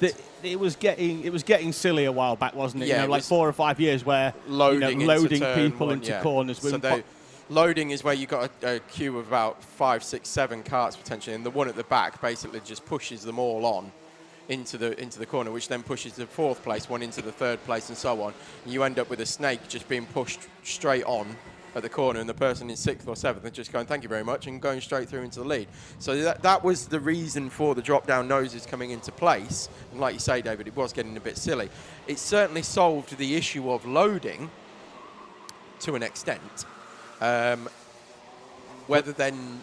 It creates its own problems, doesn't it? Let's say, for example, a driver spins in front of you, you've got nowhere to go, and you hit them, you're still going to get a penalty because it's not up for dispute. And if it's dropped down, it's dropped down, hasn't it? You've got double bubble, because then you've been in an accident that wasn't particularly your fault, and then you've got another 5-second penalty on top. The battle for the lead then on screen with 2.5 minutes remaining now sees Fairbrother, who started the lap with a quarter of a second gap. Now he's going to go into this one with 8 tenths as Sabula finds his way past Pritchard up into second place, having had to be patient. Pritchard couldn't find a way past Fairbrother in the early part of the race, and now it's whether Sabula can get through and get onto the back, or whether he's happy with second and he's going to defend. What I really loved there was Sabula trying to do the old shrimping thing behind the steering wheel to get as much air over the top of the kart and stop slamming into his helmet, reduce his drag, increase his speed, but then because he was doing that, stuck his elbows out really, really wide, so completely negating any effect that he was having or any advantage that he was going to get. So, yeah, it was just quite funny that we'll see if he does it again coming up to Christmas Corner. Charlie Pritchard putting in the fastest lap of the race, with Sabula putting in a personal best as well. Let's see what happens coming up the hill here. There you go. But the arms are a little bit more tucked into the body, and that will be an advantage this time. Yeah, first time we've seen drivers drop into the sub-48. There's 47.5s for most of the leaders as they make their way through. And once again, Tom, Pritchard has managed to find a way back past Sabula into second place. So as they battle now for second and third, Fairbrother, if he had a rear view mirror, he'd be liking the view behind him as these two battle it out for second.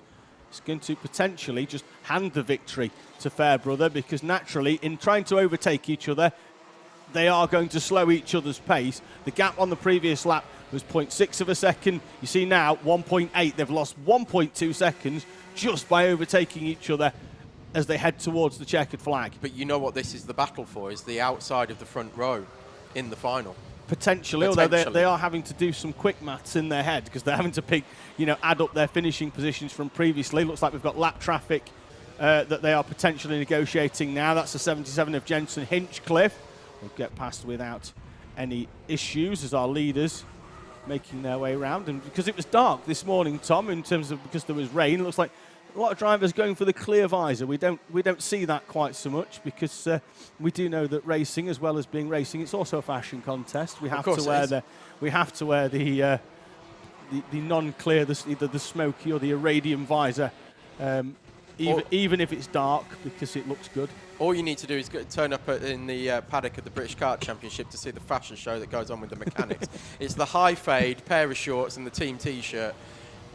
Seemingly that's all you need to be a mechanic in karting. You're nothing without team trainers, though. Absolutely. You don't. Tom Carter in 17th is just putting the fastest lap of the race. Yeah, 47.3. Stephen Duncan behind. He's coming back through a 47.3 as well. That was a second quicker than Gabe Fairbrother at the front of the field. Fairbrother has that gap back, doesn't he, now then to what Pritchard. A lap that was. Also, the leaders, Tom, are coming through some lap traffic as well, so that may potentially slow their pace down ever so slightly. Last lap board is out then. And the 41, Tom, or actually the checker is out, because it was Fairbrother actually straight lining it there to try and make that run to the line a lot shorter. He comes through to take the checkered flag from Pritchard. Who set the fastest lap of the race. Jez Williams up into 4th place.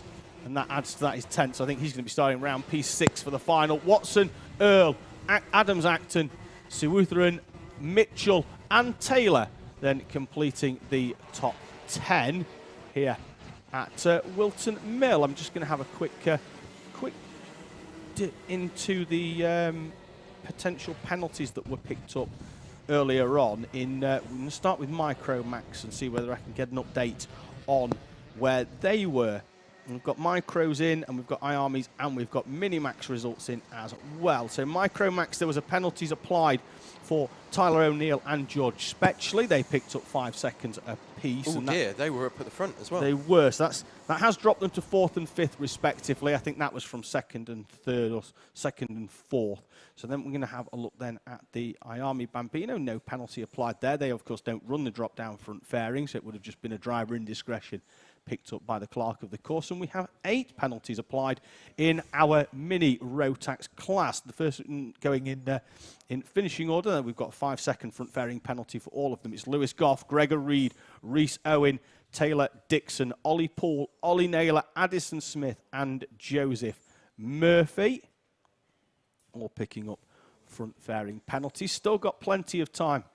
With juniors, they'll come through, and we'll see theirs in about 5 minutes. We only just saw them coming off, so they'll be having their penalties for front fairings checked by our scrutineer down there.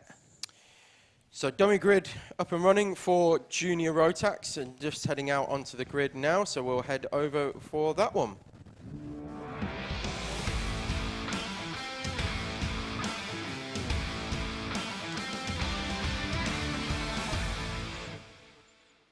I meant senior Rotax. You did mean senior Rotax. I did mean senior Rotax. I was on the wrong page, as usual. So I'll take you through the grid for senior Rotax Heat 2. Going off pole position is Lucas Ellingham with a fantastic win in heat number 1. Stephen Napier in second, Tristan Rennie, then Scott Smith, Thomas Wood and Charlie Walsh. Declan Russell, Jack Lilly, James Wood and Les Taylor round out your top 10. Then it's Gary Bird, Dan Kell, Nathan Smith, Shane Collinson, Andy Collinson, Ryan Garvey, Reece Duthie and Steve Richardson. A bit of Sean Connery coming in there. Steve. Paul Swan and Tyler Jex round out your top 20. Then it's Dougie Cowan, Andrew Powell, Stephen Horner and Scott Lowther. Zach Bolton, Keith Mason, Tom Reeve, Adrian Smith and Ashley Savish and Emma Brown rounding out the top 30. Then it's Chris Miller, Alexander Mikos and John Knox. Got support coming in for Jack Bolton. Zach Bolton. Zach Bolton. Zach Bolton from a fantastically named Jojo Bow 7588 Rocks as a YouTube name. I think. So here we go for senior Rotax. Can we get this one going at the first time of asking? They are spread out at the back and it looks like we are going to go racing. The timer at the top appears and we are away in senior Rotax and it's Ellingham leading the way down as the rest of the field go to the inside. Ellingham comfortable enough in his track position that he could stay round the outside. Let's see if everybody else makes it round Christmas Corner for the first time before the run down the hill into Ashby's. Looks like there's a battle there for second place. The field, Tom, just still streaming through Inkermans as the leaders around Ashby already on that run down to the double apex left of Wilkins and then back as they head down towards the boot. Do we know what kind of experience our current reigning champion, Dan Keller's got around Whilton Mill? I haven't. Oh, okay. I haven't. Well, Dan, if you're watching this back in a few minutes' time, when you get off the track, I know he's done NKC as well, so I know that they do varying tracks. So I'm sure he's been here before, and there was obviously practice on yesterday with 4 practice sessions. That is Daniel Kell in the number 1. Running that from his, as we'd say, Teesside Championship, despite the fact that we're at Whilton Mill, he runs the number 1, having run the O plate at the Teesside O for the last 2 years. He runs the 1, having picked the championship up last season. Looks like Napier has actually handed second place there to Scott Smith, who moved up into second. So it was a good move as well by Scott Smith into that left-hander. Couple of runs down into the boot as drivers trying to get alongside into that final corner. We do have a few of them side by side as we begin lap number 3 here at Whilton Mill. And even now they're on slicks, the time's tumbling into the 46s again for our senior Rotaxers. That's 5 seconds quicker than what they were doing earlier on the wet tyre. So definitely slick. I'm not sure. Don't know whether we're going to get through the day without another smattering of rain. We'll have a quick look as there's a late dive to the inside there by the 66 of Collinson. Not running the academy livery this time, is he? No, and the 36 as well. 37 actually making a dive to the inside. That was a very, very late move. We're looking at the battle for 7th here, so that's Wood, Garvey and Smith. Oh, someone's gone very wide. Coming out of pit bend. Did they actually make it into the barriers or did they get through cleanly? It looks like everybody made it through, but yeah. I think we were clean. Looked like Tom. they went off into a different postcode. Yeah, I think we were clean because I think the camera would have stayed there if we had an off. But yeah, certainly was very, very wide. We almost halfway through senior road. We are wide there. Postcode. The 12 of James Wood is off. It looks like they might have stalled as well. It has a bit of a the batteries down there on the left side for a restart, but James Wood, who was in 7th place as well, is now going to drop well outside, I think, the top 20. Let's see if he reappears down there. One of the 177 runners from Stephen Richardson up into 15th. Well, that's a fantastic show as well. Yeah, running that extra 15 kilos of weight. Yeah, on a grid that is predominantly 162, the lower weight limit for our Rotaxers. entire battle, Tom, there has, I think, both Collinson's and Daniel Kell in it, the perennial front runners from Teesside. Ashley Savage, another one of those from Teesside, but he's had a difficult weekend, having not really set a reasonable time in qualifying. Yes, they only got one lap before the chain snapped, so there's a move down the inside by the 37 of Rhys Duthie, and then the customary helmet tap. Certainly feels like he's got the pace then to get on the back, as the 9 of Chrissy Miller has a quick tap in the rear.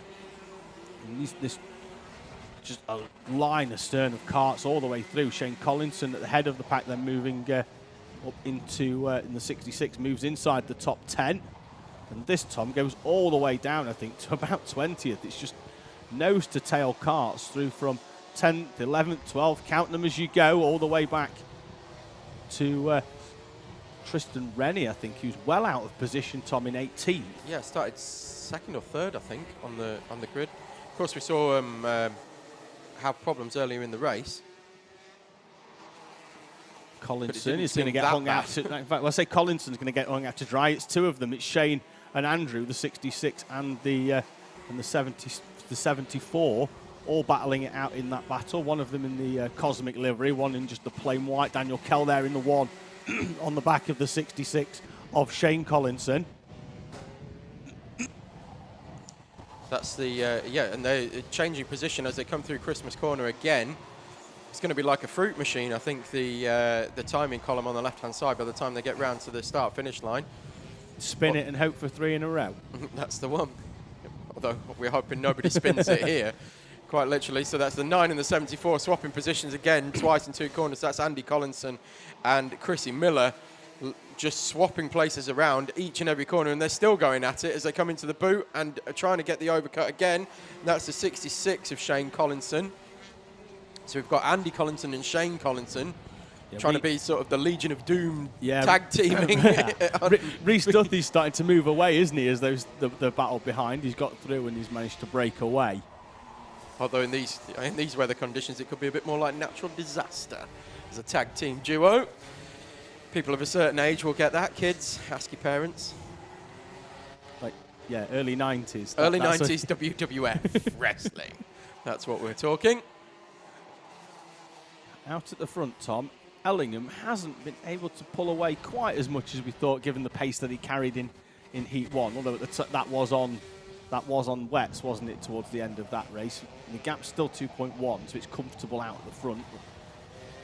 This is the battle for second with Scott Smith at the head of it, and that's Collinson off, and that looks, Tom, like there's been some heavy contact, because he does not look comfortable in that machine. The number 74, Andy Collinson, looked quite uncomfortable there on the grass. The yellow is out, and that's the first left at Wilkins, and he's parked on the outside. The yellow is out, so there'll be no overtaking into there, but he's still in the cart as it is. 1 minute and 10 remaining. The good news about being off there is there's no barriers that he'll have hit, with the exception of coming off at Ashby.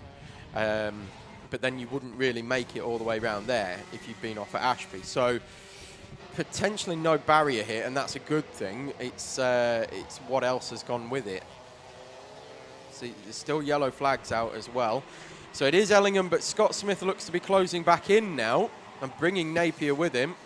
Declan Russell a further 5 seconds back. Then it's Les Taylor, Ryan Gary, Charlie Walsh, Nathan Smith, Gary Bird and Rhys Duthie now rounding out your top 10. Green flag now waving as they've come past that scene, but there will be yellow flags, what looks like potential until the end of the race at Wilkins. Yeah, and the looks as well like Collinson was actually just sat on the floor there as well, Tom. So it looks like he has taken quite a whack as Collinson. We're going to get 2 laps, though, as Ellingham comes through with 17 seconds remaining. The gap's 2.4, so he's comfortable. Another driver just looks like they're sat off there on the outside of the crook corner. I don't know whether Ellingham's had a mild off somewhere, because he was only a second and a bit in front of Scott Smith. Have we missed that somewhere? No, I think he's just taking, just happy, isn't he, out the front? Just not having to push. I mean, he was 0.7 of a second quicker than Scott The Smith. worry is that if he can maintain that, is that he will be in the realms in a few moments' time of actually coming up to lap traffic, and you don't want to throw anything away. He's got a comfortable lead of 2.4. Smith now is going to have to defend back to Stephen Napier, who is closing in Last lap board is out. There was Ellingham, the Whilton Mill Kart Club champion in X30 in 2021. He's coming up to some lap traffic. We've got a few runners down the tail. That's another incident involving a Collinson and the number 62 of Thomas Wood. So that's a battle just outside the top 10. And Tristan Rennie's took full advantage. Tommy's up into 10th. He was 18th 3 laps ago. Well, there you go. It's not over till it's over, is it, with Tristan Rennie? So he had an issue that dropped him right down in the early part of this race. John Knox, Tom, another driver that failed to finish the opening heat of the day, up into 15th. So he's made up almost half the field from outside the top 30. Round the final corner, though, comes Lucas Ellingham. It's 2 wins from 2 races, and he'll start the final from pole position. Fantastic win for him, eking out a couple of tenths in every race or in every lap to get a 3.3 second gap with Scott Smith and Stephen Napier completing the top 3. Ryan Garvey, Les Taylor, Charlie Walsh, Nathan Smith, Declan Russell. And then there's a gap of around 5 seconds back to Gary Bird and Tristan Rennie. As they come over, we'll try and, I imagine there will be 1 or 2 penalties, Tom, to be applied on that because it's inevitable. We'll see how we go. And with only 1 more race of the first half of the show, we are about to move on, Tom, to our senior Pro Kart class.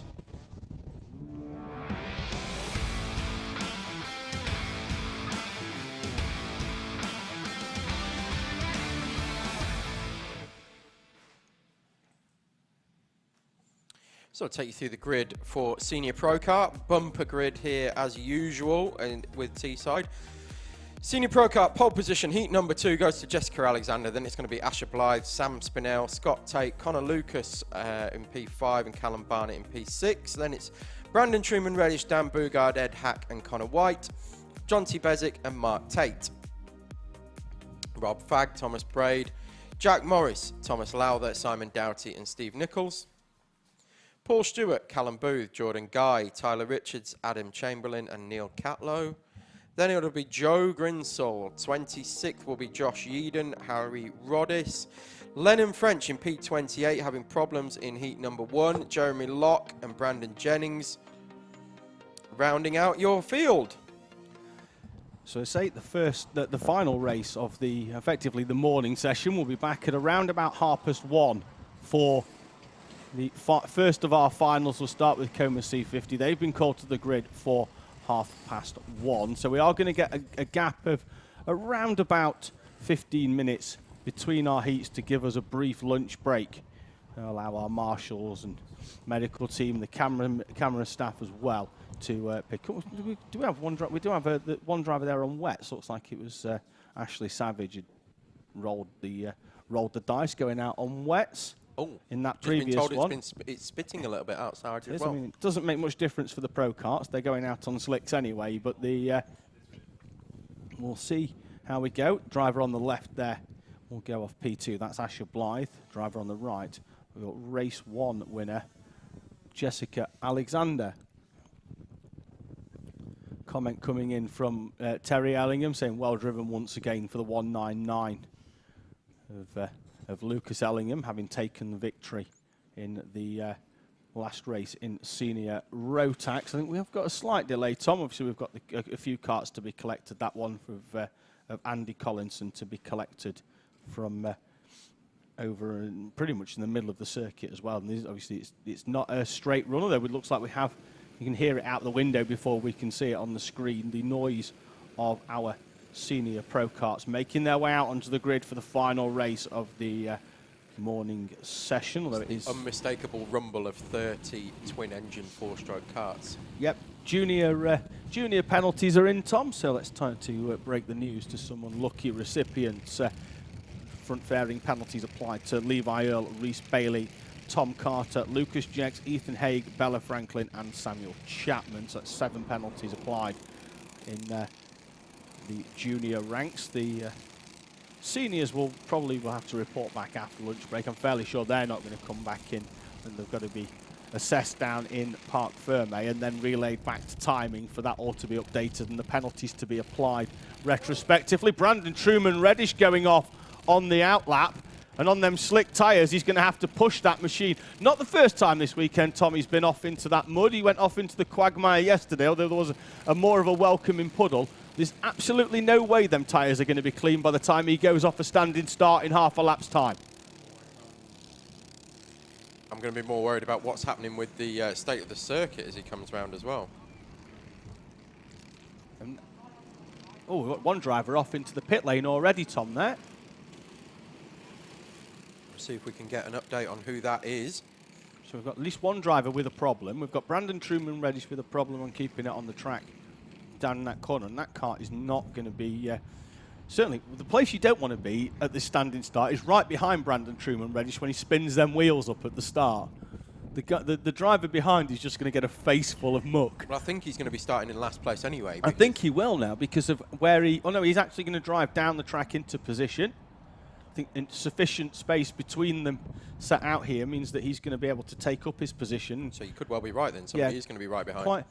It's quite nice of the driver that was there to sort of leave the gap rather than rolling in. Pro Kart Tommy in the background is being pushed through, and I know that because he's got the helmet on. I saw it could be Tyler Richards potentially, that driver that is going to push that kart through. 107 machine.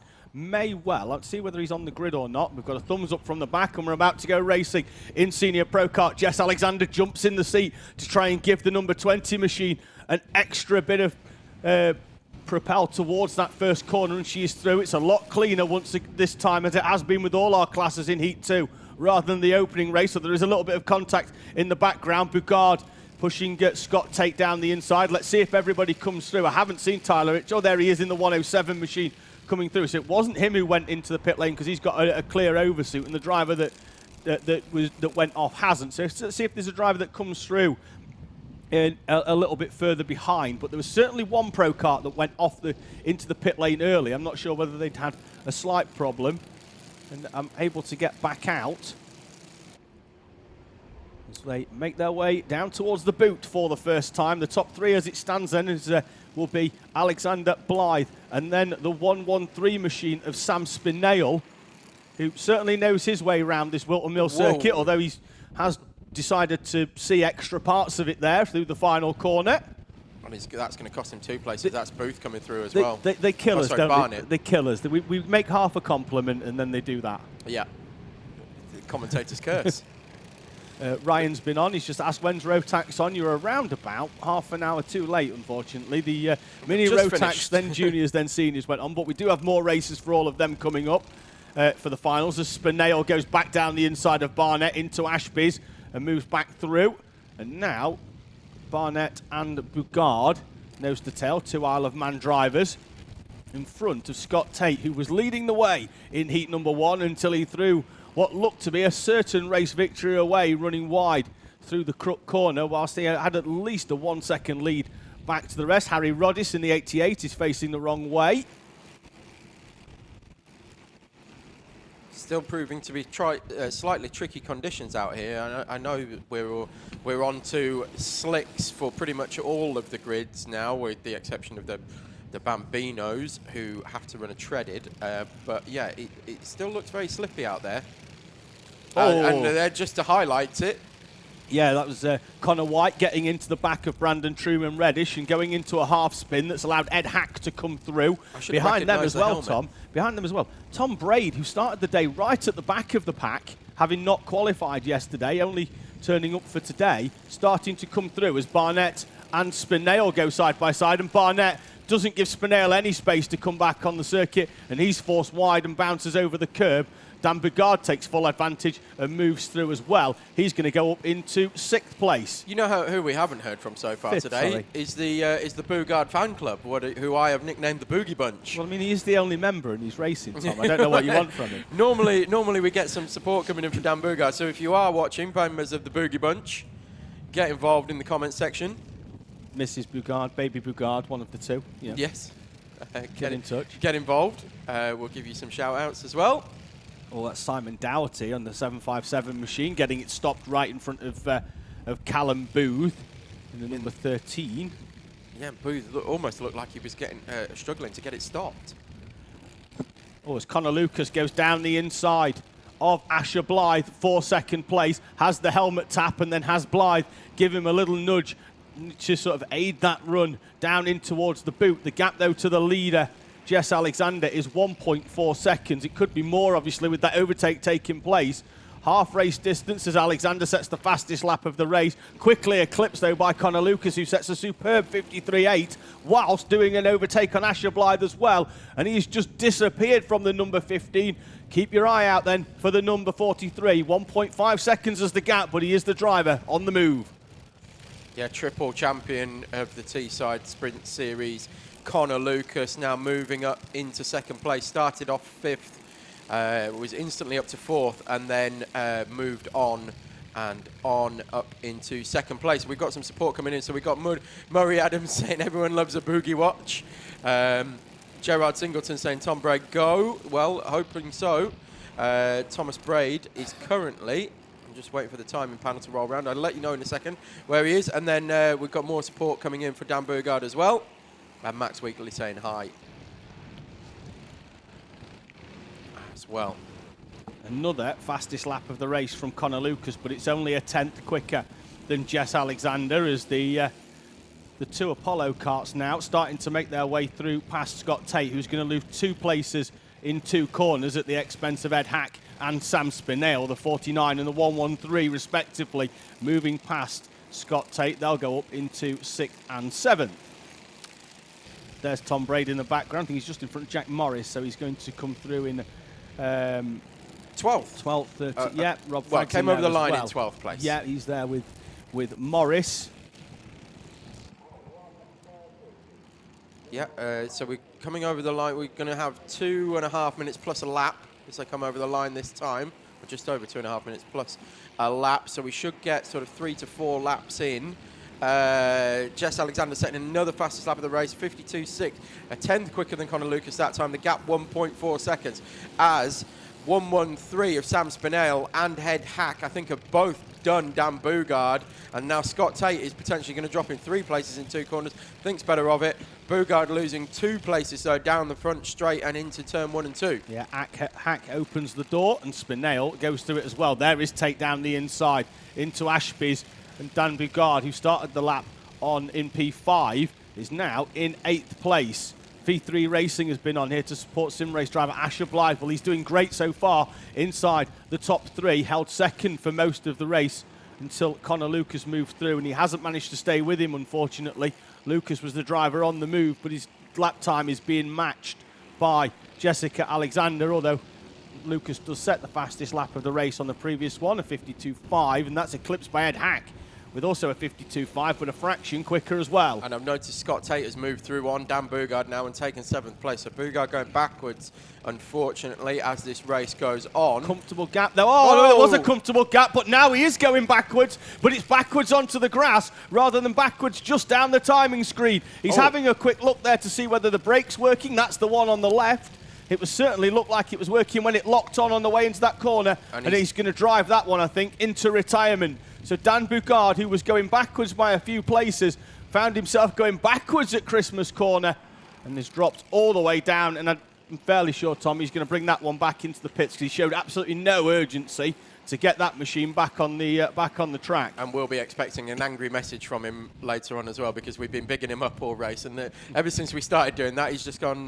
He's had problems. We've gone sub 52, Tom. Ed Hack and Sam Spinell, almost identical lap times. The only 2 drivers so far then going to a 51.9 as they've pretty much worked together for the entirety of this race, haven't they, Tom? Just pushing each other around, and Spinell's taking advantage of every overtake that Ed Hack's done. That was Dan Bugard making his way round. I was going to say they know each other very, very well off the circuit as well. You can see these almost identical liveries, or in fact identical liveries for the karts.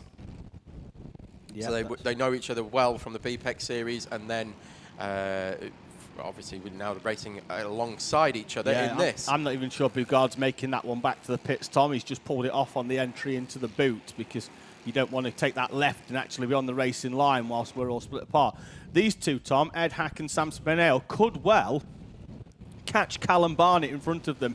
We are on to the last lap, but they were 7 tenths quicker on the previous lap. The gap between them around about 8 tenths, so they could be there or thereabouts if they don't battle with each other. I'm sure they will be respectful. Maybe. Well, maybe.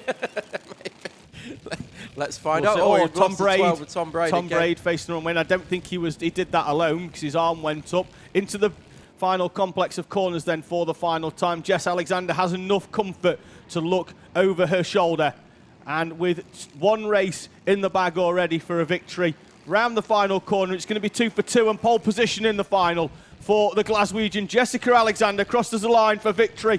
Fastest lap of the race as well on the final lap, a 51.7 from Connor Lucas and Asher Blythe. Callum Barnett, Sam Spinell does in fact get past Ed Hack on the final lap for 5th place. So it's Spinell and Hack 5th and 6th. Tate, Beswick, White and Jack Morris completing the top 10 in front of Fag, Truman, Reddish, Tate, Booth and Thomas Braid. Senior Pro Kart then are over the line for the checkered flag. The tail end coming through as well to take the checkered flag. There's a couple of, we see Joe Grinsell down there at the bottom. Dan Bigard as well, not making it to the end, 3 laps down.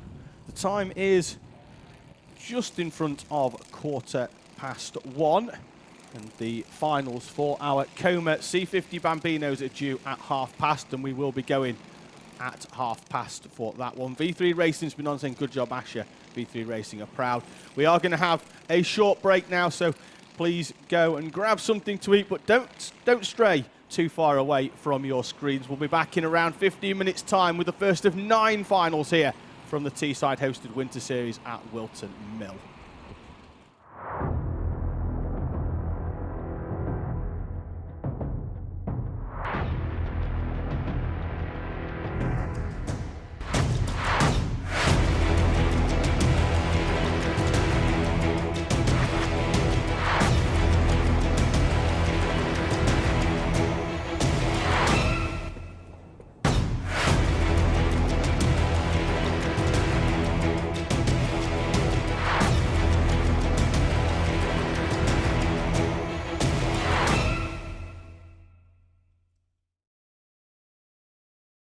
Welcome to Alpha Live, the live streaming service where you can be part of the action from home.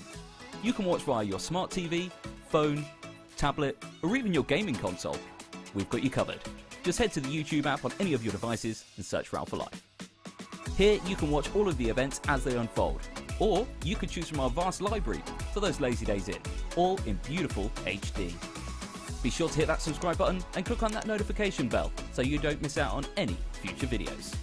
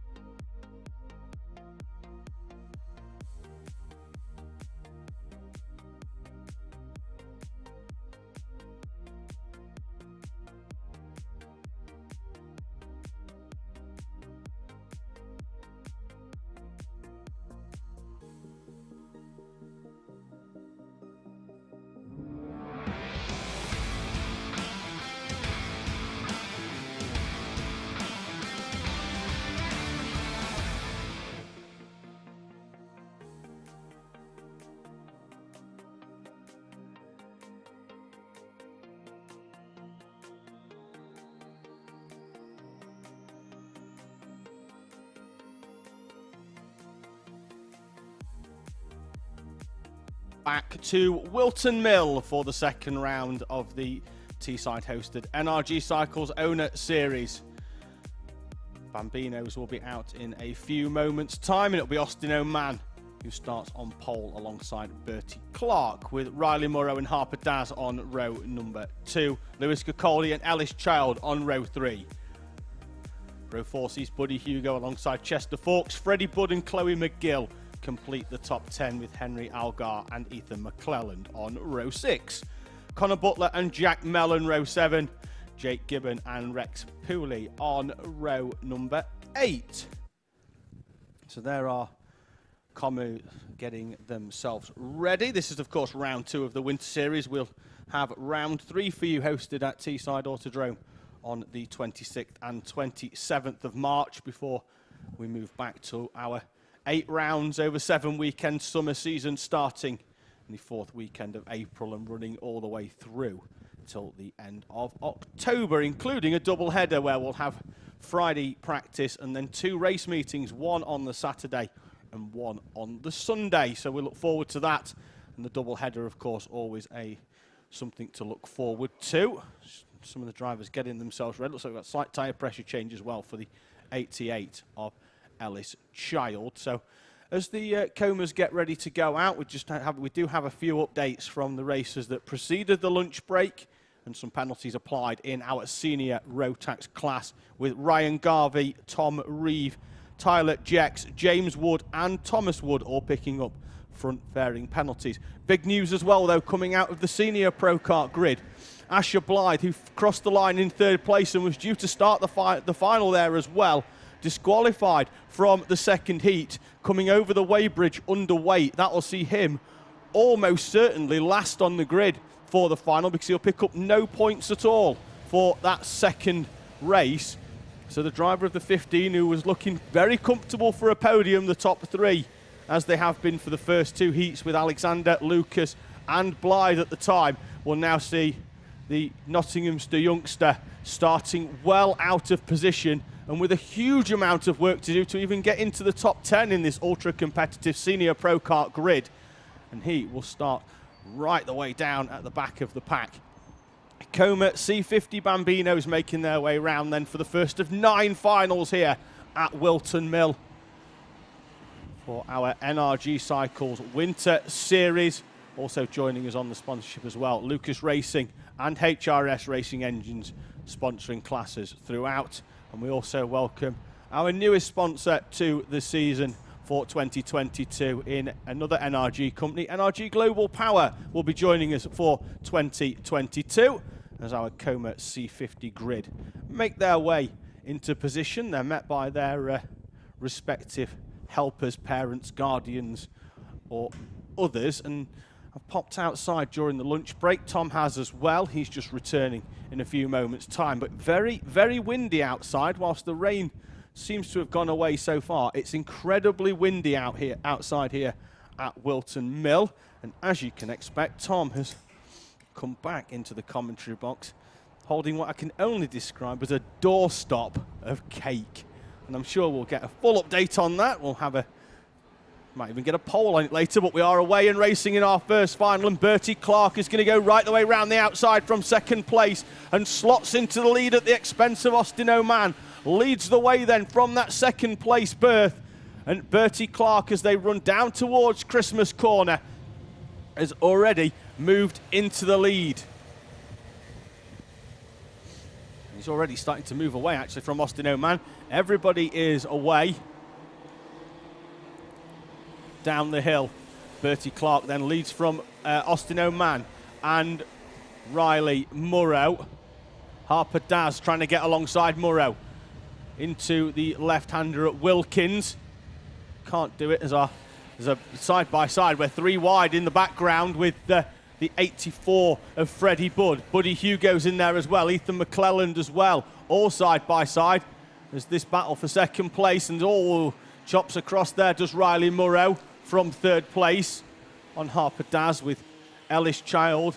And then behind, the 118 of Chloe McGill, who started the day having qualified well out of her usual top 10 position down the order, has now moved well comfortably inside the top 10. She is in 9th place. There's a bit of movement in and around there as Kirkcaldy, Fawkes, Budd, McGill and Hugo are all nose to tail as well. Harper Daz, and that's a great move down the inside for the 118. Thought she was going to do 2 down there into Christmas Corner. Has to settle for just getting past Riley Murrow, who's dropped from 3rd place down to what looks like a 6th, Tom, going round that section of corners. Lost a couple of places and hung out to dry round the outside. And Riley Murrow, who's taken 2 third places so far today in the heats, is now down in 6th place.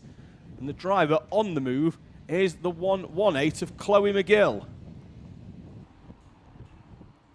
Oh, it's nice, Lewis Kirkcaldy. Yeah, they were. I think they both signed on originally as 18, and Kirkcaldy's put the 1 on it. Put the 1 on the front bit of as well. tape down the side. Necessary as Daz and Austin O'Man go side by side. Harper Daz got alongside and briefly moved into 2nd place. This is kind of a repeat of Heat 2, isn't it, at the moment? Gets alongside down into the inside there, but naturally it's now a right-hander that never really stops for the best part of 4 or 5 seconds. They're turning. They do catch the inside, but then they get that run down. And Kirkcaldy, Tom, once again hard on the brakes. This time down the inside of Ellis Child. Child's just going to try and hold position by running over the curb, and they're going to be side by side through Inkermans, and it's going to be Kirkcaldy coming through. Another lap, another place for the 118 machine, up this time into 4th place, and having so far today not got near the top 3, moving towards that top 3 battle at the time when it's needed. In the final, there's Oman and Harper Daz in front, battle it out for 2nd place. Daz this time had a run on the previous lap to get alongside. This time can't do it, and has to settle back in behind Austin O'Man, who has had a good long look over his shoulder going through the 3 right-handers of boot. Would you like a cake update? Well, I was going to sort of lead into it, but if you insist on telling us right now. So it's lemon. It's absolutely delicious, as I expected from a trackside cafe. Cakes are always like absolute doorstops. It is delicious. Do you know what lets it down though? Wooden utensils. Oh man. Disappointed with the wooden utensils. But it's good for the environment. Is it? Well, it's not good. It's not good for the environment in the com box because you're looking angry. But it's good. It's good for the general environment. I am not happy with wooden cutlery. I'm not going to lie. It sets my teeth on edge. But the cake is lovely. Bring your own spoons. 6 minutes then remaining in this Bambino final. That is an absolute hero who's just turned up. Further cake chat. Cakes have arrived in the comms box. Cakes have turned up because Stephen Kell turned 50 yesterday, so we've had cakes arrived, and there's 4 of them and 4 of us in the com box. So I'm fairly sure we're going to tackle those. So we'll have to work a rotation. Many happy returns, Steve. Many happy returns. Happy birthday for yesterday. We're going to have to work an eating rotation out here, aren't we? Like a schedule. You take one hit. No, I'm all right, thank you. I've already got a giant slab of cake already, but thank you anyway. Ellis Child moving up the inside. Gets back alongside Lewis Kirkcaldy down into the right-hander at Christmas Corner. James in the commentary box has just shown his daughter Chloe the cake, and her face, her jaw almost hit the floor. As our usual post-lunch cake chat at Teesside, or with the Teesside Sprints. It's becoming a bit of a tradition, isn't it, David? Absolutely. I mean, you're going to have to put that down. It's not a race weekend. Anyway. It's not a race weekend without cake, is it? No, it isn't. It isn't. And Austin O'Man we are still focusing on here the battle for 2nd place. Austin O'Man and Harper Daz. And the main reason for that is that Bertie Clark is in a separate race. He's in a race all on his own. He's now 7.8 seconds clear after only 5 laps. driving away at the front. Different Tom, league at the moment. He has been. He was in quali yesterday. He was like over a second clear of the pack. We thought he was just going to drive away at the start. He had that issue in heat number 1. Now we see him driving away. We're almost 4 wide, NASCAR style, down in towards Christmas Corner. And Kirkcaldy back in front, and it's opened the door as well for the 38 of Chester Forks. Speaking of NASCAR, it's a Daytona 500 this evening. So you're getting no sleep then? No. Although I do know what you put on when you do need sleep. You put on that noise where it just goes meow, meow, meow. I put on meow. NASCAR if I want to fall asleep. Yeah, it's incredible. It's the best sleep. It's the sound, It's isn't the it? white noise, yeah. It's if they go to a short track, something like Martinsville, something like that, a very short oval, because it's all V8 engines, they just rise and fall, rise and fall, rise and fall, and it's literally like V8 waves lapping on a shore. It's beautiful. It has me out like a light. It's brilliant. I'd highly recommend it. If any of you are having trouble sleeping or you have insomnia, put some NASCAR on. 3 minutes remaining then in our first final of the day here at Whilton Mill for round 2 of the Teesside hosted Winter Series. And Bertie Clark is leading the way, and he's leading the way very comfortably. He's driven off into the sunset here at Whilton Mill. 8.6 seconds as the gap as Murrow and Ellis Child are side by side. Murrow goes down the inside and blocks off Ellis Child's return back through the corners down the hill then towards Inkermans, and then the hard brake into the right-hander of Ashby's. The top 3 are Clark, Oman and Daz.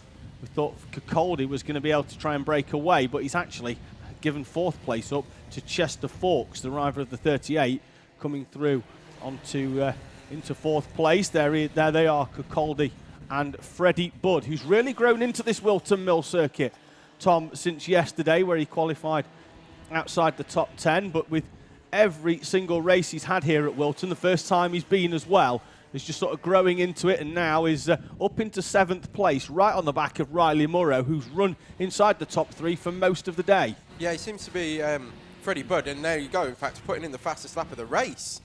Yeah, 105, the only driving a 105. That's half a second quicker than the leader on the last lap. Where's that come from all of a sudden? But Freddie Budd, yeah, seems to be able to get onto the back of a kart in front, follow their line, learn where to be quick and where to be slow, and now, wow. And then apply it as well. And That's then massively applies it by taking 2 places. So Riley Murrow dropped down 2, Ellis Child up 1 as well. So Freddie Budd up 2, Ellis Child up 1, dropping Riley Murrow back down. But Freddie Budd, as we said, a 105.8 is half a second quicker than Bertie Clark's gone. Yeah, so leading the way out the front in Clark. We are running to an extra 2 minutes then for our Bambinos in this final, as we will, I believe, for all of our classes here. It's like he's gone straight across the boot, isn't it? Just cut that bit out. Amazing effort.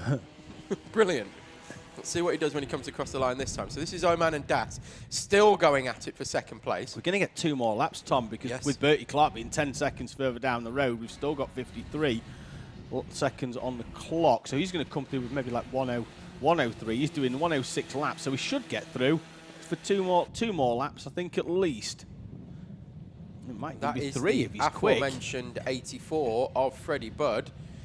Now just going past the 38 of Chester Forks, so that's 4th place. Yeah, I was thinking that. I was in my head, I'm thinking, can he get it stopped? Can he get it stopped? And he did, and slides through. And so he's done Kirkcaldy and Forks all on that lap, and has now made his way through and will be pulling away very swiftly. Question is, can he close those 3 seconds onto Harper Das and Austin Oman? He's not too far behind, and he's the first one in a position to pick up the pieces, isn't he? If those two, because I'm fairly sure as it comes towards the final lap.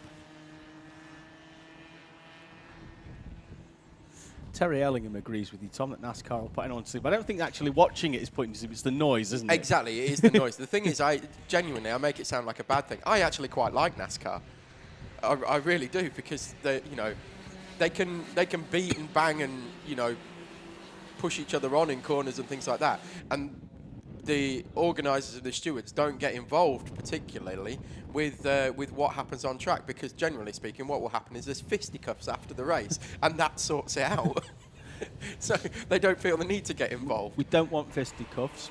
We definitely don't want that. We definitely don't want fisticuffs here. However, I did say it's why I quite enjoy watching NASCAR. We're going to get another lap and a half at least, Tom, because the leader came through. You can see at the at the top. The time has elapsed beyond 0, and we're still going to need the leader to come over the line to take the last lap board. So we've still got at least a lap and a half remaining of action here at Whilton Mill as Austin O'Man holds off Harper Daz, and Harper Daz takes a late move out of the slipstream to try and get the overtake into the boot.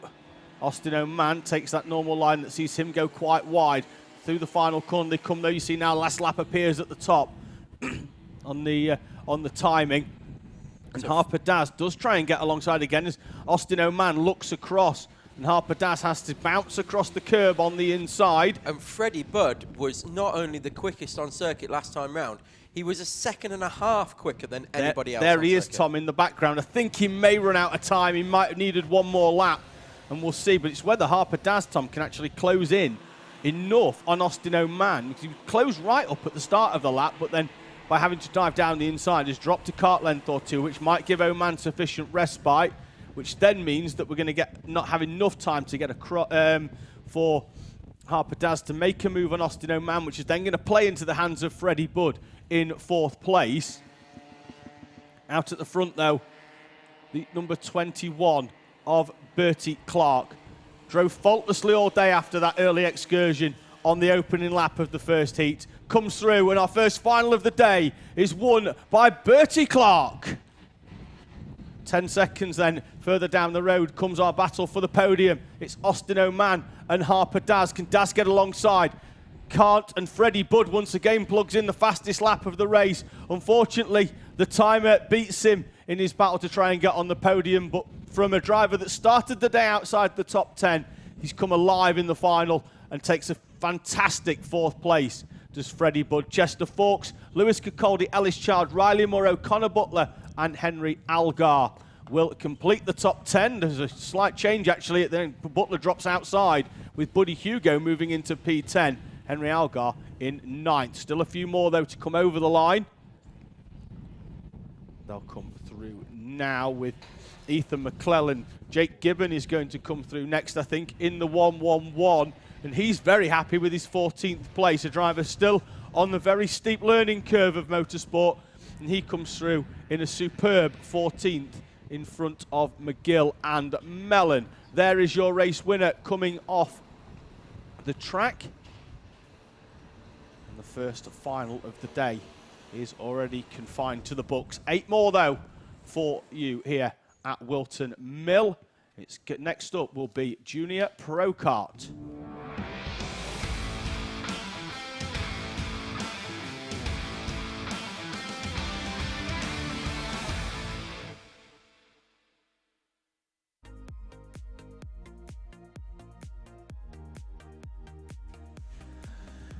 So before Junior Pro Kart comes out onto the grid, we've had Storm Dudley, we've had Storm Eunice, and there's another Storm on the way apparently. Our James has just pointed out, and it's Storm Franklin, which is ironic. An ironic name, a fitting name here at Teesside, as the Franklin family now running the circuit with Captain Paul running Teesside Autodrome. The grid then is up for Junior Pro Kart. Sebastian Pereira leading the way after a Heat 2 victory.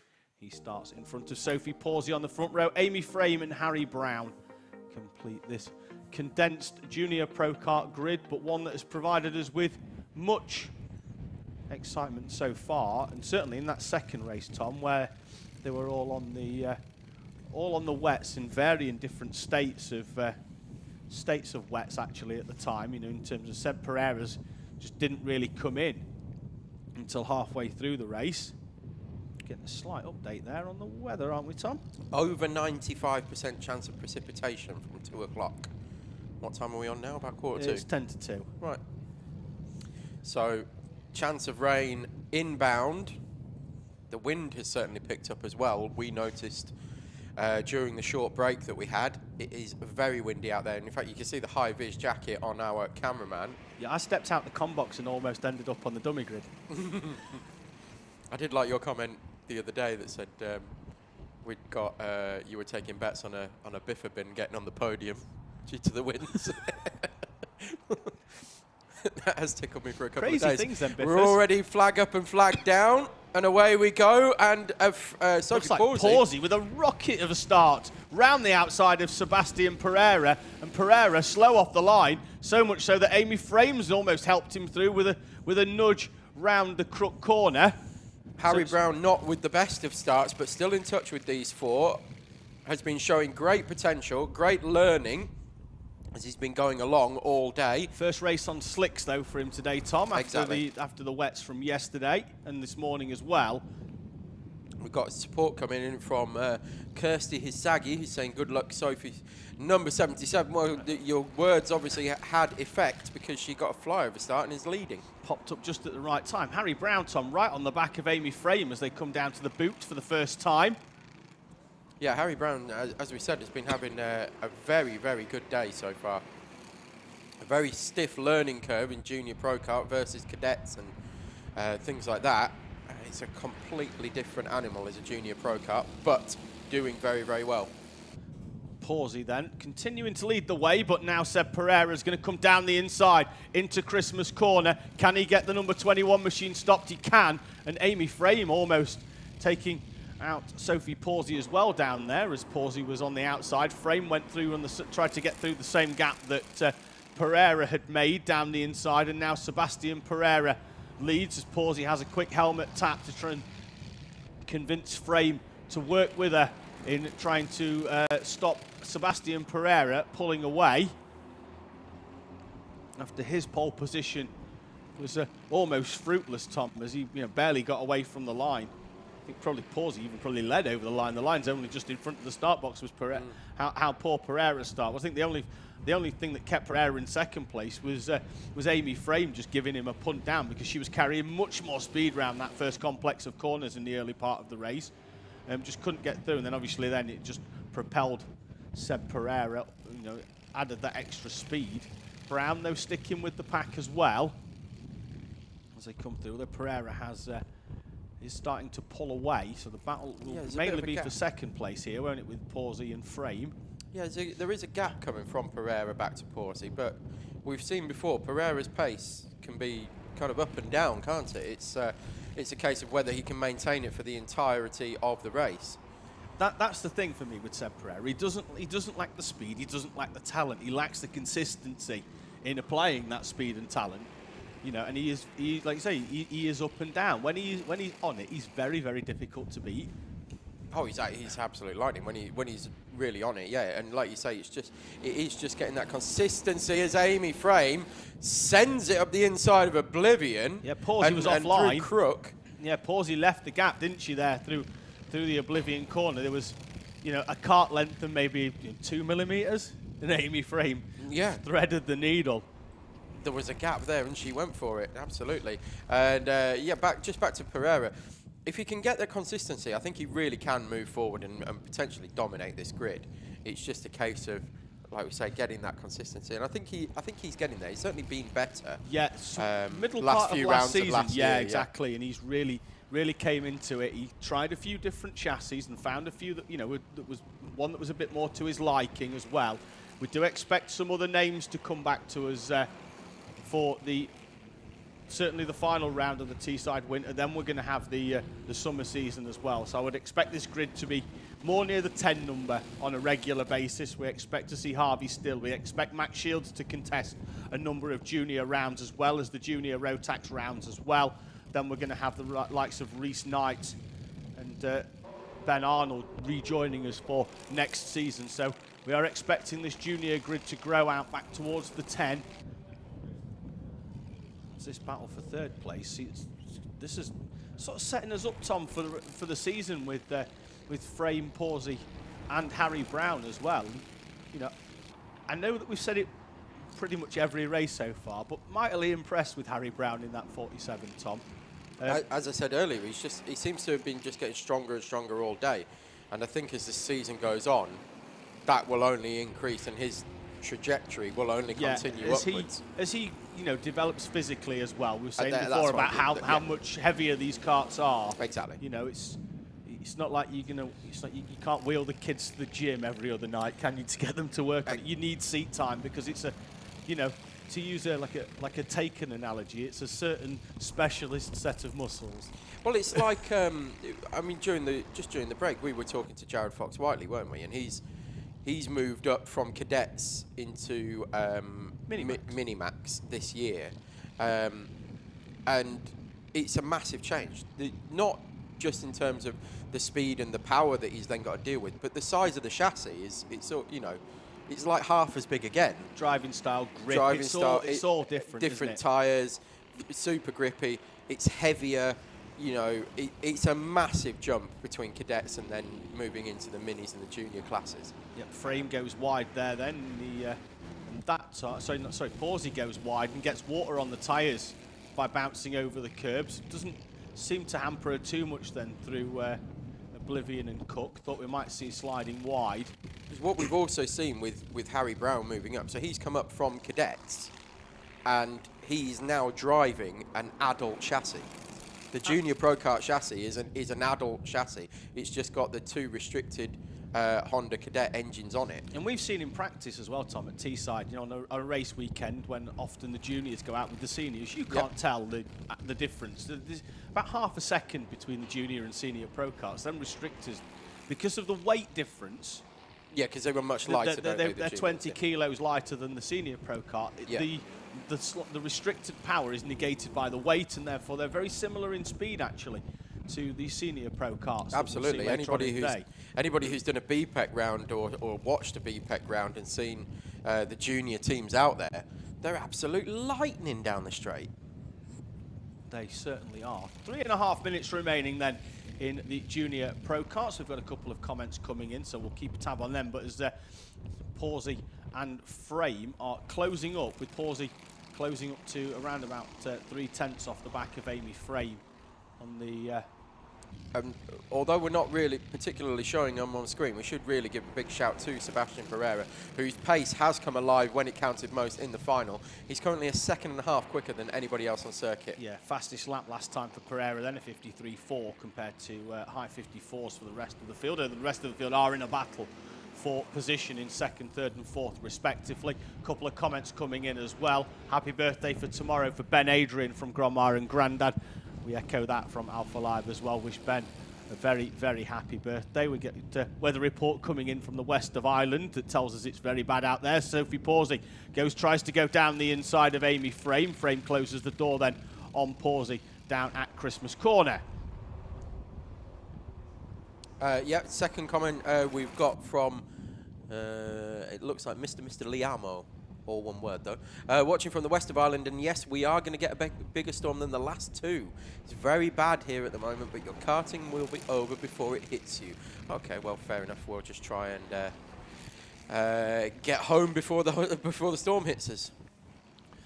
1.5 remaining then, so also 150 remaining. So we're going to get at least 3 more laps in, or at least 2, I think, with Pereira's pace. I think we might get 3 actually. So a few more comments with Terry Ellingham complimenting Brown, saying he's showing some good lines and with a little bit more confidence that comes with seat time. He's going to be a very good driver. I think we've echoed them sentiments for most of the day. Billy King's going to be here at Whilton Mill tomorrow. Karting, he can't wait. Is that a corporate session, Billy, or have you got your own and you come in testing, or what's going on? Give us a little bit more details. Put some flesh on those bones for us. When it comes to details as well, if there is anybody out there in the paddock that is either having a good weekend, a bad weekend, an indifferent weekend, if you're a mechanic and you want to shine a bit of light on your team or drivers, do have a quick look at the Alpha Live website. There's a section there for you to update us with your own stories.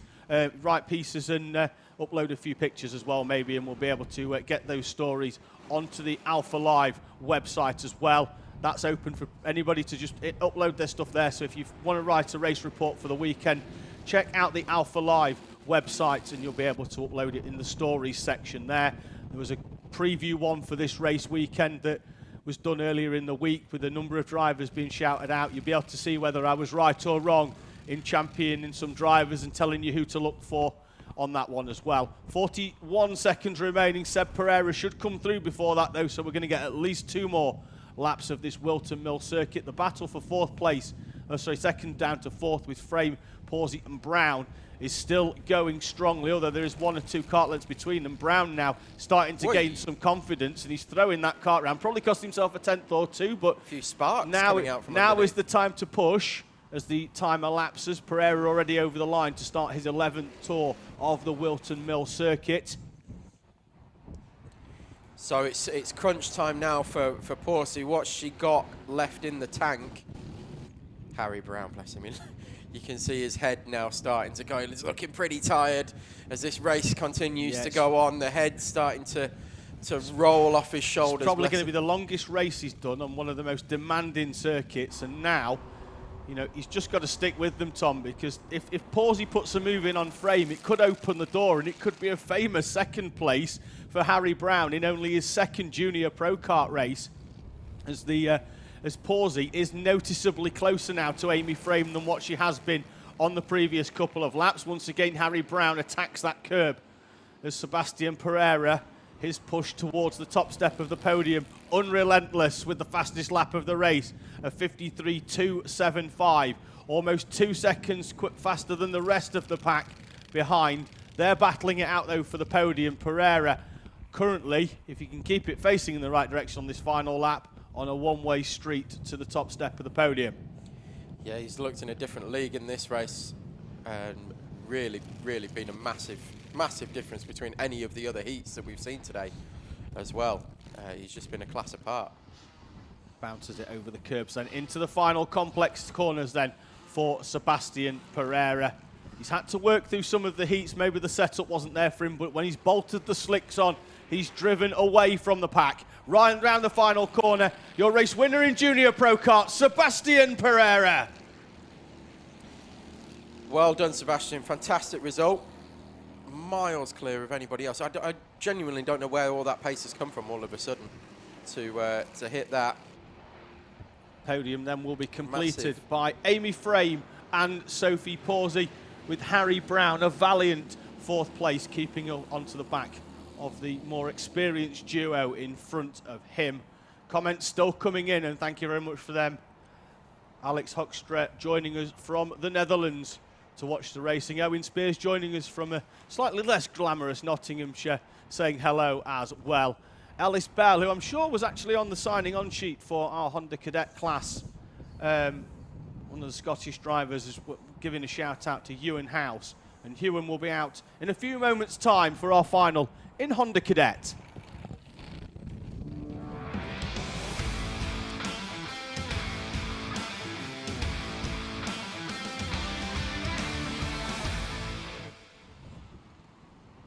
Billy King's answered your question, Tom. He's doing the Gladiator event here in the higher karts at Whilton Mill. I think that's a 1 hour event after qualifying, so 1 hour around the Whilton Mill circuit here in Northamptonshire. I've answered the question as to why Sebastian Pereira was so quick. He was the only one on slicks. Only one on slicks? Yeah, the other 3 were on wet tyres. But it's dry. I know. Oh, that's it. Anyway, moving on. Honda Cadet final. I did have a wonder that. That's why I asked the guys to have a look at the chicken run as they were coming in, just to clarify about that. But yes, all 3 of them were on wet tyres. I thought it was 100% slick time, but we knew it was going to rain, didn't we? At some point. Well, according to the weather update, and Jez Williams has joined us in the live chat. He'll be joining us in Rotax in around half an hour's time, but with a rain emoji. I don't know whether that's a factual update or he's praying. We'll find out. So here we go, taking you through your grid for your Honda Cadet final. So it's Ewan House on pole, Max Gilman in 2nd place, Harris Roberts in 3rd, Amy Peacock 4th, Finley Smith 5th, Joseph Yao in 6th. Then it's Thomas Potter, Jensen White, Larry Price, and Jack Collinson will round out the top 10. Then it's Edward Wright, Harris Alley, Drew Davidson, JJ Plowman, William Chapman, Sam Hayes, Isabella Stansmore Wilson, and Mason Dinsdale, Samuel Yeadon, and William Howard in 20th place. Then it's Mason Webster, Charlie Earball, Holly Swan and Carter Chamberlain, Riley Sims Ezard and Joey Swan round out the field. I knew Ellis Bell had signed on, but they've decided to take a break, so wish you all the very best, Ellis, and hope to see you at a Teesside event later on in the season. Same for Peter Taddy, his his son Max was due to be here, but they've not made the trip down from their native Scotland. Looks like the grid is formed up and ready to go. 2 extra minutes on the timing gantry. We're up to 10 minutes for the final. We're away and racing, and it's a good start again from Max Gilman from second place, and he immediately drops across the front of Ewan House, who's also going to lose a place to Harris Roberts, and he's dropped down into third place as the run down to Christmas Corner sees Gilman miles away already. Doesn't have to go to the inside to defend. He's disappeared down the road. Can anybody reel him in as Joseph Yao takes a huge amount of curb, and that sends him into Amy Peacock. I'm not sure whether Peacock made it through. In fact, yes, she did, but not as much as the 195 of Holly Swan. Unfortunately, she has come a cropper. Showered the circuit with mud as well down at Christmas, which the leaders aren't going to know about until they come round there on the next lap. They're going to need to keep an eye out as the one of the clocks, of course, has stood up there at Christmas Corners. Jensen White gets alongside Amy Peacock into the boot section, and he moves through into a position. I'm not sure where Peacock is after that incident. She's certainly behind Yao and Thomas Potter, so I'm imagine around about 6th place. Let's confirm it over the line, but it's Gilman, Roberts, House, Yao, Potter, White, Peacock, Smith, Collinson and Price. Your top 10 as Peacock gets a good run alongside, and she's forced onto the grass. Looks like that could have been in her move against Thomas Potter down the inside. Forced onto the grass on the inside, and that's allowed Finlay Smith through as well into 7th place. Peacock down to 8th after a torrid opening lap. Yeah, fantastic opening action here in the Cadet final. As always, Honda Cadets providing great close racing, and will be from the start of the flag dropping right the way through to the checker flag as well. We're looking at Peacock here, who is now in behind Finlay Smith, right on the back of Thomas Potter, and hounding him as they go into the boot section. Takes a slightly different line, will get the cut back as Potter trying to overtake Jensen White, who is overtaking Joseph Yao, and does, and completes the move through pit bend. Good move. Looks like he's Yao. Is he on slicks or is he on wets? Let's have a... I don't know if it's making much of a difference so far in the early part of the race while tyres come up to temperature, but wets. They look like they're wets, Tom, and I think unless it rains, I think he might end up cooking them. I think Jensen White could be on slick, so there is the slippery surface flag, Tom. So does that mean it's raining again? Reports out from the post that it is spitting. We've had a message in as well, a message of support for Joey and Holly. So Joey and Holly Swan and Joey and Holly Allen racing out there.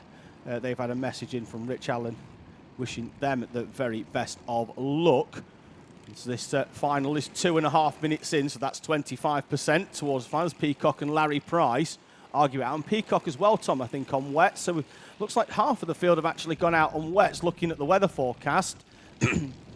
Yeah, Ewan House has taken second position through the course of that lap. The loser in that one has been Amy Peacock, who's dropped down one. Joseph Yao re-overtook Thomas Potter. Joseph Yao must have just been slightly behind Thomas Potter as they came over the line on the previous lap, but they were side by side. Let's have a quick look at Jensen. I think he's on wets as well, Tom. Almost the whole field out on wets then for this final. The slippery surface flag is out because we know it's spitting out there, but we didn't know whether we were going to have people all on slicks. I thought we certainly would be, but now as Joseph Yao is putting pressure on Thomas Potter with Finlay Smith behind as well, and Yao not only goes for an inside move on Potter, but also having to defend from Smith. This battle for 6th, 7th and 8th, obviously 5th, 6th and 7th, because now Yao goes very wide, drops a wheel off the track, and Finlay Smith moves through as Max Gilman sets the fastest lap of the race, a 56.074. It's the times for most of the top 10 tumble into the low 56s. And Larry Price then putting a move on Joseph Yao as well, so that's going to put Yao down into 8th place from what was 6th. So big mistake coming through the boot section. Just seemed to lose all rear grip and was fighting it, and you could actually see the car hopping as the grip came and went. Yeah, I think the final hop might have been the wheel dropping off the tarmac. And, yeah, you know, there is that does happen at that part of the track. It does sort of throw you straight back on, though. It doesn't sort of pull you off in towards the into the tyres or anything. It just bounces you back on the track, but it's still... You've got positive camber at that section. It's not only is it uncomfortable, but it does slow you down as Larry Price bounces the 97 machine over the curb. That's a better line from Yao that time round. Yeah, he's still going to come through, I think, in 8th place as that battle from 5th down has really started to open up now with Finley Smith, Larry Price and Joseph Yao. Amy Peacock up to 8th, Collinson and Rye. And, we've had one driver, actually, Tom Ewan-House, in 2nd place. The gap is closing to the leader, Max Gilman. He was 3/10 quicker, the only driver, in fact, to drop into the 55, the 55.7. It brings the gap inside 2 minutes. We're not even at half race distance yet. Now, can Ewan-House, bearing in mind that in the previous race, Gilman had reeled in House, can House do what Gilman did to him in the previous race? Harris Roberts in 3rd, coming under pressure from Jensen White for the final step on the podium. The gap on the previous lap was 1.2. It's not that anymore. Watch as they come into shot now. Jensen White right on the back of Harris Roberts. The final step of the podium up for grabs. And Jensen White, the driver that's carrying all the speed on Harris Roberts. We saw Roberts in the previous race on these wet tyres where he carried, he cooked them in the previous one, and he's opened the door there, and Jensen White in the 58 machine comes through into 3rd place and now defends down the hill into Ashby's. We're looking at Christmas Corner and then back down towards that Harris Roberts and Jensen White battle. Seems to have abated just for now with White moving through, pulling away ever so slightly. Still very close between Potter, Smith and Price, though, for 5th, 6th and 7th. Joseph Yao now 7/10 of a second off the back of these 3. And then it's Amy Peacock and Jack Collinson rounding out your top 10. You can see there, Tom, how windy it is. The leaves actually blowing across the track at pit exit there across, and that's the direction that it is blowing in. So it's going to give them a big tailwind coming up here, up the hill, into Christmas Corner, which will not be that much of a detriment to them because, as I say, it's uphill. It's now downhill here into Ashby, so they're going to get that headwind and extra power, extra braking power as they come down the hill. So the wind's actually blowing in a beneficial direction. It's now going to be a crosswind, and then again here they're going to turn, and it's going to be behind them as they come into the boot section. Harris Roberts unable to stick with Jensen White since White moved through into 3rd place, and he's actually falling backwards into the clutches of this battle, which sees Potter, Smith and Larry Price. They have actually managed to move away in turn from Joseph Yao, who was right on the back of Price 2 laps ago. And this is the thing, Tom, when everybody's out there running wets on what is, in comparison to normal, a fairly dry track. There is still the odd puddle, but it's we were surprised that everyone had gone out on wets, and tyre pressures make a massive difference. Absolutely, it can be the difference between cruising around on really nice, fresh, wet tyres with nice, soft, sticky compound, or them absolutely melting into the tarmac and just ripping the surface. That's the difference in pressure can just make a night and day difference. Should give a shout out as well to our friends at DDMM, Double Dash Motorsport Media. So that'll be Howard or Andrew has got in touch and said, good afternoon, gents. Well, good afternoon to you, Sue. Sir. It's 95% sure it'll be Andrew. Probably.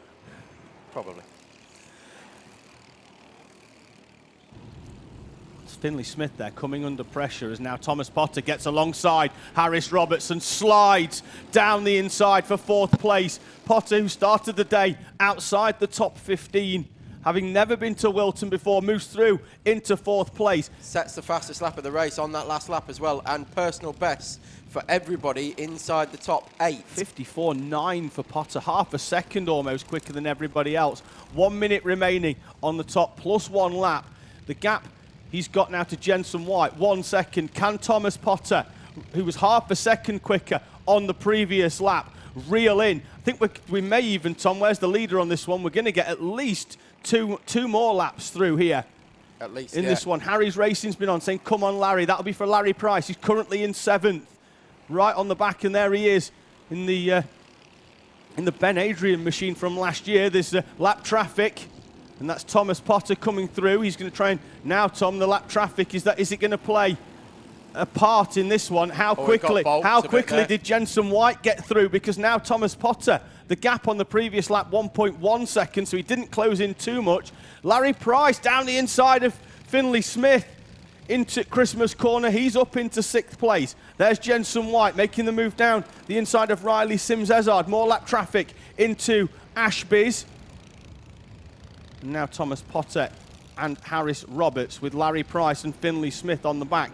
The time has elapsed, so when they come through, our race leader, Max Gilman, still with a gap of 1.5 seconds, is going to see the last lap board. They are around about 8 seconds in front of this battle, so he's going to come through, I would say, around about now to see the last lap appear at the top. And he once again sets another personal best at the top of the timing screen. Gap then for the podium between White and Potter is 0.9 of a second, and that's Finley Smith. Tom going very slow, pumping the throttle, and I think that's the throttle cable gone for the 33 of Finley Smith. Punches the steering wheel, and a top 10 has gone. It's going to grind to a halt as well for Finley Smith. Nowhere and nothing he can do. 90% sure that's a snap throttle cable, because when it happens, it just grinds to a halt. There's your race leader then coming through and heading down towards the boot complex for the final time. It's been an assured drive for the number 80 of Max Gilman. There he is. We're going to pick him up as he enters the middle complex of boot. Round the final corner, and the 8-year-old from Rotherham will come through to take the checkered flag and wins in Honda Cadet 200 from Ewan House. The final step of the podium will be taken by Jensen White. A superb result for the 58. He steps on the podium, certainly at a Teesside hosted event for the first time, with Potter, Price, Roberts, Yao, Collinson will get an 8th. Finley Smith still showing his 9th, but he's going to drop down the timing like a stone, having ground to a halt on the final lap. JJ Plowman's trip over from the Isle of Man is worthwhile with a 9th place, with Amy Peacock, Edward Rye, Harris Alley in 12th, and William Howard, Tom, who's had a terrible day so far with issues with water in the carb and a broken throttle cable, having to start the final from the back, comes through in 13th place. A fantastic result for him, having to come through from the back of the pack. Yes, indeed. Echoed. Very, very good drive. Very strong drive. Absolutely. It was Andrew Mather, by the way, on the DDMM. And 95 was conservative. And Big Boss Luke has been in touch and said we got heavy rain incoming in 15 to 20 minutes. Not sure where he's pulling that information up, but we'll believe him. Maybe his house is 15 to 20 minutes. Is his house 15 to 20 minutes in the direction that the wind's blowing, and it's just started raining where he is? I don't know. I know Jordan. Well, he's a lot taller than most people as well, so he feels it first. Well, Jordan F1 used to do that, didn't they? They used to just send somebody to stand like 20 minutes from the track in the direction of the wind was blowing, and then bring them when it rained. That's it. Definitely. Right. Next so moving on. Micromax final.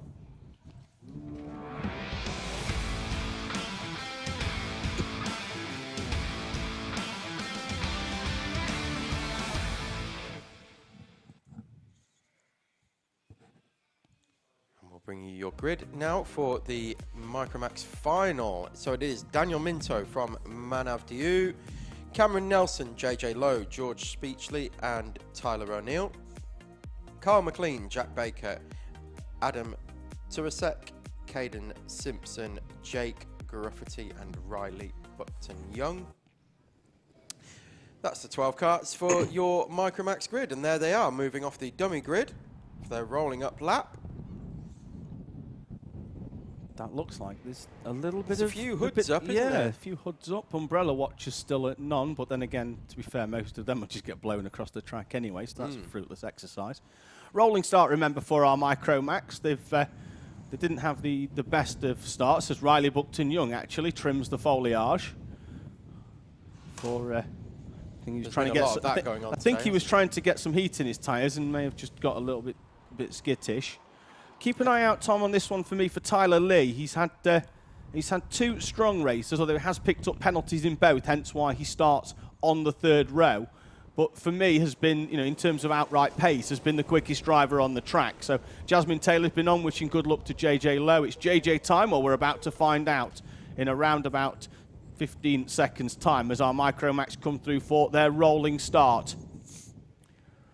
In the this class. It is a cadet class. Drivers are the same age as the Hondas that have just been out, but it's a 2-stroke formula using the Rotax engine. It moves all the way through then with different size radiators and restrictors all the way through into the senior Rotax. So we're going to have a full Rotax rotation, although we are going to interlude with IAME Cadet after this one. Let's see whether we can get going at the first time of asking. I'm probably saying no, we're going to go round again, which is unsurprising because I think they were all lined up all nicely, and then they got to the final corner and it all went pear-shaped. So you mean the corner that matters? The corner that matters, and they need to come through there side by side, or we're going to roll round, and we certainly do. Ellis Bell echoing the sentiments of shame for Finley Smith, drove so well in that final, unlucky to end a day like that in retirement, unfortunately, for Ellis Bell, that kart stopping on the final lap. So let's see whether Micromax can have another go at it for their rolling start. They've been exemplary around the first half of the lap, and like I say, it's just that final corner. Still very windy, and Marshall is actually struggling to hold on to that green flag at, I think it's post 5. About half a lap to go now as they work their way around. So this is exactly what they were like last time. So all they've got to do is try and keep calm, take a deep breath, keep yourself in line, and a nice gap to the kart in front. And already the gap's increasing. Look. Well, they've got a lot further to go round the outside, haven't they? It's three consecutive right-handers. This looks a lot better. And here we go. I think we're going to go racing. And indeed we do. Yeah, the second time of asking. Daniel Minto leads the way then in Micromax, holding off Manev Diao in the first corner, although most of them actually run wide onto the concrete as there's a little bit of side pod action in the middle part of the corner, as Tyler Neal in the 23 already moving through into second place, takes 2 or 3 places down into Christmas corner. Wet tyres. And it looks like most of them are on wets, are they, Tom? Although Manev Diao looks like he could be braving it on the slicks. I'm pretty sure Tyler O'Neill's on wets. I think Dio has taken the gamble again and has gone slicks. So your leader on wets, second place on wets, third on slicks. No, I'm not sure. I think Diao could be on slicks, just very worn ones. There is that line down the middle. Let's have a. So they're inters, but I think they're just very worn inters. I think they're slicks. Oh, he's got a helping hand there from the 71, and if that doesn't cause a drop down penalty, and Felly's already gone. Look at that for the 71 of Jack Baker. He's up into third place, but he's going to pick up a penalty in due course. I think as they come through, he's not. He's up into fourth place actually, but a massive amount of stopping power in front of him in Manev Diao has caused that nose to pop down, and that's what we mean by about the front fairing penalty. Is Kyle McLean really struggling with grip? Definitely on slicks, and we are told it's definitely raining out there, but really struggling for Dew into Christmas corner. Now, paid off massively for him going on to slicks while everybody else was on wets in the previous round. Oh, Caden Simpson forced onto the grass and bounces over the tarmac bit back onto the grass again, and the 77 of Simpson from a superb 8th place drops all the way down to the back of the pack now. Yes, indeed, and what we were saying is, now that the track's getting wetter and wetter, potentially getting wetter and wetter, the ones on the slicks are going to be the ones in the golden positions. Yeah, especially Tom in the 40 is well out of position as well. He's been running up towards the front for most of the day. Correct. So potentially another driver that could be on the slicker compound as the 71 of Baker comes through down the inside on JJ Lowe and moves up into third place. Although if Lowe hasn't got a penalty and just sticks with Baker now, then that'll be enough for a trip to the podium at the end of the day, because we've already seen Baker's front nose cone looking sorry for itself. Yeah, and it was the old from Baker. Sorry, not from Baker. From JJ Lowe. The old tap of the helmet. I'm going to leave a gap for you up the inside, which of course then Jack Baker said thank you very much and went straight through. Yeah, as long as he can stick with him now. I don't know whether Lowe's going to know that he's got a penalty, because no radios in this form of karting, no pit boards either. It's all down to the steering wheel attendant. But you can almost guarantee that Baker knows that he's going to have a drop-down penalty. Oh, absolutely. So he's now going hell for leather to try and gap whoever's behind him by 5 seconds. Yeah, the two leaders in the unliveried Hunter Motorsport machines were Minto and O'Neill, over 2 seconds away from the rest of the pack. And O'Neill, last time out, Tom, almost identical lap times, both in the 1 minute, a 5.44 and a 5.54 for those two, as the 17 of Gruffity bounces over the curbs. Cameron Nelson in that battle. The Gruffity has got in front of Cameron Nelson. Nelson, another driver, Tom, that we've seen running towards the front. And I imagine those are the ones that have rolled the dice and put the slicks on. The 44 certainly taking a much wider line through that complex of corners. And they are very slick tyres, aren't they? So, well, Buckton Young is definitely on wets, as is the 77 of Caden Simpson. Simpson's already been off, hasn't he? Simpson now is going to make a move down the inside of Buckton Young. Buckton Young carries the speed then round the outside as we drop below the 1 minute mark for the first time. Simpson gets the switch back on Riley Buckton Young. Can he get it stopped round that final corner? Doesn't slide too wide, but they'll go side by side over start finish. Who's going to be brave and keep their foot in? It's Riley Buckton Young right the way round the outside, but he's going to lose some drive, I believe, out of that corner. And now Simpson will try and get a run alongside. Buckton Young's going to come to the inside. And Simpson had to ease out there because he'd have ended up on the grass, I think. Yeah, but good driving for Buckton Young through that section of the course as well. Put his car exactly where he needed to get the overspeed and not get balked by Cameron Nelson. Sorry, by Caden Simpson coming back through. He's had a difficult weekend as Riley Buckton Young. Didn't qualify well yesterday in the wet weather conditions, and as this one now, he's moving up inside the top 10. He's having to hold off Simpson. Now Simpson's going to get the run down the inside. Can't see Buckton Young letting him have it, and he's not. They're going to run side by side through the boot section. Time-wise, this is holding them both up from their ploy to go forwards, but in their battle for the final position inside the top 10, it's providing us with a fantastic battle between, and that's the race leader, Daniel Minto, from a comfortable 1 second lead at the front. That's twice. Is now out of, and he's looking round. Is he looking for a marshal to help get him back on track? Not quite sure whereabouts on track that one is for Daniel Minto, but what would look like a fairly comfortable lead has now handed the race to Tyler O'Neill, looking over his shoulder, looking for some hope from a marshal to get him back on the track. But your race leader, Minto, out of contention. That then is going to elevate Jack Baker still onto the podium. So currently running P2, but we think potentially going to be carrying a 5 second penalty, but is a lot more than 5 seconds clear of what will be fourth place Carl McLean. So it's whether Jack Baker can get 5 seconds on JJ Lowe or not. The gap is currently 3.3 seconds. And who have we got off there? Gruffity. And the 17, Jake Gruffity is off, and that's where's that one? That's the middle corner of boot, I believe, Tom. Correct. Jake Gruffity.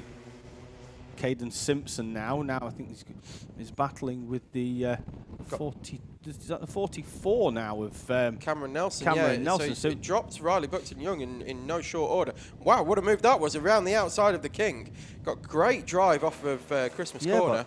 Two laps ago, Tom, they were battling for 10th, and Caden Simpson's now up into 7th. I can only imagine it's raining even harder as we've got another driver off on screen there. We've got the timing up in the bottom left corner, so I missed who that actually was number-wise, but it was. We'll keep an eye out in a few moments for somebody dropping down the timing. The driver on the move, though, Caden Simpson in the 77, moving up from what was 11th place 2 laps ago, now up into 7th on timing. He's going to come through and over the line with 2 minutes and 30 seconds remaining. Let's have a quick look what his time is. 1:02, Tom. And those in front of him, Manev Diaw's doing 1:05s on them. So we know he's on the slick compound anyway. But Caden Simpson closing in at a fair rate of knots. That's Gruffity in the 17. I think that was the driver that we saw before. He's still parked on the outside of the circuit. Could that be on the outside of Crook? As the 44 bounces over the curbs, Cameron Nelson moving through. Caden Simpson is flying up to the back of Diu as well, as you said, David. But it was 2 seconds over the line, but it's certainly not that now.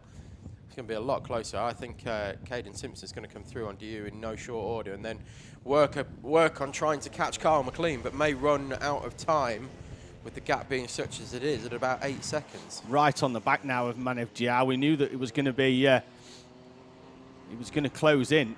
He's just got to get through clean. He knows he's got more power. Just don't hit him on the way through, because we know Diao's struggling, certainly. And this is where Jack Baker got caught out early on in the race through this complex of corners. Then the right-hander where Diao is noticeably slower. Simpson is able just to get on the power a lot earlier. Can't get out of the slipstream, though. Will he go hard on the brakes? Because now it certainly looks like it's raining a little bit harder. Manev Diao sliding much, much wider. Caden Simpson's going to get the cutback. He can get the power down. He should get this one done down into Ashby's, potentially. Not even close enough there, Tom. I thought he was going to be... Well, this is where the track is driest at the moment, and those slick tyres from DU are really helping him. Caden Simpson is much grippier through the wetter parts of the track, and you can see he just carries huge amounts more speed through the actual corners, but then it's when it gets off the corner, those slick tyres, look, DU puts the power down and just gaps him. Yeah, absolutely. It looks like potentially, Tom, Caden Simpson's got a bit of a nose drop as well on the front there in the 77. It looks like it's very low to the ground on the front end, so he's going to try and slide there. Here we go down the inside of Manev Diao for Caden Simpson. He slide through. Diao's going to come back to the inside, though, and they swap back as they were. Diao into 5th, Simpson into 6th. Simpson, he can get through there, but obviously then he needs to be a little bit slow around that final corner to stop that cutback from Diao, with the timer now heading towards 0. So it's going to be 1 lap this time. I think the leader already isn't going to get through, although they are maybe 34 seconds down. Let's have a quick look. No, Tyler O'Neill doesn't come through in time, so we're going to have the times. The times we know it must be wetter, Tom, because the times are down back now to the 1 minute mark that they are on screen. And you know, Honda Cadet which is a slower category than the 2-stroke Micromax formula. We're almost 5 seconds quicker than that, as Simpson once again goes down. It makes the inside of Diao. Just catch a glimpse there of the 12 of Kyle McLean. And Simpson has got through. Yeah, through cleanly on the entry to the boot and already pulling away. Needs 5 seconds, though, Tom, I think, because I'm fairly sure that with the way that nose is pointing down, that he has incurred a penalty on the front fairing. There is your race leader, though. Because we're on to the last lap. Yeah, we'll have to see, because he's on the wets, and now he's in the clean air. He can start to move away, but we'll see whether he can get 5 seconds on Diao. Tyler O'Neill, coming through, and having picked up penalties in the 2 heats and dropped him down. An exemplary final for the 23. Tyler O'Neill comes through to win in Micromax, holding off Jack Baker at the line. Baker might even hold on for second, even though he's got that front fairing penalty. Potentially, I think, no, that's 4.3 seconds of the gap back to JJ Lowe. The podium itself is going to be as it is. We think Baker's going to pick up a penalty that may drop him down into 3rd place. Kyle McLean comes over for a solid 4th, albeit 13 seconds down. Some of our runners running on different compounder tyres, some wet and slick. Simpson comes through then in 5th place. The gap back to Diao, not 5 seconds that he needed, I think, to hold on to that one. So I think Manev Diao may go back up into 5th place when penalties are placed at the end of this race. But a race, Tom, there in Micromax that looked like it was going to be comfortable for Daniel Minto. And the next thing we know, we get a camera shot and he's parked on the grass and heading towards retirement for the 28 machine. Definitely the unluckiest driver of the day so far for Daniel Minto. That's twice out of the lead that he's had an issue. So definitely had the pace to win both the previous heat and the final, and just couldn't make it to the end, unfortunately. Absolutely. There we are having our front fairing penalties checked down in the chicken run. And very swiftly, we are going to move on to IAME Bambino.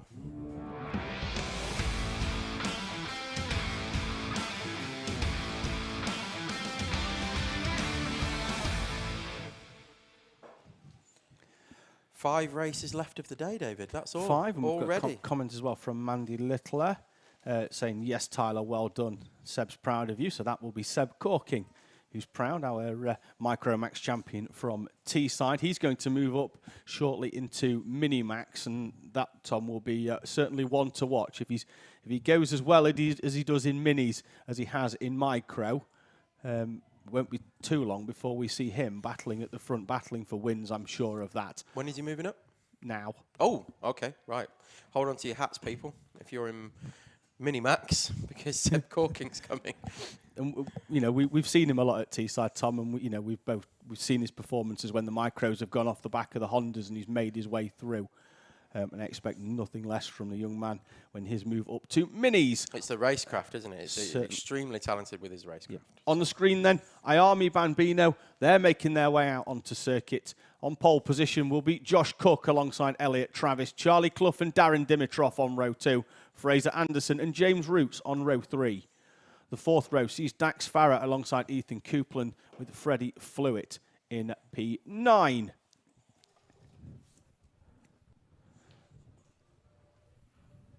That's the dummy grid, and that's some of our drivers getting ready for our Mini-Max race, which will follow this one. We'll have IAME Bambino out now. Then we're going to have Mini-Max, Junior Max, Senior Max, and then finishing the day with Senior Pro Kart. And we may be wrapped up for around about 3:30, I'd imagine, Tom, if we can get through these without too much recovery required. But even, to be fair, even when we have needed recovery, you know, when we've had drivers off, the team here at Whilton Mill have, you know, we know at Teesside they get them back in quickly. The team at Whilton Mill doing exactly the same, and we expect nothing less. They run their own meeting here, and will be live, I believe, next weekend for the round of the Whilton Mill Championship, which will be covered by Alpha Live Productions. So I think those streams are already scheduled to go. So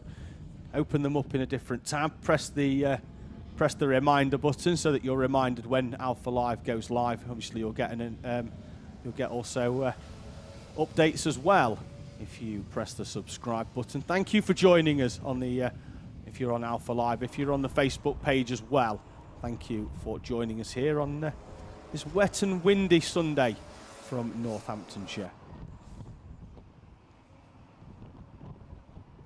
It is a bit wet and windy, but it's on off, isn't it, the rain? So challenging. Yeah. They had an extra rolling up lap there for IAME Bambino. Is that normal? No, I don't know. The man with the red flag, he looks very confused that they've gone for a second lap, but we'll see. Maybe they're just getting used to that the weather condition. For me, you know, as much as it's difficult for the drivers, the one for me is that it's difficult for the mechanics, the parents. They've got to make a call on tyres potentially that could affect their driver's race.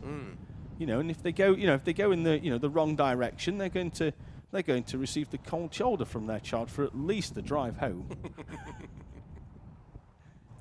At the very least, until the morning, when they require breakfast. Yeah, I've just popped onto the live stream on Facebook to see if we've got any comments on there as well, and we have a few. We've had Kerry O'Shea wishing Isaac O'Shea some luck. He'll be out in Junior Rotax in around about 25 minutes' time. Fred French has been on saying good luck Flying Farmer. That'll be for Lennon French. He's not had the luckiest of days with a retirement in the first heat of Senior Pro Kart. Soph Doughty's been on saying good luck, Dad. That'll be the final race of the day in the Senior Pro Kart. We are away and racing, though, in IAME Cadet. It's a strong start from the number 33 machine.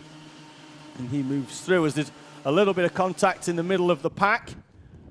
But it's Elliot Travis then from the second place berth moving through after that win in heat number 2, moves through and into the lead. Everybody's made it cleanly as they round Christmas Corner. It's a strong start, I believe, from Freddie Flewitt, who's moved up into 7th place from the starting in P9. The driver of the 59 has moved up after a strong getaway. And they come through. So there, you're leading the way is the 33 of Travis. Behind then is the 77 of Cook. Dimitrov not too far behind either. They're your current existing top 3. Driver with his arm up in the background, Tom. Looks like that could have been Ethan Copeland with potentially a problem. We'll see which driver fails to come over the line, but if they're putting their arm up mid-corner, it's often a often a mechanical I issue. think you were right. It was a 4. There was a 4 at the start of the number, and there's only 1 on the grid. That's Ethan Cooper. So over the line they come then for the first time. Travis, Cook, Clough, Dimitrov, Roots, Anderson, Farah, and Freddie Flewitt. The 8 that come over the line. Ethan Coupland does come over, actually. Registers a lap time in the 43, but it looked like there was certainly a driver with their arm up, and that normally means that there's a problem and they just want to make everybody else aware, as looks like James Roots there carried a little bit too much speed in the round Christmas corner. And it certainly has allowed Fraser Anderson to close the gap up on as Roots ended up being slightly sideways in the exit part of that corner into the left-hand kink before they head towards Inkermans. Yeah, Travis seems to be moving away now, so the gap over the line was half a second, but that just visually seems to have increased quite significantly over the course of this lap. Oh, and we've got James Roots going slowly, coming out of Ozier's. Is it a problem or is it a spin? It's very slippy down there, that's for sure. We've seen a number of drivers just sliding off, even on the outlap there as well. We saw Brandon Truman Reddish go off into the mud there earlier. We know it's wet, so has he just slid wide and maybe had a half spin?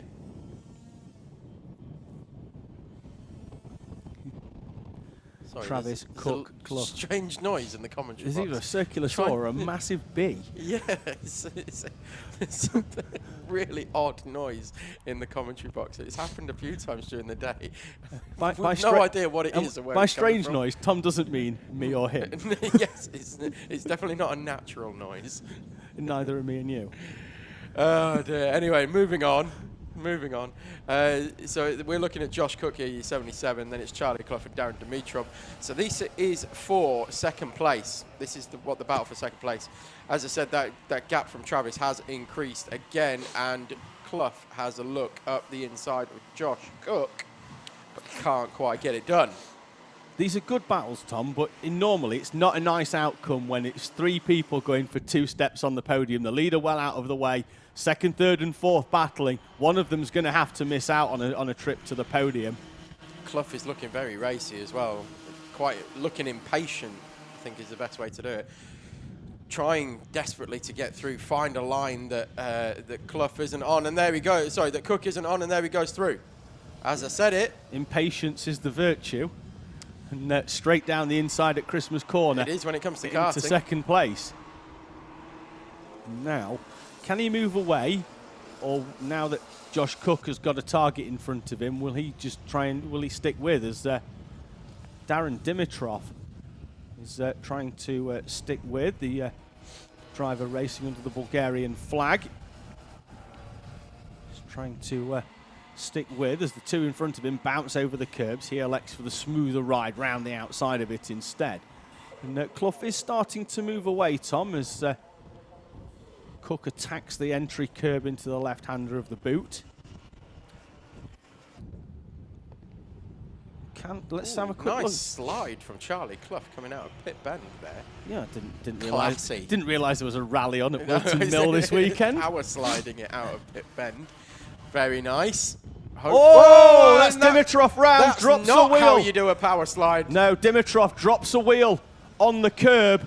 Looked like he dropped a sticker as well. Drops it onto the grass. And Darren Dimitrov from 4th place could potentially even hand that 4th place to Fraser Anderson, a driver, Tom, that we've seen in the Coma Bambinos, now on the IAME in his final year. And there's another spinner as well. That's Dax Farah round. And let's have a quick look on the lap times, Tom, and see whether they're dropping, because if they are, that means that the rain is increasing. As we've seen 2 drivers there, although one was on track. Dimitrov's spin caused by dropping a wheel onto the grass on the exit of Crook. And all of a sudden, the battle for the podium has spread itself out with Clough and Cook now a comfortable 2nd and 3rd respectively. Dimitrov's going to come under pressure. There is your top 3. You say that. What's the gap over the line? It was 1.8. It's now 1.5 with 4.5 minutes to go. Lap times, Tom, are almost 2 seconds slower than what they were on the previous lap. But Clough is closing very much on Elliot Travis now. So having dispatched Josh Cook took a while to get through, but eventually has got through and has now got some serious pace in these changing conditions. You can see raindrops on the camera lens. It's not a set-up game now, is it? It's a confidence game, and if you're confident in finding the grip in these changing conditions, you can often get a second a lap on those in front of you if they're tiptoeing round. And just think, you know, Elliot Travis is the first one to get to anything. The 43 arm up then for Ethan Copeland. We thought we saw that earlier on, so maybe he's just having some issues with that machine. The yellow flag is out. Hopefully that's hopefully it's off the racing line as they come round. I'm sure it will be by the time our leaders come through. Elliot Travis then 1.594, the gap before. I'm fairly sure, Tom, this is going to be sub 1 second, and with 3 minutes remaining in this IAME Bambino final. Oh, bang on, just over 1 second, but it's enough for Charlie Clough to certainly smell a victory. Closing the gap down at half a second per lap, and he's going to have at least 3 more to close it in. If he can keep it closing in on the back at this rate, we're going to have a sensational battle when it comes to the final lap here at Whilton Mill for this second round of the Teesside Winter Series. These IAME Bambinos sliding the machines round as the lap times continue to go out. Now 1 minute and 10, so we're almost 4 seconds slower than what we started this race at as the rain continues to fall here at Whilton Mill. Do you know who's also not out of this? Josh Cook. It came over the line 2.6 seconds behind Elliot Travis, and I think that gap is getting closer. So Josh Cook could be on for overtaking Elliot Travis as well if this continues and if this pace from Travis continues. But as he said, in that Prost-esque helmet, can he tap into the professor's psyche? The Professor. Oh, very, very good, sir. Very good. Round of applause for that one. Here all week, ladies and gentlemen. Well, I'm here till about 3:30, maybe, until they kick me out. I might get kicked out early for comments, for jokes like that. But oh, you know they're always welcome here. Our leading battle then is now nose to tail for Charlie Clough, who's taken another few tenths out through Oblivion and Crook, and is now right on the back of Elliot Travis. Travis had a look over his shoulder, heading down towards Christmas Corner, and it was full of number 5, Charlie Clough, right behind as they run nose to tail then round Ashby's. They're going to get another 2 laps at this time, at least, I think. So the time isn't going to elapse before they go round. I don't think they're going to get enough for another clear lap in. But Travis and Clough, who's closed in at a fair rate of knots thus far, now has to negotiate his way past the 33. Yeah, did struggle to get past Cook previously. Took a few laps. It hasn't got a few laps here. Has got potentially 2 as we go across the line. Yeah, they may even cross next time. It's a 1 minute 10 lap. They're going to cross at 51 seconds. So now they're going to have 2 more laps at it. We're going to get up to 9. But we know here, Tom, that Charlie Clough was strong on the previous couple of laps coming out of Crook. You know, using the tarmac on the concrete on the outside to get a good run. Looks, Tom, much wetter than what it has been so far. We're even getting droplets of rain on the screen here at Whilton Mill. This could well be game-changing for a lot of people in the final few final few races that we've got of the day as well. The slicks have probably already been put back in the tyre bag, saved for another weekend. Yeah, I would agree with that. I think everybody's going to be on full wets where possible. Of course, Senior Pro Kart, which will be our final race of the day, only run slick tyres. Yeah, and when they're full wet, we see some great racing. You know, full lock into corners and just hope it sticks before the tarmac runs out. The time has elapsed, so the last lap board will be waiting for Elliot Travis. And Charlie Clough now right on the back of Travis. The gap, 0.3 of a second. But so far, Tom, he hasn't been close enough to even try a half move. Will he get a good run out of Crook? Don't think he's close enough as Travis has a look over his shoulder.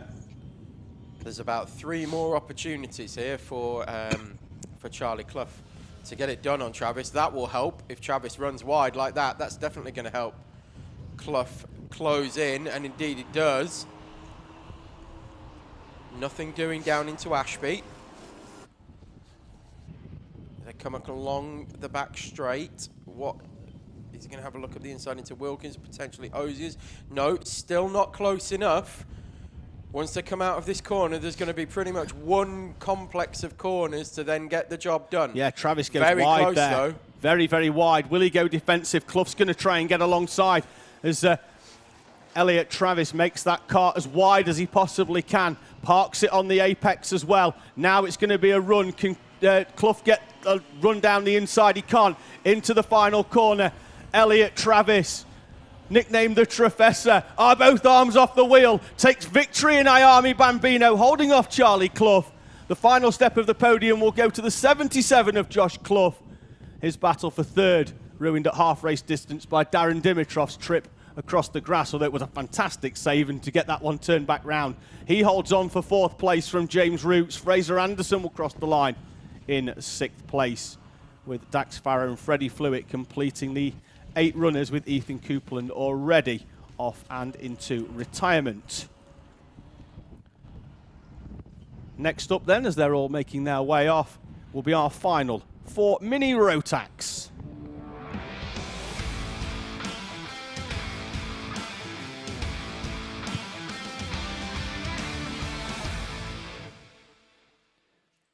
And we start with a good luck message for the number 95 of Charlie Kelso in his first race since moving up from Cadets. He's travelled down from Kinross in Scotland. Run through the grid and we'll see whereabouts he will be starting the final from. Leon Hasty, maximum points. He starts on pole position alongside the 19 of Liam Hartley, with Dalton Haywood and Tyler Lee on row 2.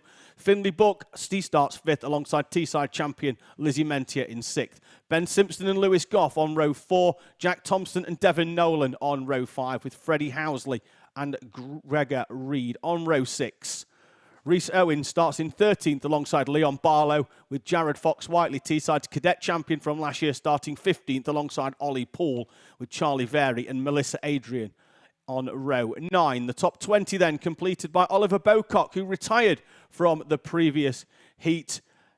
He starts alongside Taylor Dixon, Jake Flewitt and Harry Platek Holland in 21st and 22nd, with Elliot Powell and Lucas Blanford on row number 12. Michael Barnes starts alongside Ollie Naylor, with Joseph Murphy and Addison Smith in 27th and 28th. Charlie Kelso, there he is. He starts 29th alongside James Roberts as number 37 machine. Then we have Ben Adrian, Finn McIlwraith, Charlie Dumancos, Emily Cooper and Ollie Wise, although he scored no points, so I don't think he started either of his heats. We've got more comments coming in as well. Big well done for Tyler O'Neill coming in from 77. Koval, Jake Howarth wishing Jake Flewitt good luck. Another good luck message for tomorrow's birthday boy, Ben Adrian, with Caleb Lawson Donachie saying good luck Lizzie and Jared in this one. So that'll be Lizzie Menti going off P6, Jared Fox-Whiteley going off P15. And Dean Lisa Mason as well, wishing Tyler Lee good luck. There he is in the number 11 machine, going off the second row as our minis make their way out. We've got a stationary kart there as well, I think, down on the dummy grid. Not sure who it was and whether they're managed to get back out, or whether we've still got someone there on the right-hand side. Stationary machine. 37 on there. Tom, let's have a quick look. If it is, it's James Roberts. And the driver that was due to go off, it's 137 actually, Charlie Very. Driver due to go off P17. That machine still stationary. They've got around about 30 seconds to potentially get that car out of the dummy grid off the back of the rolling start. Not going to get round to get on the back. But Charlie Very's race day is over before the final has started. A big kick of the air. And Charlie Very. And it's heartbreaking when that does happen. We will have to slow this down a lot, Tom, if we're going to get them round. I think we're going to go round already. Yeah.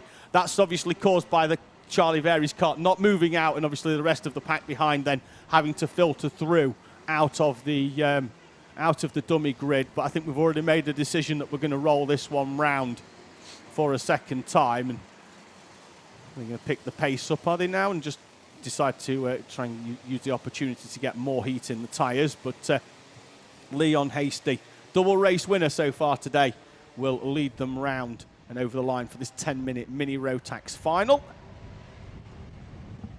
Yeah, looking forward to this one. Definitely. Big grid, quick karts. A lot of people moving up from Cadets last year into this grid now. As well, a lot of people or names that we're very familiar with from the Teesside owner-driver sprints, making the jump up to Minimax, and it is a big jump, as we said earlier. Massive step forward.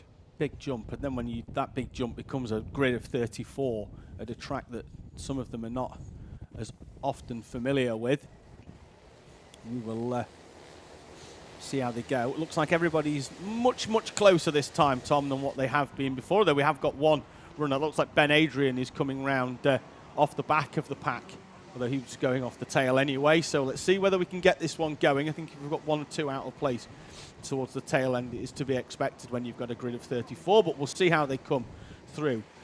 Leon Hasty then on the outside of your picture, but on the inside of the first corner will lead them through, where Green in Mini Rotax were away and racing in this final, and Leon Hasty then cuts across the front of the 19 of Liam Hartley, and in we've got one driver facing the wrong way already. That's the 20 of Freddie Housley, who was looking for a top 10, has dropped outside of the top 30 now, all the way down as there's a huge concertina effect down the inside into Christmas. As they head round to Ashby for the first time, the second big braking zone on the lap. Downhill braking, very tricky here. Lizzie Mentier looked like she's making up a couple of places up the inside there. Starting the race in 6th, and Hasty and Hartley already starting to break away, although that's saying there's a couple of kart lengths of 68 behind. That's Dalton Haywood trying to stick with it, and we're too wide as Tyler Lee bounces over the curbs. A little nudge forward as Mentier dives down the inside of Tyler Lee, taking full advantage of that kart being balked by the curb on the exit of the preceding corner, and Mentier takes advantage and moves through. Over the line they come then for the first time in this 10-minute mini Rotax final. It's Hasty, Hartley and Haywood the top 3, with Buck, Thompson, Mentier, Lee, Nolan, Simpson and Reese Owen rounding out the top 10. All drivers trying to keep off that slick stuff on the outside of the corner on the regular racing line where the rubber has been laid down when the brief time that we had some dry running. Yeah, Tyler Lee at the moment, Tom, is drifting like a broken ship. That's 4 places in the space of 2 corners. And another one. For the 11. On top now, just coming through Ashby. He's now, I think, going to drop outside of the top 10 when they come round this time. We've got yellow out there, actually, Tom, as well. I don't know if somebody ahead has gone off. That's the 119 in the middle of the pack. That's Reese Owen. That is the battle then for the final place in the top 10. And the 35's coming as well. Oliver Bocock, having retired, remember, from the heat number 2 with that broken track rod, already now up into top 10. Tyler Lee's number 11 machine. That kart just not handling how he wants it, and he's going to drop well outside the top 10. I think he might even cross the line in 12th this time. Lewis Goff appears inside the top 10, also taking advantage, overtaking at the same time that Bocock did. Yeah, so your top 10 is Hasty, Hartley, Haywood, Thompson, Mentier, Buck, Nolan, Reese Owen, Oliver Bocock and Lewis Goff. This is the battle for 3rd then, Tom, with Jack Thompson diving to the inside very, very late on Dalton Haywood. Can he get it done? Can he make it stick? He does. And Jack Thompson in the 65 Hunter Motorsport machine dives through and into 3rd place. And as he stands, it's the last step on the provisional podium at the moment, with Haywood dropping down to 4th. And Thompson is driving away from Dalton Haywood. I'm just looking at driving styles of. You can see the way that some of the karts have been set up, because they're coming into this, it's particularly this one here, pit bend, and they've just got armfuls, full lock, just waiting for the kart to grip up. So it's whether they're on potentially a dry setup with wet tyres. Potentially, I know what you're saying, because we were speaking to some drivers in the short break we had where they'd gone out on a full wet setup for the previous race, and the rain that they were looking for just never came. And by that, what we mean is that the front wheels in the wet go out and the rear wheels, they go in a lot, and it's, you know, it makes the kart much nicer to drive as the 35 goes down the inside and opens the door actually for the 54, I think, of Nolan to come through, and the 24 of Finn McIlrath, who's come out of nowhere, Tom, at the moment. He's just done another one. slicks maybe, or just really used wets? Because he's definitely not slicks. Definitely not slicks. No, for the first time today, he's moved into the top 10, and he's pretty Absolutely much overtaking drivers at will. Yeah, absolutely flying. So setup, it seems very spot on with that. As you see Bocock again, sawing at the wheel, trying to find the grip. He's wrestling that like a wet fish. Yeah, it's struggling. Definitely struggling. Certainly with front end grip. Wow, look at the 68 bouncing all over the track as well. That's Haywood. Mentia's got through on Haywood. Haywood, who was on the podium 2 or 3 minutes ago. And there's Jack Thompson in front there, gets armfuls of opposite lock, getting it stopped on the brake. We see this a lot, don't we? They come half offline, get it stopped, get it sideways. And we'll see how McIlrath, Tom, up to 7th now on the back of Finlay Buck, as we're going to get a move down the inside from the 35 of Bocock. Lovely move as well. On Devon Nolan. Lovely clean move. Oh, no move's complete without a helmet tap after it's done, is it? When you've done a nice clean move it's like almost that's a prerequisite of an overtake. Yep, and we've got Hartley and Hasty have swapped places at the front of the pack as well, right in the lead of this race. So you're looking at them now, 19 and 80. Yeah, so Leon Hasty, who's won both races today, fairly comfortably as well in the SFR suit there, in the number 80 machine. He's currently having to play second fiddle as Jake Flewitt in the 36 off on the grass, and I think he's going to park that one. That's at the that's just after start finish, isn't it, at Oblivion? And just to state the obvious, yep, lead change again, but just to state the obvious, he was on wet tyres. So here we go, look, and then there's the tap of the helmet from Liam Hartley to Leon Hasty saying, let's not fight yet, let's work a gap. But I think if you look behind properly, well, they've got six seconds. Exactly. I think they can just go at it, these two it's now. It's a 2-horse race, isn't it? Unless they take each other out, of course. That's a problem.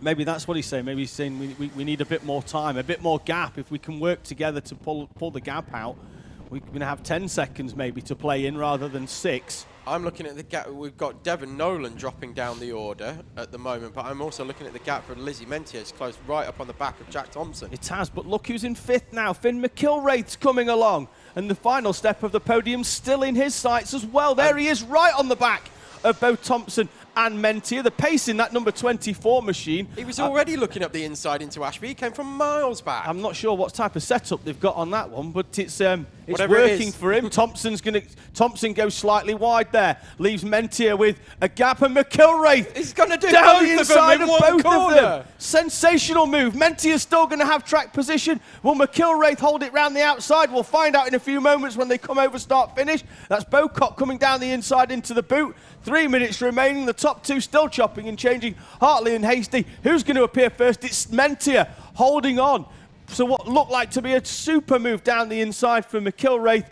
Ruined obviously by the cutback on that part of the circuit. But certainly he's the driver that's on the move. He's running at the same pace as the two leaders. Absolutely saving his best for the final.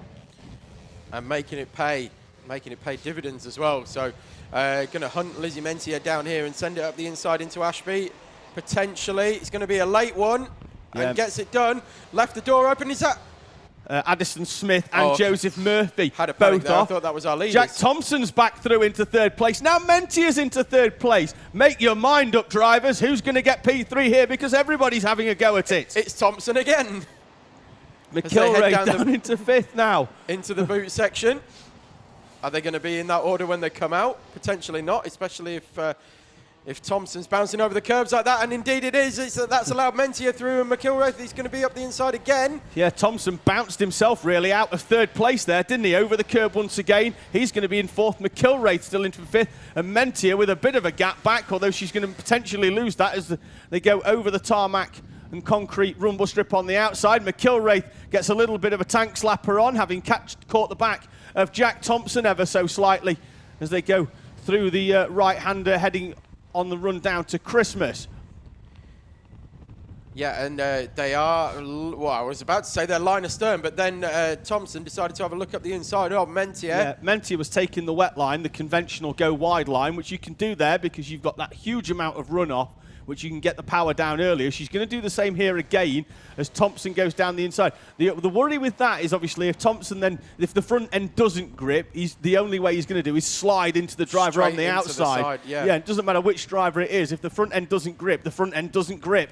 Change at the lead again with 1 minute remaining. Hasty back in front of Hartley in their battle for the lead. We're focusing on the battle for the final step of the podium. Here is the lead battle as Hasty, defensive already, Tom, down into Christmas corner. It's going to be really touch and go as to whether we have 2 laps to go or not. Whether they're going to cross the line in time. I think they might just make it across the line before the timer ticks down to 0. Yeah, Lee Starbucks, I'm just saying, my Minimax final best so far. It's been action all the way through the field in our mini Rotax class. I think, Tom, they might just get through. 30 seconds remaining on the countdown clock here at Whilton. I think they will. I think they will. It's 18, 17. Let's see what happens. I think they're going to make it round just in time. I think they'll cross the line with about 3 or 5 seconds to go. Value for money then here. We're going to get treated, I think, to another, a further lap than what we thought we were going to get. They're going to cross the line just before the countdown. 3 seconds to go. 3 seconds to go. Tom Butterworth is correct. 2 remaining then in this mini Rotax final. And your 2 leaders, Leon Hasty and Liam Hartley, still nose to tail, 3/10 between them. But what did we see in front there, Tom? It looked like it was lap traffic that may play into the hands. It's the only one it's really going to play its hands of, I imagine, is Hartley. We've got drivers in front. Taylor Dixon, I believe. Yeah, we've got Leon Hasty already. Getting blue flags yeah, as well he's going because defensive, it's the final, so yep. they give the blue flags a little bit earlier because it's the final. Here we go, heading on down into Osiers, out of Osiers, over that curb, flying down the second back straight. Oh, is that the, look at the rain coming down now, heavy. Very heavy rain out there. Certainly on the camera. I know the camera sometimes makes it look worse than it is. Lap time previously was 1 minute. Let's have a quick look. The times are still consistent, Tom, at 59 seconds. Hasty, balked by the lap traffic. Is there anything that can play in the hands of Hartley? Although he did seem to go through with a comfortable gap of almost a second. So Leon Hasty and Dylan Hartley already making their way past the lap traffic. They're going to have a clear run now towards the checkered flag. And they it looks are like indeed, Hasty's actually got yeah, more of a gap now. Hasty's pulled quite a lot out over the last couple of corners. The rain has got a lot heavier, and I think that's made a difference. The question is, can Lizzie Mentier, who's put 0.8 of a second all of a sudden into Jack Thompson, and likewise, Finn McElraith is still on the back of Thompson. What's the battle for the podium going to be? Last lap. Last few corners, into the boot section comes Leon Hasty, round the right-hander, round the second right-hander. There's a final one for Pitts Bend, and it is going to be Leon Hasty taking your Minimax final. Liam Hartley following over the line, just over a second behind. Good performance from Liam Hartley. Who's going to be coming over the line in third? It is going to be Lizzie Mentier, with a gap back to Jack Thompson, and then the brilliant performance from Phil McElraith to take 5th place.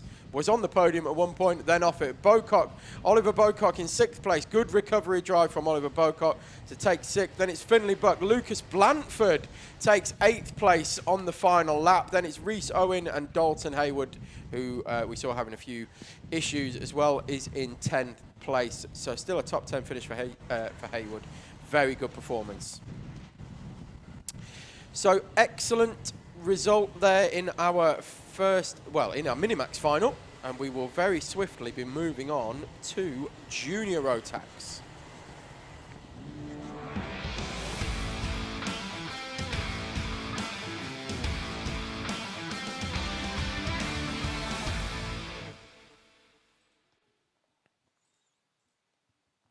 So we'll bring you your grid for the Junior Rotax final. Pole position goes to Charlie Pritchard, then it's Gabe Fairbrother, Finley Watson, Reza Siwaruthan, Alexander Adams Acton, and Daniel Sabula. Jez Williams, Max Taylor, Gracie Mitchell, and Josh Howard. Then it's Stephen Barnes and Dylan McKay. Angus Scrivener, Evie Poulain, Stephen Duncan, Levi Earle, Isaac O'Shea, and Leo Purchase. Oliver Buxton and Jay Smith finishes off the top 20. Then it's Lucas Jex, Archie Lyons, Tom Carter and Reese Bailey. Bella Franklin, Samuel Chapman, Ethan Hay, Sophie Kinghorn, Oliver Betts-Smith and Shane Collins in 30th place. Then it is Jensen Hinchcliffe, Sam Stoner and Morgan Jack Hudson-Brown. So, rain continuing to fall here, but not as heavy as it was a few minutes ago. Everybody will be on wets, you can guarantee.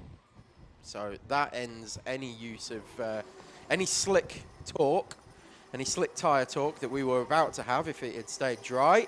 It is going to be full wet conditions, full wet tyres for both junior Rotax and senior Rotax coming up. They are junior Rotax on your dummy grid. I'm looking forward to a good final here, David. Very much so. I think it's obviously delayed while we collect a couple of carts off the circuit, but we are out of the dummy grid and we are about to go racing.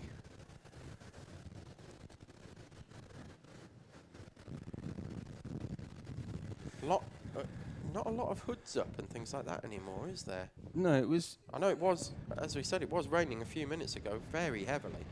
Oof, very hit and Who's miss. that? That's confidence, isn't it? That is confidence. Could be Jez Williams, actually. I think it was Jez Williams. Yes, I think you're absolutely right. I think it was Jez Williams. Well spotted. Going, yeah. Using all of the circuit to warm the tyres up. Well, let's see whether that... let's see whether that last to first challenge that we spoke about in the early part, let's see whether we can get that done by the time we cross the line. I mean, the forecast up there says that there's no rain, but there was certainly some when I came back in. It also says it's 12 degrees, and I can assure you it's very much not 12 degrees. Well, it might be without the wind chill factor, which is making it feel like it's about 2. If that. Here we go then for junior Rotax. Let's see whether the rest of the field are in a position to get this one going. The front seems to be good. Let's see whether the mid-pack and the tail are enough for us to go racing. It looks a little bit fraught in the mid-pack, but it does look like we're going, Tom, with the timer appearing at the top. Much wetter than they had in the previous one. And let's see, that's the 46, I think, of Samuel Chapman. That was a great shot. Oh, and there's another one. And the 99 of Reese. Gone straight through Reese the barrier. Bailey.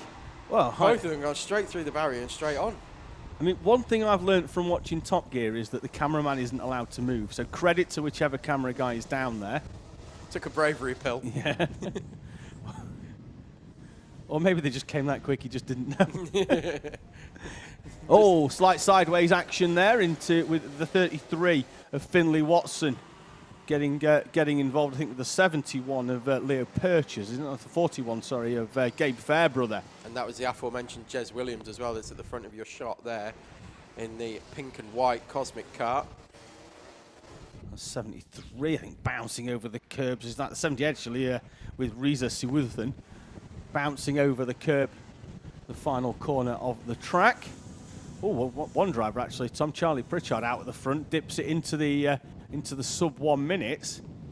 Straight off the bat, that's a very good opening lap. Might need that gap, although he has been out the front all day, but certainly hasn't had to defend. In second place, though, now Jez Williams, as a warning flag is flashed for the 33 of Finley Watson. So if you are watching on timing at live.alphatiming.co.uk/SGP, that's why there's a W flashing next to his name, because he's picked up a warning flag for probably a little bit of contact, I'd imagine. I don't think it's going to be. I don't think we're going to. Yeah, he's there on the screen, Tom. Is he not showing on timing? He's in fourth place. Oh, okay. Right, well, that makes more sense then. Sorry about that, folks. So as they come over the line then... I don't know what happened there. Whoa, that was Reza and Gabe Fairbrother coming together. So as they come over the line then, looks like it's going to be Pritchard, Williams, Fairbrother, the top 3. Siwuthan, Watson, Adams Acton, Taylor, Duncan, Mitchell and Howard. We apologise for a slight break-up in pictures there. We seem to have just had a bit of an issue with one of the cameras potentially weather-induced, but we'll keep an eye on it and we'll try and bring it to you as quick as we can. Christmas has been delayed. He's here all week, people. Hang on, let me give him the Thanks, Tom. The round of applause. Still the funniest person I know. I don't know many people, though. That's the sad thing. Anyways, moving on. We've got a final on.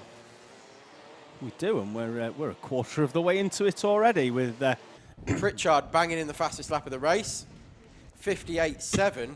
So these times are coming down quite quickly now as the tyres get up to temperature, the engines and the water in them gets up to temperature, everything starts to move around and become sticky and fast. Let's go with that. And fast. I mean, sticky and fast. That's how you want it, isn't it? I mean, this is you do have to sort of like ease these karts in, don't you? With you can't go straight out and rag them straight away and expect everything to work perfectly. They do on one roll-up lap as well. Yeah, they do take a little bit of time, for the engines to clear themselves out. But did we have a spinner in the middle part of that corner, Tom? I know it was static, but I think I saw Oliver Buckton sliding round that corner. I'm not sure whether he caught it or whether he slid down the order. We'll have a quick look on the larger timing screen in a few moments. But I'll keep a lookout for anybody moving down the order. Jez Williams has just come across the line and put the fastest lap of the race in at 58.6, and we're seeing lots of personal bests as they come over the line, setting times. Yeah, Gracie Mitchell with a good showing in 7th place at the moment, so she's come up a few places from where she qualified. Yeah, Buckton, Tom, has dropped from 20th down into 31st place over the line, so didn't manage to catch that slide and spins out of a top 20 position for Oliver Buckton, who qualified in 8th place for this meeting. Charlie Pritchard had a beautiful slide into Ashby as well, as we look at Gracie Mitchell now here in the 61, followed by Alexander Adams Acton, and Max Taylor is in very close company as well, heading into the boot section. 5.5 minutes to go. Double right-hander, followed by a short little blast down the straight, and then a 90-degree right-hander again, so 3 90-degree right-handers in a row. That curb on the entry to boot, with it being so flat, it's just so inviting. Oh, it is very, very inviting, yes. The problem is then is getting the speed down then for the right-hander that follows it and having the correct line through there. Let's see if Pritchard does this slide again into Ashby. Oh, not so much this time. Very early turn-in from Jez Williams in 2nd place. He's absolutely flying. Yeah, the more conventional dry line he took there, didn't he, down the inside? And we know that the wet line works, certainly if you're coming under attack, as there's a huge jack of wheel there, and they lift the inside. When there's Oliver Buckton in the background at Christmas, has another spin as he tries to get back up to pace. Saw that the AIME Motorsport, Autism in Motorsport kart was facing the wrong way at the Christmas, as there's a hard hit in the rear there by the number 18 into the 18 or 19 there actually. It's Adams Acton into the back of Gracie Mitchell, and she's going to drop down into 9th place. And I wouldn't be surprised if Adams Acton doesn't pick up a front fairing penalty for the contact there. Seemed quite a hard hit. Here we are on Christmas corner. Just having a look, Tom, on the last lap as well. Williams took 8/10 out of Pritchard, and actually this contact between the two of them is that down into Ashby's. Fairbrother and it is actually, and Mitchell, Tom, is after that being forced out round the boot. Williams seems to be dropping down the order a little bit. We've got a driver off. Franklin. It is off at Ashby's, leaving two perfect number 11s on the grass. That's the way we like it. And this now is Mitchell holding off Dylan McKay, I think, for this final. Jez Williams has taken the lead. Off camera, Jez Williams has now gone past Pritchard and taken the lead. So fantastic pace from Williams. Was, even with the overtake, 0.7 of a second quicker than Pritchard on that last lap. Closing right in, and we'll have to give credit where credit's due to Jez Williams, having come... Here they are. Didn't qualify too strongly yesterday, but has come back today with 2 strong heats that's put him towards the front of this final. Goes off the 3rd row, and as it stands, he's going to the top step of the podium here at the Teesside hosted Winter Series Round 2, sponsored by NRG Cycles and NRG Global Power. Our Rotax class is sponsored by HRS Racing Engines. And Jez Williams, the number 8 seed in the British Championship, and current leader of the Trent Valley Kart Club Winter Cup after 2 rounds, is leading the way here at Whilton Mill with 2 minutes and 8 seconds remaining. But he's had the speed, Tom, to catch up to Pritchard, but hasn't managed to drop him. That's correct. I think Pritchard is now taking a little bit of the same lines that Jez Williams was taking to find that speed. Ooh, little nudge into Christmas. I think Pritchard has suddenly had a bit of a rude awakening by Williams coming through. Perhaps thought he had this one sewn up quite early on. And the gap back to third, Tom, is over 5 seconds. So any penalty sort of applied for, the odd nudge isn't going to affect them too much. Looks like they've been clean thus far, as we see Pritchard there just throwing the number 24 machine into the left-hander, getting that wheel what we call jacking, so it gets the wheel up in the air as they head towards the boot section. It looks like the rain is coming down again very heavily. Well, let's have a look at the lap times and see. It was 58.6 as last time for the two leaders. It's actually 58.4, so they're 3 tenths slower, quicker than what they were before, and they're actually going to get another 2 laps after this one, Tom, because they'll get round before the before the last lap board, I'm sure of it, unless they go really defensive and slow the pace up, because Williams, the previous 2 laps, was in the middle of the track. That time he was hugging the white line down the inside into Christmas. It's 2 different lines, as it has been for most of the race for them round Ashby's. Does look a lot wetter, doesn't it, Tom? Even though the pace hasn't slowed in terms of time, but the track looks a lot wetter than what it has. Shiny. That's there's one colour on the track now. It's not multiple shades of grey. It's just that sheen now. It's not quite standing water. We haven't got puddles and things like that appearing yet, but it's definitely, there's not those drier patches that we were seeing earlier.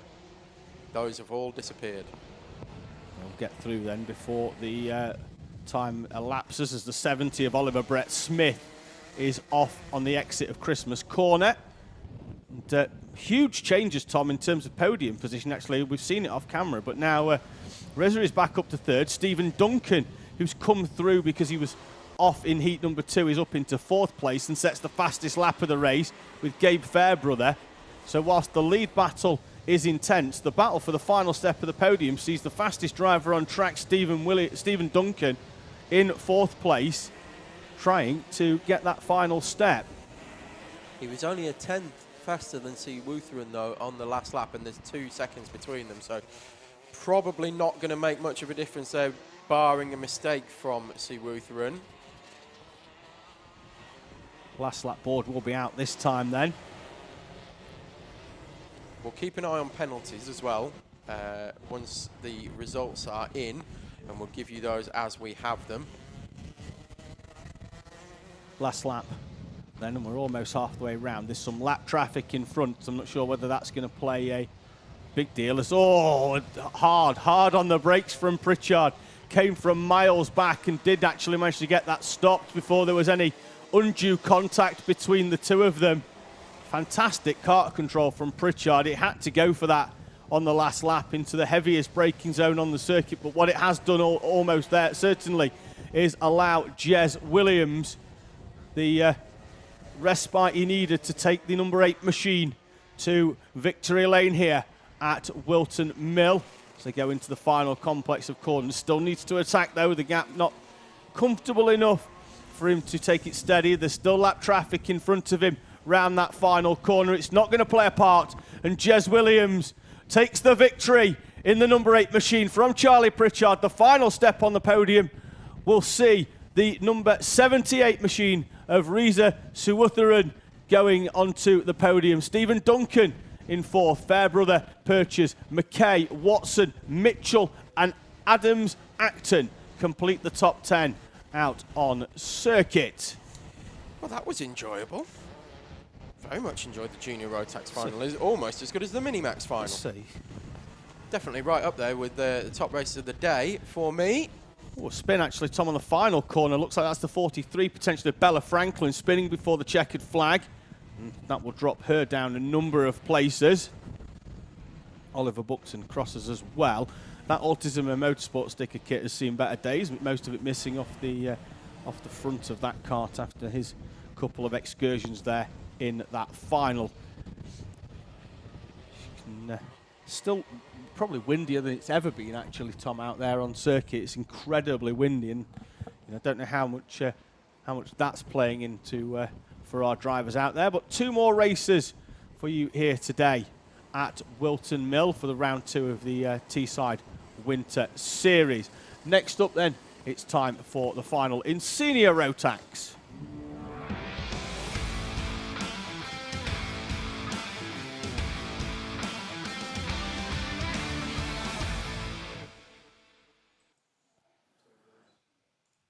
Pole position sees Lucas Ellingham with a perfect record thus far alongside Stephen Napier, Scott Smith and Charlie Walsh on row 2, Tristan Rennie and Declan Russell on row 3.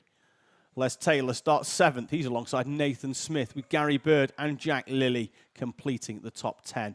Teesside champion Daniel Kell, he starts 11th alongside Ryan Garvey with Thomas Wood and Rhys Duthie on row 7. Row 8 sees James Wood alongside Stephen Richardson, our leading 177 runner. He's in front of Tyler Jacks and Stephen Horner with Andrew Powell and Shane Collinson completing the top 20. Dougie Cowan, he's 21st alongside Andy Collinson with Keith Mason 23rd alongside the 95 of Paul Swan. Zach Bolton is 25th alongside John Knox. Tom Reeve, Scott Lowther, Emma Brown and Ashley Savage complete the top 30. Then we have Adrian Smith, Chris Miller and Alexander Mikos, our 33rd place runner in this Senior Rotax final. They've left the dummy grid. They're already making their way round Ashby's. We hope for a clean first start here. It's been shown some huge gusts of wind. 50-mile-an-hour winds out there at the moment, potentially. Well, they'd probably drop to 40 if we stop talking. He's properly on it today, isn't he? We've not been together on comms for a couple of months, Tom. I've been saving these up. You have. Some of my best material. Yeah, it's been going well, mate. Going well. 2 more races then, as the... I personally think you're peaking too early. I saved mine for the summer series. Oh. There's a whole year of these jokes yet to come, folks, so stick with us. Support coming in then from Zach Bolton from both the UK and the USA. Wishing him the very best. Let's see if we can get this one going at the first time of asking. The lights are out and it's away and racing in Senior Rotax for 10 minutes of final action. And Lucas Ellingham has already bolted in the 199. And his run down to Christmas Corner sees an emphatic slide, and he's into the lead already. A couple of them have overcooked it. Scott Smith goes off all by himself from 4th place, and he's going to struggle to get back on the track before the entire pack goes through. Yeah, look, as you said, David, that slide from Ellingham was majestic. A thing of beauty, wasn't it? Just complete kart control. The confidence that he wasn't the only one either. No. It was just that he was at the front of that queue. Yeah, the confidence that you have to sort of do that when you are first on track as well. There was another arm up there in the middle of the pack. Keep an eye on what happens with that. Oh, lovely move there. Coming out of the boot, the 73 on the 29. So that is Tristan Rennie, Tom, making his way through. Oh, hang on. I'm looking at Senior Pro Kart. That's no. why. I wonder why the numbers didn't match. Rennie then in 2nd place now, making his way past Stephen Napier for 2nd place. And Tristan Rennie, let's see whether he can reel in Lucas Ellingham. And Ellingham was quickest on the previous lap by 8/10, but at the same time it was Tristan Rennie there making just, a huge change in direction just to get that kart stopped. And let's see whether now he's up into 2nd place, whether there's anything he can do about Ellingham. Well, Rennie was very quick in heat 2, had problems in heat number 1, but had a very, very quick heat number 2. So that's why he's where he is in 2nd place at the moment, or where he qualified, shall we say. And it's whether that speed is going to be enough to catch and overhaul the absolutely flying Ellingham. Yeah, so Ellingham in his first run out in a Rotax, normally in the X30 machines here at Whilton Mill, the reigning champion, in fact, in X30, has The 46 of Declan Russell makes his way past Nathan Smith. And the gap, half a second on timing. And you can see the differing line now that they're having to take, because it's so wet at Christmas Corner, they're having to take a completely separate exit as we've got another one going across. Scott Lowther nearly taking the cameraman out. Oh, there's the back there. And that's exactly what our cameraman thought of it. Oh, so we got another one round here on the outside of Paul Swan, I think, is coming that. out of the It is. King. That's 95 of Paul Swan. I'm fairly sure the director's queuing a replay up of that from our cameraman. Deary me.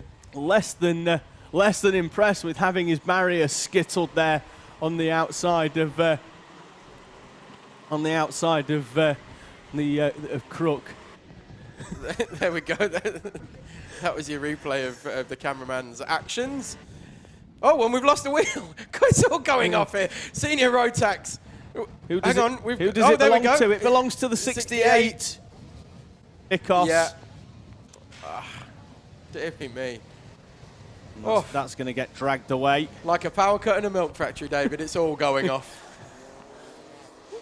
I make the jokes around here, Thomas.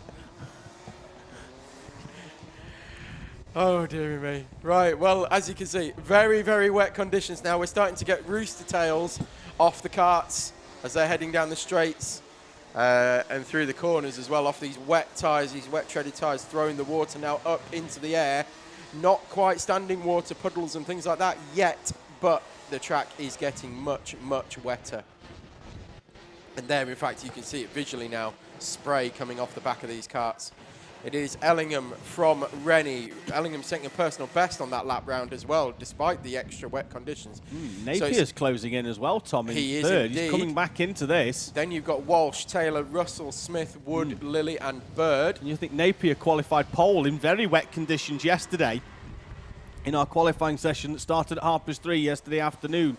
So if there is one driver that's really going to appreciate this additional wet weather, and that's Rennie. Tristan Rennie out of second place, facing the wrong way, and his trip to the podium hanging by a thread. He looks like he's going to have dropped behind Walsh, Taylor. Could he have got on back in front of Declan Russell? Certainly Nathan Smith as well. Could be down in 7th place for Tristan Rennie. We will find out as they come across the line. Heading into the boot section now, that is Ellingham coming through pit bend, smashing over that curb and crossing the line with 5 minutes to go.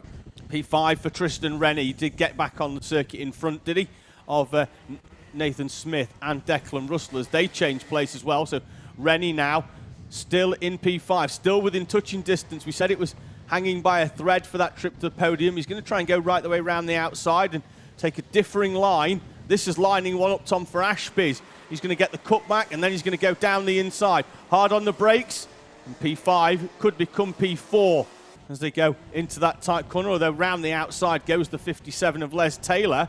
Just holds the position, and Tristan Rennie still in 5th place. Charlie Walsh inherits 3rd, and as it stands with 4.5 minutes remaining of this senior Rotax final on the final step of the podium, as Rennie trying with every corner to get back past Les Taylor. Yeah, what I was going to say is you can now see the differing lines. For those of you who are new to watching the channel, new to watching karting in general, you can see the differing lines that they were taking, particularly in and out of Christmas Corner.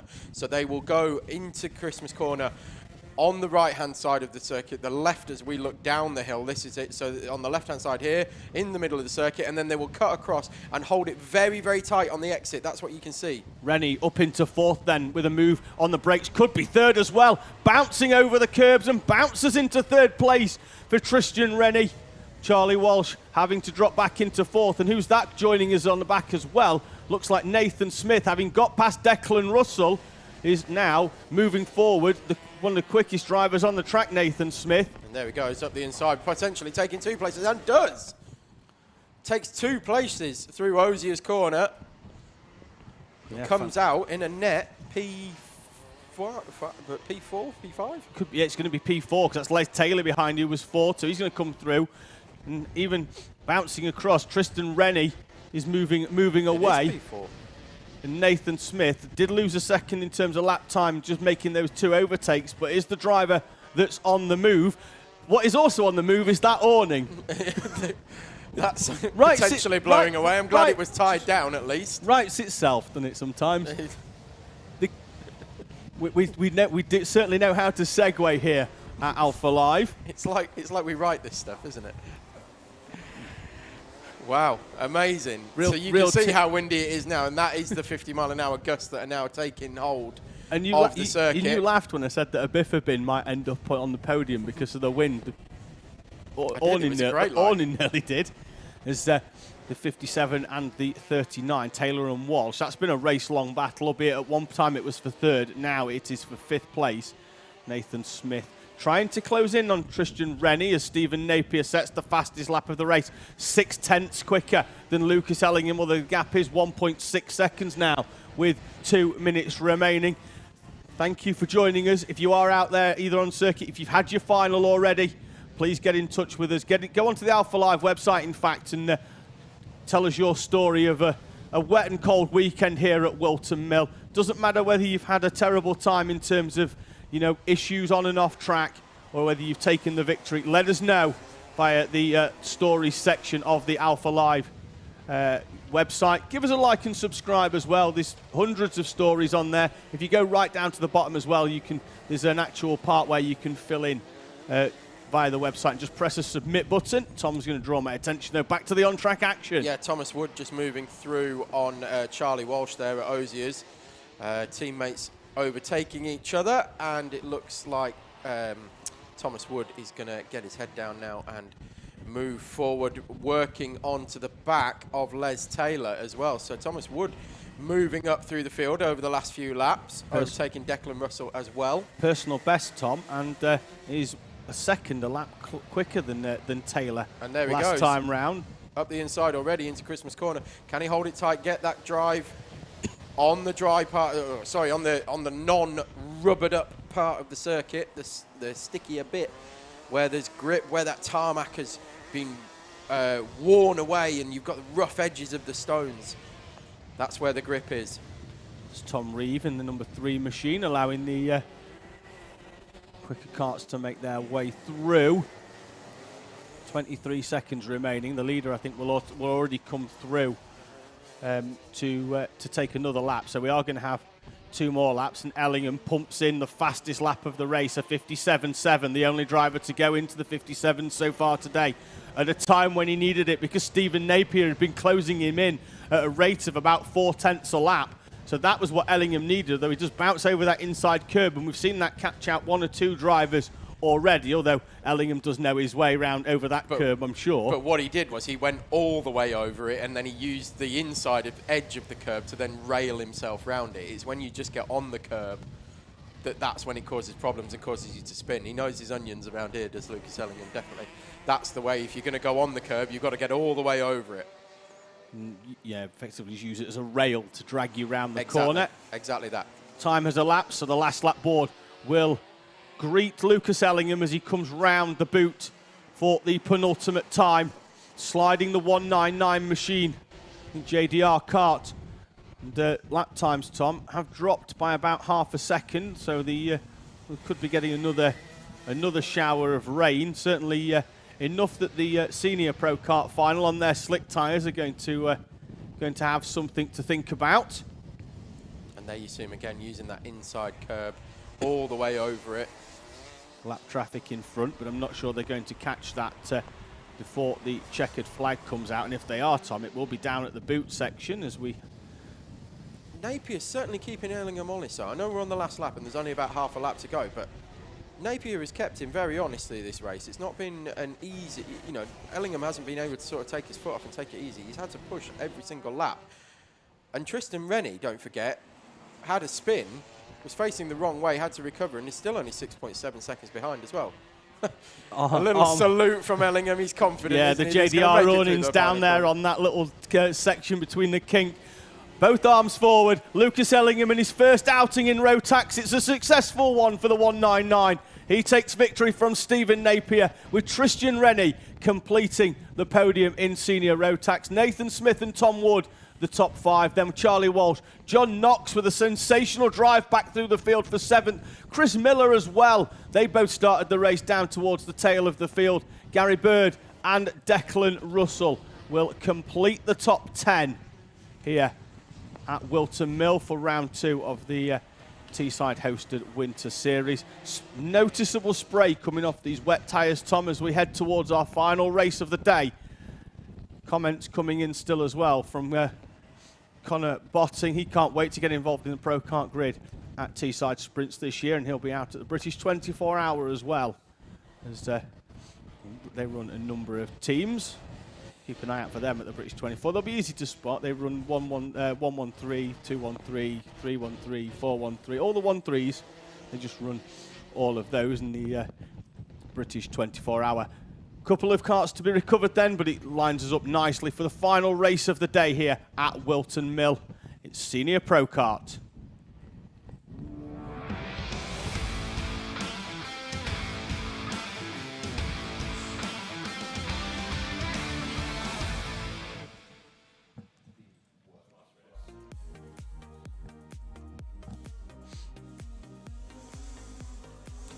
So your grid for Senior Pro Kart final is going to be headed off in pole position by Jessica Alexander. Then it's Sam Spinell, Connor Lucas, Callum Barnett, Scott Tate and Ed Hack. Brandon Truman-Reddish, Connor White, Jonty Bezic and Rob Fagg round out the top 10. Then it's Mark Tate and Jack Morris. Thomas Braid, Simon Doughty, Callum Booth and Steve Nichols. Then it's Dan Bugard and Thomas Lowther. Jordan Guy and Tyler Richards. Then it's Lennon French, Paul Stewart, Adam Chamberlain and Josh Eden. Neil Catlow, Jeremy Locke, Asher Blythe, Harry Roddis, Joe Grinsell and Brandon Jennings. And that's your grid. Keep an eye out in these wet conditions for somebody named Grinsell moving forward. Tends to happen, slick tyres, wet track. Drives very, very well in the wet. One driver to watch out for as well, the 15 there of Asher Blythe, coming through from the back, having been disqualified from heat number 2 for coming in underweight. Weight limit in Senior Pro Kart, 185 kilos. So he came in underweight and therefore scored no points at all for the for that second race. So his second place in heat number 1, the 49 points, enough to qualify him in 28th place. And the consistency, Tom, of Sam Spinell is what's taken him to the front row as well, alongside Jessica Alexander. As these drivers now, you can see the ones at the front, Tom, willing to test what the grip levels are like to see whether, you know, what they're going to need to do, because we saw in the opening heat of the day where they were, you know, sideways and stuff in the first corner where the wet track caught out a number of drivers. It was then dry for heat number 2, or effectively dry. We saw the additional speed for the Pro Kart certainly from there. And now, here we go for the final on a much, much wetter circuit. Yesterday's pole sitter, Jessica Alexander, has won both races so far today. Can she make it a perfect weekend? Well, Jessica Alexander, as you say, has won 2 heats so far, but very, very different conditions. Of course, it was wet yesterday when they qualified, very wet in fact, almost conditions similar to this if what I'm told regarding the weather is correct. So it'll be interesting to see how Jess goes in this one, because as I say, very, very different conditions from the first 2 heats that we had earlier. It was almost a dry track for heat 2. And now, as we saw earlier, very, very wet conditions. A lot of these new noses with holes in them making their way onto the Pro Kart grid already. Yeah, I don't know how much of. I know that one driver last week at Shennington actually taped the nose on the left, the newer, the new version rather than the more Rotax style hot dog. Ran a test where they taped that up to see whether it made any difference whatsoever. It didn't. But that, you know, it may well do on the Rotax, but it certainly didn't for a Pro Kart. We are away and racing as they engage launch, and Jess Alexander slides slightly wide into the 113 of Sam Spinell. Can everybody make it through? Oblivion and Crook for the first time. It looks like it's been a fairly respectful start for Senior Pro Kart. And coming through is the 77 of Callum Barnett as Brandon Truman Reddish slides wide once again into the dirt. Not for the first time today, that kart's not been able to stop in enough time before the tarmac's run out. Nice Jess recovery, Alexander, though, leading the way from the 77 of Callum Barnett, who makes a trip over from the Isle of Man. Another driver facing the wrong way is the 89 of Paul Stewart. Yeah, nice recovery from Brandon Truman Reddish, though. He got back on the track very, very quickly. Certainly did. Sam Spinell then in third, Connor Lucas fourth, Ed Hack in fifth as the 18 of John T. Beswick goes down the inside of Scott Tate. Dan Bugard coming back through after his retirement in heat number 2. Sees him diving down the inside into the left-hander. Ed Hack hooks a huge amount of curb on entry into boot and then tries to get down the inside of Connor Lucas. Connor Lucas defends to the inside. We don't often see Connor Lucas having to defend in senior pro kart, as both Sam Spinell and Callum Barnett run very wide.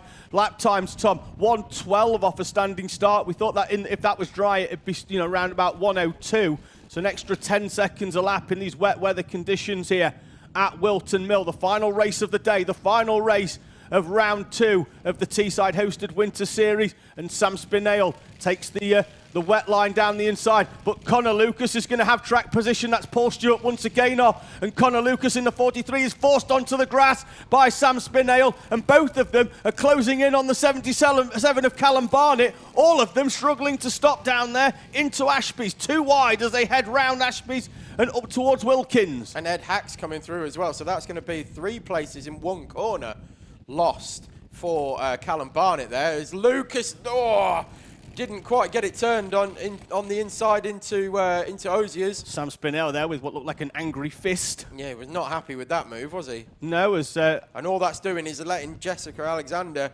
move miles clear. 1.7 seconds. Oh, see what Spinell did there, Tom. Just put the brakes on, almost came to a standstill to stop Lucas cutting back down the inside. Everybody running wide there. That's Paul Stewart, who's been off twice. He's going to move out of the way and let the leading pack come through. So he's going to be a lap down at quarter race distance, having been off twice. Yes, indeed. And that, as we said, Jessica Alexander taking full advantage of that. 4.3 seconds now in the lead. Barring any problems for Jessica, that's game over, because nobody's going to catch that up in 7 minutes. No, and she was... we don't want to curse her by any means. No, I mean, that's pretty much how it goes, though, isn't it, Tom? So with that, as we have Jordan Guy facing the wrong way down at Christmas Corner, he rejoins safely with the rest of the pack, as well as Sam Spinell, almost like a sidecar, hangs himself out of that 113 Apollo machine, with Ed Hack now up into second, Connor Lucas down into fourth, Barnett in fifth, and who's that behind as well? Scott Tate's not too far back, actually, Tom, closing in on the back of the 77 of Callum Barnett. And then again, John T. Beswick is only 6/10 off the back of Scott Tate as well. So all this is the cue for second place. I'm pointing at the lap times, Tom. Jessica Alexander absolutely flying, 1.3 seconds quicker than anybody else on the circuit right now. Out in the lead for Alexander, Sam Spinell in second place, Ed Hack and Connor Lucas as they all move to the inside. And Spinell, who finished in the top 10 here at Whilton Mill Kart Club round 1 aboard a Rotax, he knows his way around here. I think he set fastest lap as well in the final that day, so he knows his way around Whilton Mill and is giving the Apollo Karts machine a good outing here in their development stage. Out at the front though, Jessica Alexander still, well, I'd say comfortable. It looks like she's still wringing the neck of the number 20 MS kart, just trying to build up a comfortable gap. That's Callum, so it's Connor White in 8th place, a fairly lonely 8th place as well. He's about a second off John T. Beswick and 2 seconds in front of Jack Morris, but he's still there or thereabouts and running well in the 52. And Asher Blythe already up to P10. What a final he's having. And but he's at 28th. 28th, and this so 18 positions in 4 laps. Very much a case of what could have been for Asher Blythe, and looked dead set for a podium. There he is in the background on the back of Jack Morris.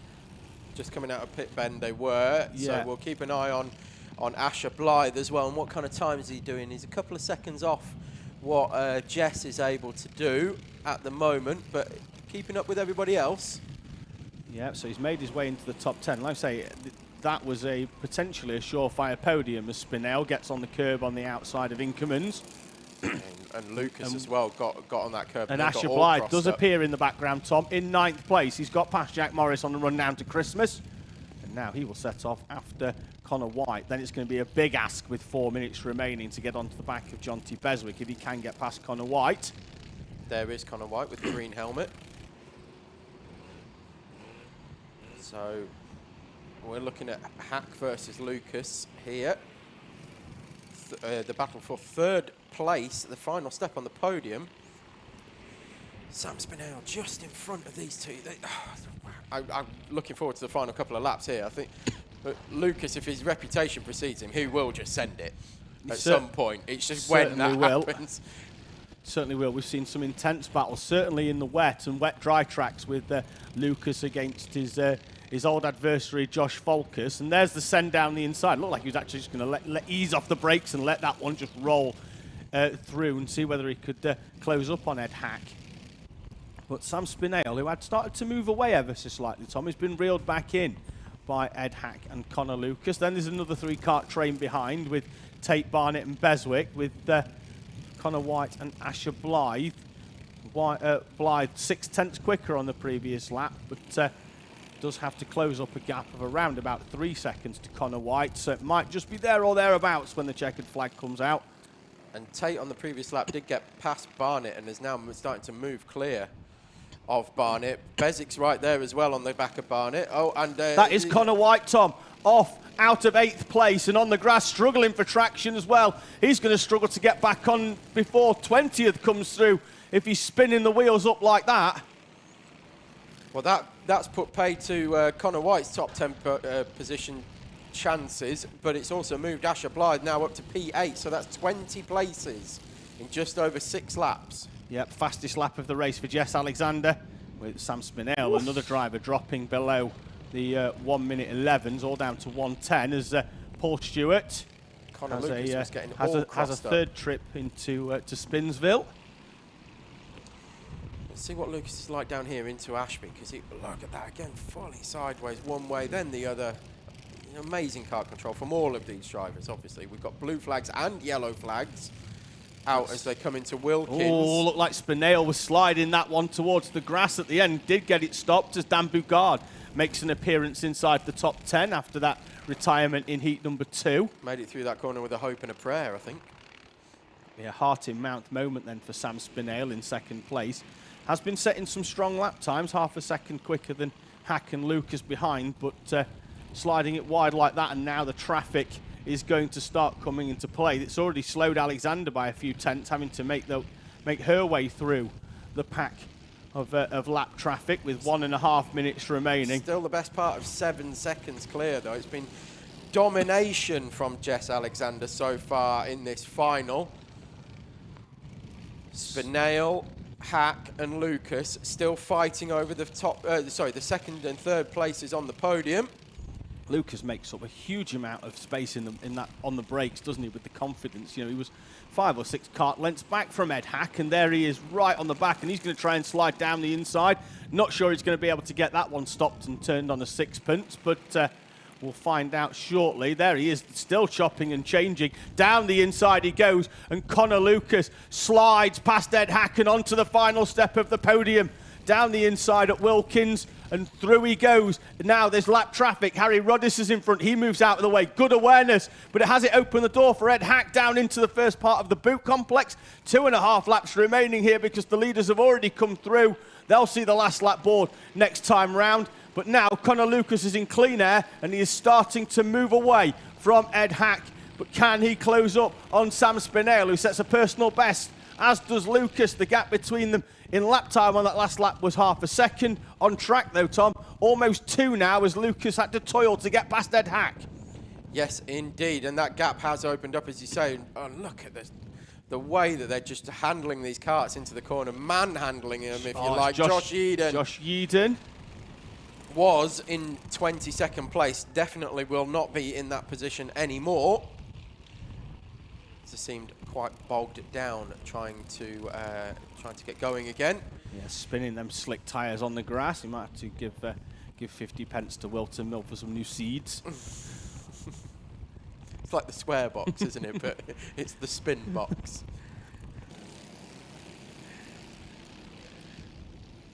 So, Lee Starbuck's just been on saying maybe Senior Pro Karts are exciting to watch. This is the thing with them, you know, in terms of kart control on the slicks. Now, Senior Pro Karters are used to this. It really does sort of aid the keeping the cost down, but also it does. You know, people will automatically think, oh, it's terrible if they've got to race on slicks in the wet. It really isn't. The differing lines, the different driving styles, the different tactics that people have to come up with, it gives the race a completely different dynamic. You know, it's not all about flat-out pace. It's about, let's see there, Beswick gets down the inside in a slightly different line and actually slides slightly wide into the 77 of Callum Barnett, as we've got to Connor Lucas, the triple champion who was in third place, has spun off the podium down at Christmas Corner. He's rejoined just in front of Scott Tate, so he's only lost one place as it stands, but he has lost out on the final step of the podium, certainly to Ed Hack. Can he hold on now from the rest? As Asher Blythe is coming. It's Asher Blythe in 8th place. He's going to be right on the back of Jonty Bezic. Then it's going to be Callum Barnett and then potentially Scott Tate as well. 5th place could be on the cards here. Last lap board, though, is out for our leader, already making the way round the boot section. There's a line in Hot Fuzz. Describe your perfect weekend. Well, for Jess Alexander, it's been pole position, 2 heat wins, and the final as well for the number 20. Takes the checkered flag. She'll be joined on the podium by both drivers in their new Apollo kart, Sam Spinale and Ed Hack. As down into the final corner, Asher Blythe down the inside and parks it. It's going to be a run to the line. He slides into the 77 of Callum Barnett. Barnett holds on for P7, so your top 10 as the final 2 in that come over the line. Alexander, Spinale, Hack, the top 3 in your podium. Lucas, Tate, Beswick, Barnett, Blythe, Morris, and Dan Bougard's trip over from the Isle of Man sees him recover to the top 10 after a retirement in heat number 2 for the number 45 machine. Good recovery from Bougard as well. Fantastic. Started about 17th or 18th, I think. What a way, though, Tom, with that Senior Pro Kart race as the tail make their way over the line. There's Connor White coming through after that spin. He did get back into the top 20. What a way, Tom, to bring the race day to an end here at Whilton Mill with some fantastic racing, no more so than that final in Senior Pro Kart. Yes, indeed. Brilliant day, as always.